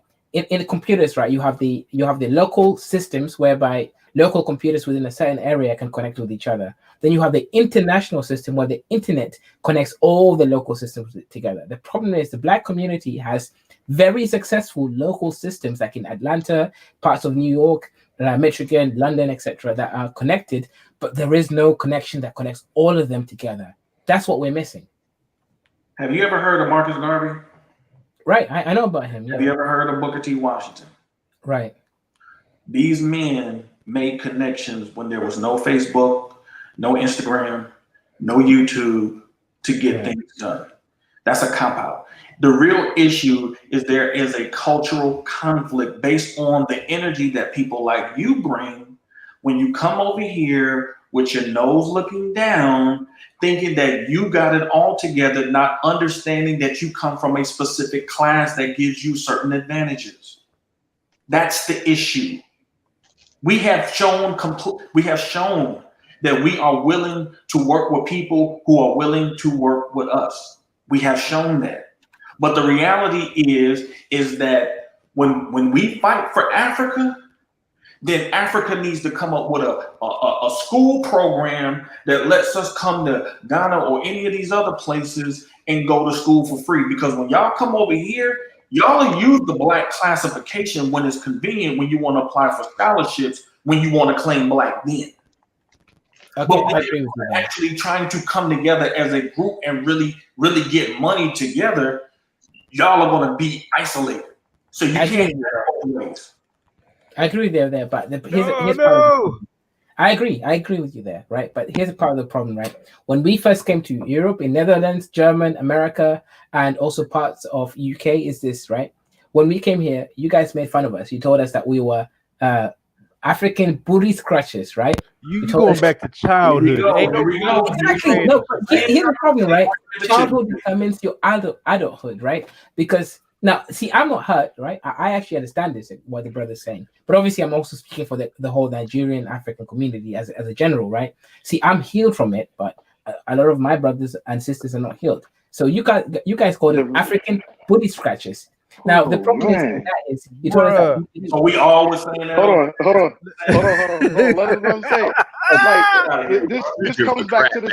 Hold on, no, it goes back to the situation of somebody y'all called came me a someplace. name when I was a little kid, so I No, can't no, function no, right. Come on, guys. not But look, y'all came someplace You know this and is y'all wrong. didn't You know this is understand the wrong. culture. Hold on. Y'all came someplace. Let that Y'all man didn't live. understand the culture, and then after y'all got into the culture, you didn't understand that again, over and over again. Y'all were being put through a test like everybody else to get the exception of friendship. The thing is, y'all didn't understand the culture, and y'all took the shit that was actually fun for us as something that was negative. Like if you would have been able to come back with something, you would have been automatically accepted. How is If you would have found, that we don't know? huh? How is it supposed to know a culture that we are not aware of, right? You guys made fun of us. So let me say this. How are we? Because we supposed to all know? did it. We did it to You each other. You came to a different country. The different country has a whole set of customs. You're supposed to, as a person who lives in that country, learn the customs of that country. So black kids universally are making fun of each other. So in All the time. America, black kids are making fun of. I had to do the dozens every damn day. Every Motherfuckers day. came in and I would target in. Oh, your teeth is fucked up, and I would go Get on 'em, that, son. right? Yeah, get them some. Nigga. and if the shit went south, you got into a fight, but the next day you was cool. Friends. Everything worked out. What I'm trying to figure out is how is you, as a person who is living in London, even know about African booty scratcher? Because that's not a term that y'all was using. And considering that term wasn't used like all that much, it ain't like Because Yeah, my wife is from infield, right? She didn't know what the fuck that was when I brought it up. I was like, yeah, y'all caught us cicadas and shit. She was like, what's that? I was like, oh, you don't know about this shit? Yeah, they all say it's because motherfuckers called you African booty scratcher in 6th grade. She was like, what? African what? Right. So how do you know about that word? Right. See, okay. Personally, again, I'm speaking for both my own self and also the generalized African. Did you personally go through that?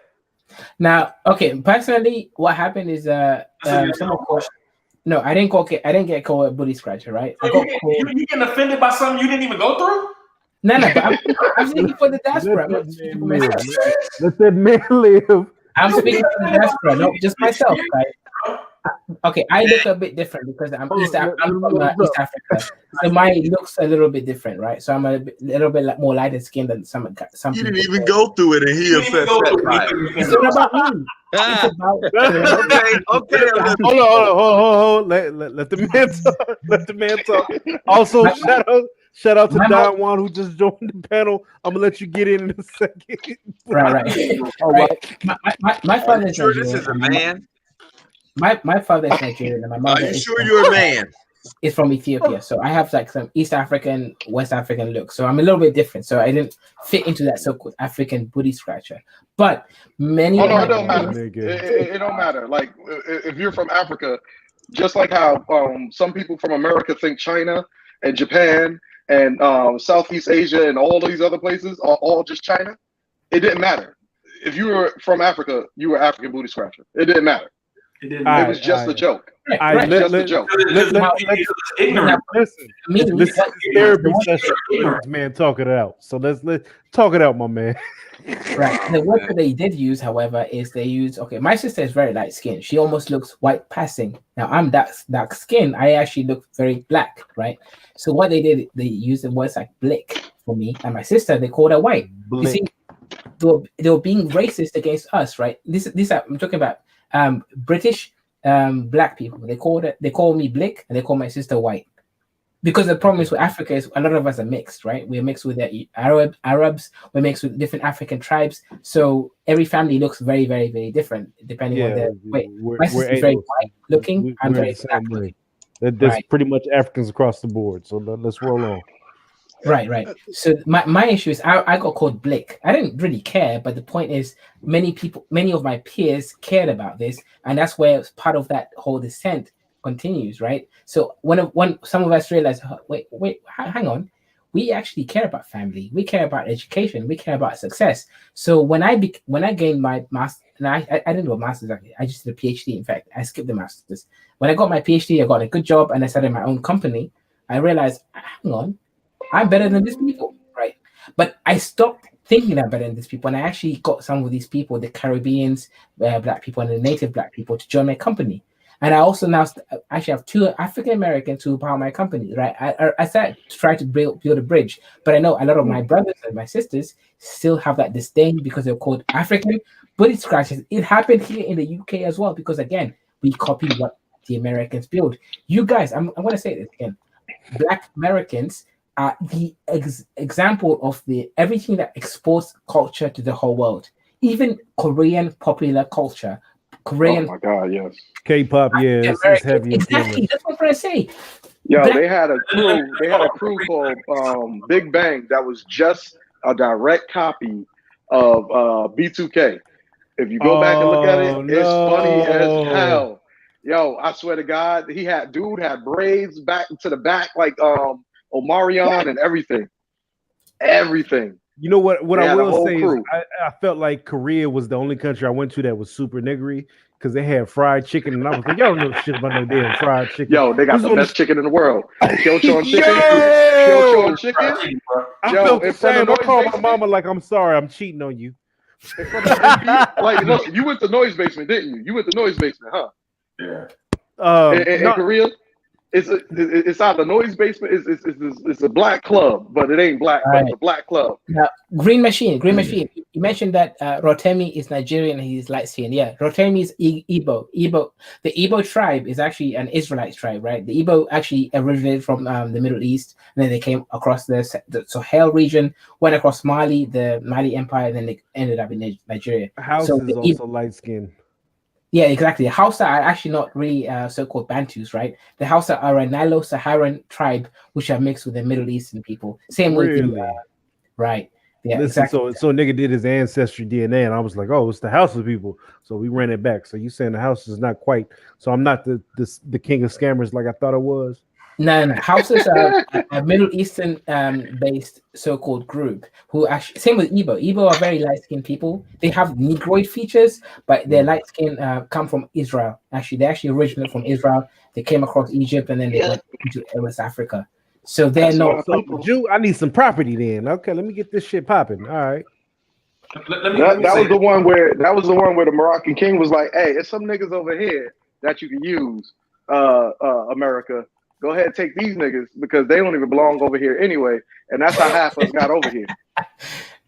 I mean, right. See, someone said, Stoic said pseudo history. No, this is not pseudo history. The Igbos are actually Israelites, right? We have books from the 1300s that exactly state this. Also, some books from the 1200s. This is not some pseudo history. In fact, I'm Yoruba. I'm an Israelite, but the Igbo are 100% Israelites from the so-called Middle East, whatever you say.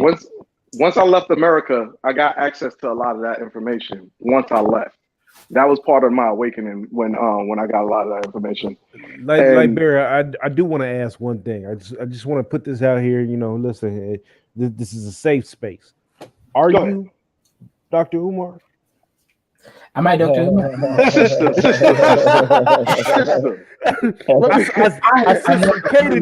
I am not Dr. Umar. My nigga, do you have a school that you were setting up? No, I actually own a private school that I do have. You better leave Umar alone, man. He was But, doing good. Let me ask you a question. You said that black men or ADOS people have sort of led the way culturally, right? Throughout the diaspora and even extending beyond. Right. Is it possible that what you're witnessing in this environment, maybe some things that trouble you, are actually representative of something that ADOS men have realized that you and other non-ADOS people have yet to realize? That this is another manifestation of the great leadership that ADOS men have exhibited throughout our history. That the particular language and tone and text and texture of what's being communicated in this environment is very new and very necessary to begin to cause the change that is needed, not just in this country, but maybe throughout the diaspora. With great Tipping respect, point. right? I will say something. I'm not going to answer your question fully because I can't answer it on a social media platform, especially since I work in tech companies, etc. So I can't answer it completely, right? But I will answer it to the general public in a way that they think is actually answering the question. Now, the Black African Americans, also called African American diaspora people, you guys are literally the creators and innovators of everything, right? Without African Americans, there would be no light bulb. There will be no internet, right? In fact, the internet was designed by a Ghanaian American who actually got help from an African American. Everything that exists. There would also be no cell phone, by the way. There will be no solar panels. Exactly, right. In fact, I actually work in solar panel research. I helped improve the solar panel research from 20% to 35%. That's part of my I want to field. say this part too, because like we gotta give them props where the props is due. It was a Black woman who created the solar panels. It's also the Black woman who created the so-called vaccine. The point is, Black people created every vaccine for COVID-19. Anyways, the point is, Black Americans have created everything: music, art, science, media, platform. The problem with, however, I will say with Black Americans is this: you guys still operate within African doggone spiritual system, meaning that you create something and you don't care if that something get monetized. You don't focus on the capitalization of the systems that you create. Now, when you don't focus on that, what happens is other communities come in and then they monetize on that system and then they make money from it. That's something that has to change because, like I said, Black Americans are literally the most creative, most intellectual systems, right? Let me put this here, right? White supremacists will say that African American IQ is lower than the white American IQ, right? They'll say that the African American IQ is like 90 and the white American IQ is like 100, right? See, I'm a student of engineering and But they hold it back though. That's Right. one of the things. He's wrong because historically, this is why Malcolm X talked about how important history was. Because when you make these statements, you're making them as it's just this way, and you're not putting in the historical context. First of all, there were many inventions by Black men in the United States that were stolen by white men. Yeah, they were stolen. They were stolen. They Mhm. couldn't get patents for them. They had to let a white man get the patent because they wouldn't be allowed. Hell, Johnny Cochran in the 70s had to let a white man. Hello? He had to let a white man I speak think on my behalf sound of went out. I'm gonna have to come back. He couldn't even argue a case. Somebody got mute up. Mute up. Fellas, we got a new person. Let him drop in over the statements. We got Don Juan. Go ahead and speak up, bro. Okay, Don Juan is not here. Y'all proceed. Yeah, so you got to look at things. Here's the issue, and this is one of the issues that I've been pushing. It's not that Black people don't have the talent to create. We have seen in the music industry, for example, we have seen numerous artists in the music industry who don't want to learn the business of the industry in terms of contracts and things like that. This information exists. I was just looking at some stuff last night on this, as far as some books on it. So the information exists, but this idea that Black people are not, we're creative enough to do it.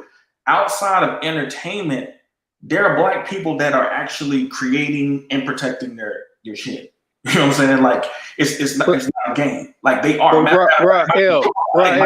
Hold on. Michael Jordan was suing, I think, the Chinese over his logo because they've been ripping off his logo. So it's not that it's certain segments of certain industries. That's a big problem in the entertainment industry. In these other industries, Black people are doing a whole lot better job protecting their intellectual property and things like that. But again, if y'all don't understand the historical context, see, where is y'all Dr. Henry Clark's and your Leonard Jeffries and your Francis Cress Welsings and people like that who have studied African culture, who have taught a lot of us. This is why a lot of us are not approaching y'all with such low views, because we have learned about African culture, because a lot of us have taken on the responsibility of educating ourselves, so we don't approach y'all in such a demeaning and ignorant way. So where is y'all people on your side that is researching us, coming over here, asking us questions, so they can put it in the book and synthesize it for y'all, so y'all can read it, so y'all don't keep coming to us with these low views of us. We know that we got issues. That's the reason why we on these panels talking, because we know we got issues. But you're not going to not acknowledge the people that are actually doing great things that's over here that's Black American too.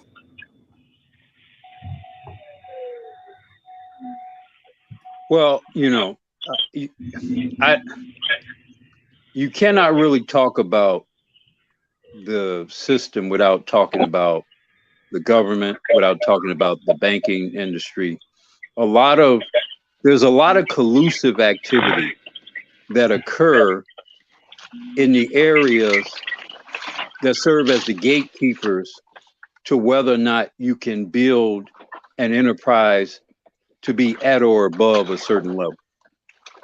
There are prohibitions to whether or not you can get on a certain stock market. Now, I know that's changing with the cryptocurrency. And actually, I think the cryptocurrency might actually lead towards broadening opportunities to and for Black people that did not previously exist. But a lot of what has circumscribed, and Rael touched on it, there's been a lot of collusive activity between major centers of power in government, in business, that have actively prohibited the growth of Black businesses throughout this country. So it's not just about, as someone else touched on earlier, right after the Civil War, Black people, especially Black men, were disproportionately filing patents with the Library of Congress at a rate higher than white people. But then you had the Klan, then you had the Jim Crow, then you had these myriad process of prohibiting access to certain governmental functions, certain banking functions, redlining, etc. There were a lot of things that prohibited. I remember reading something a long time ago where they estimated the economic value of all of the inventions of George Washington Carver, and had Tuskegee been able to reap the benefits of the economic value of all of his inventions and all of what followed from that, the endowment of Tuskegee would be larger than the Ivy League combined. And that's just a contribution of one Black man, the economic value. But again, this was a Black man in America, Jim Crow, racism, or whatever. So all of those opportunities that would have been afforded to a Carnegie or a J.P. Morgan, I'm trying to think of whatever, some contemporaries, some Gettys, Rockefellers, or whatever of Dr. Carver, would not have those opportunities would not have been available to him that were available to his white contemporaries. So you got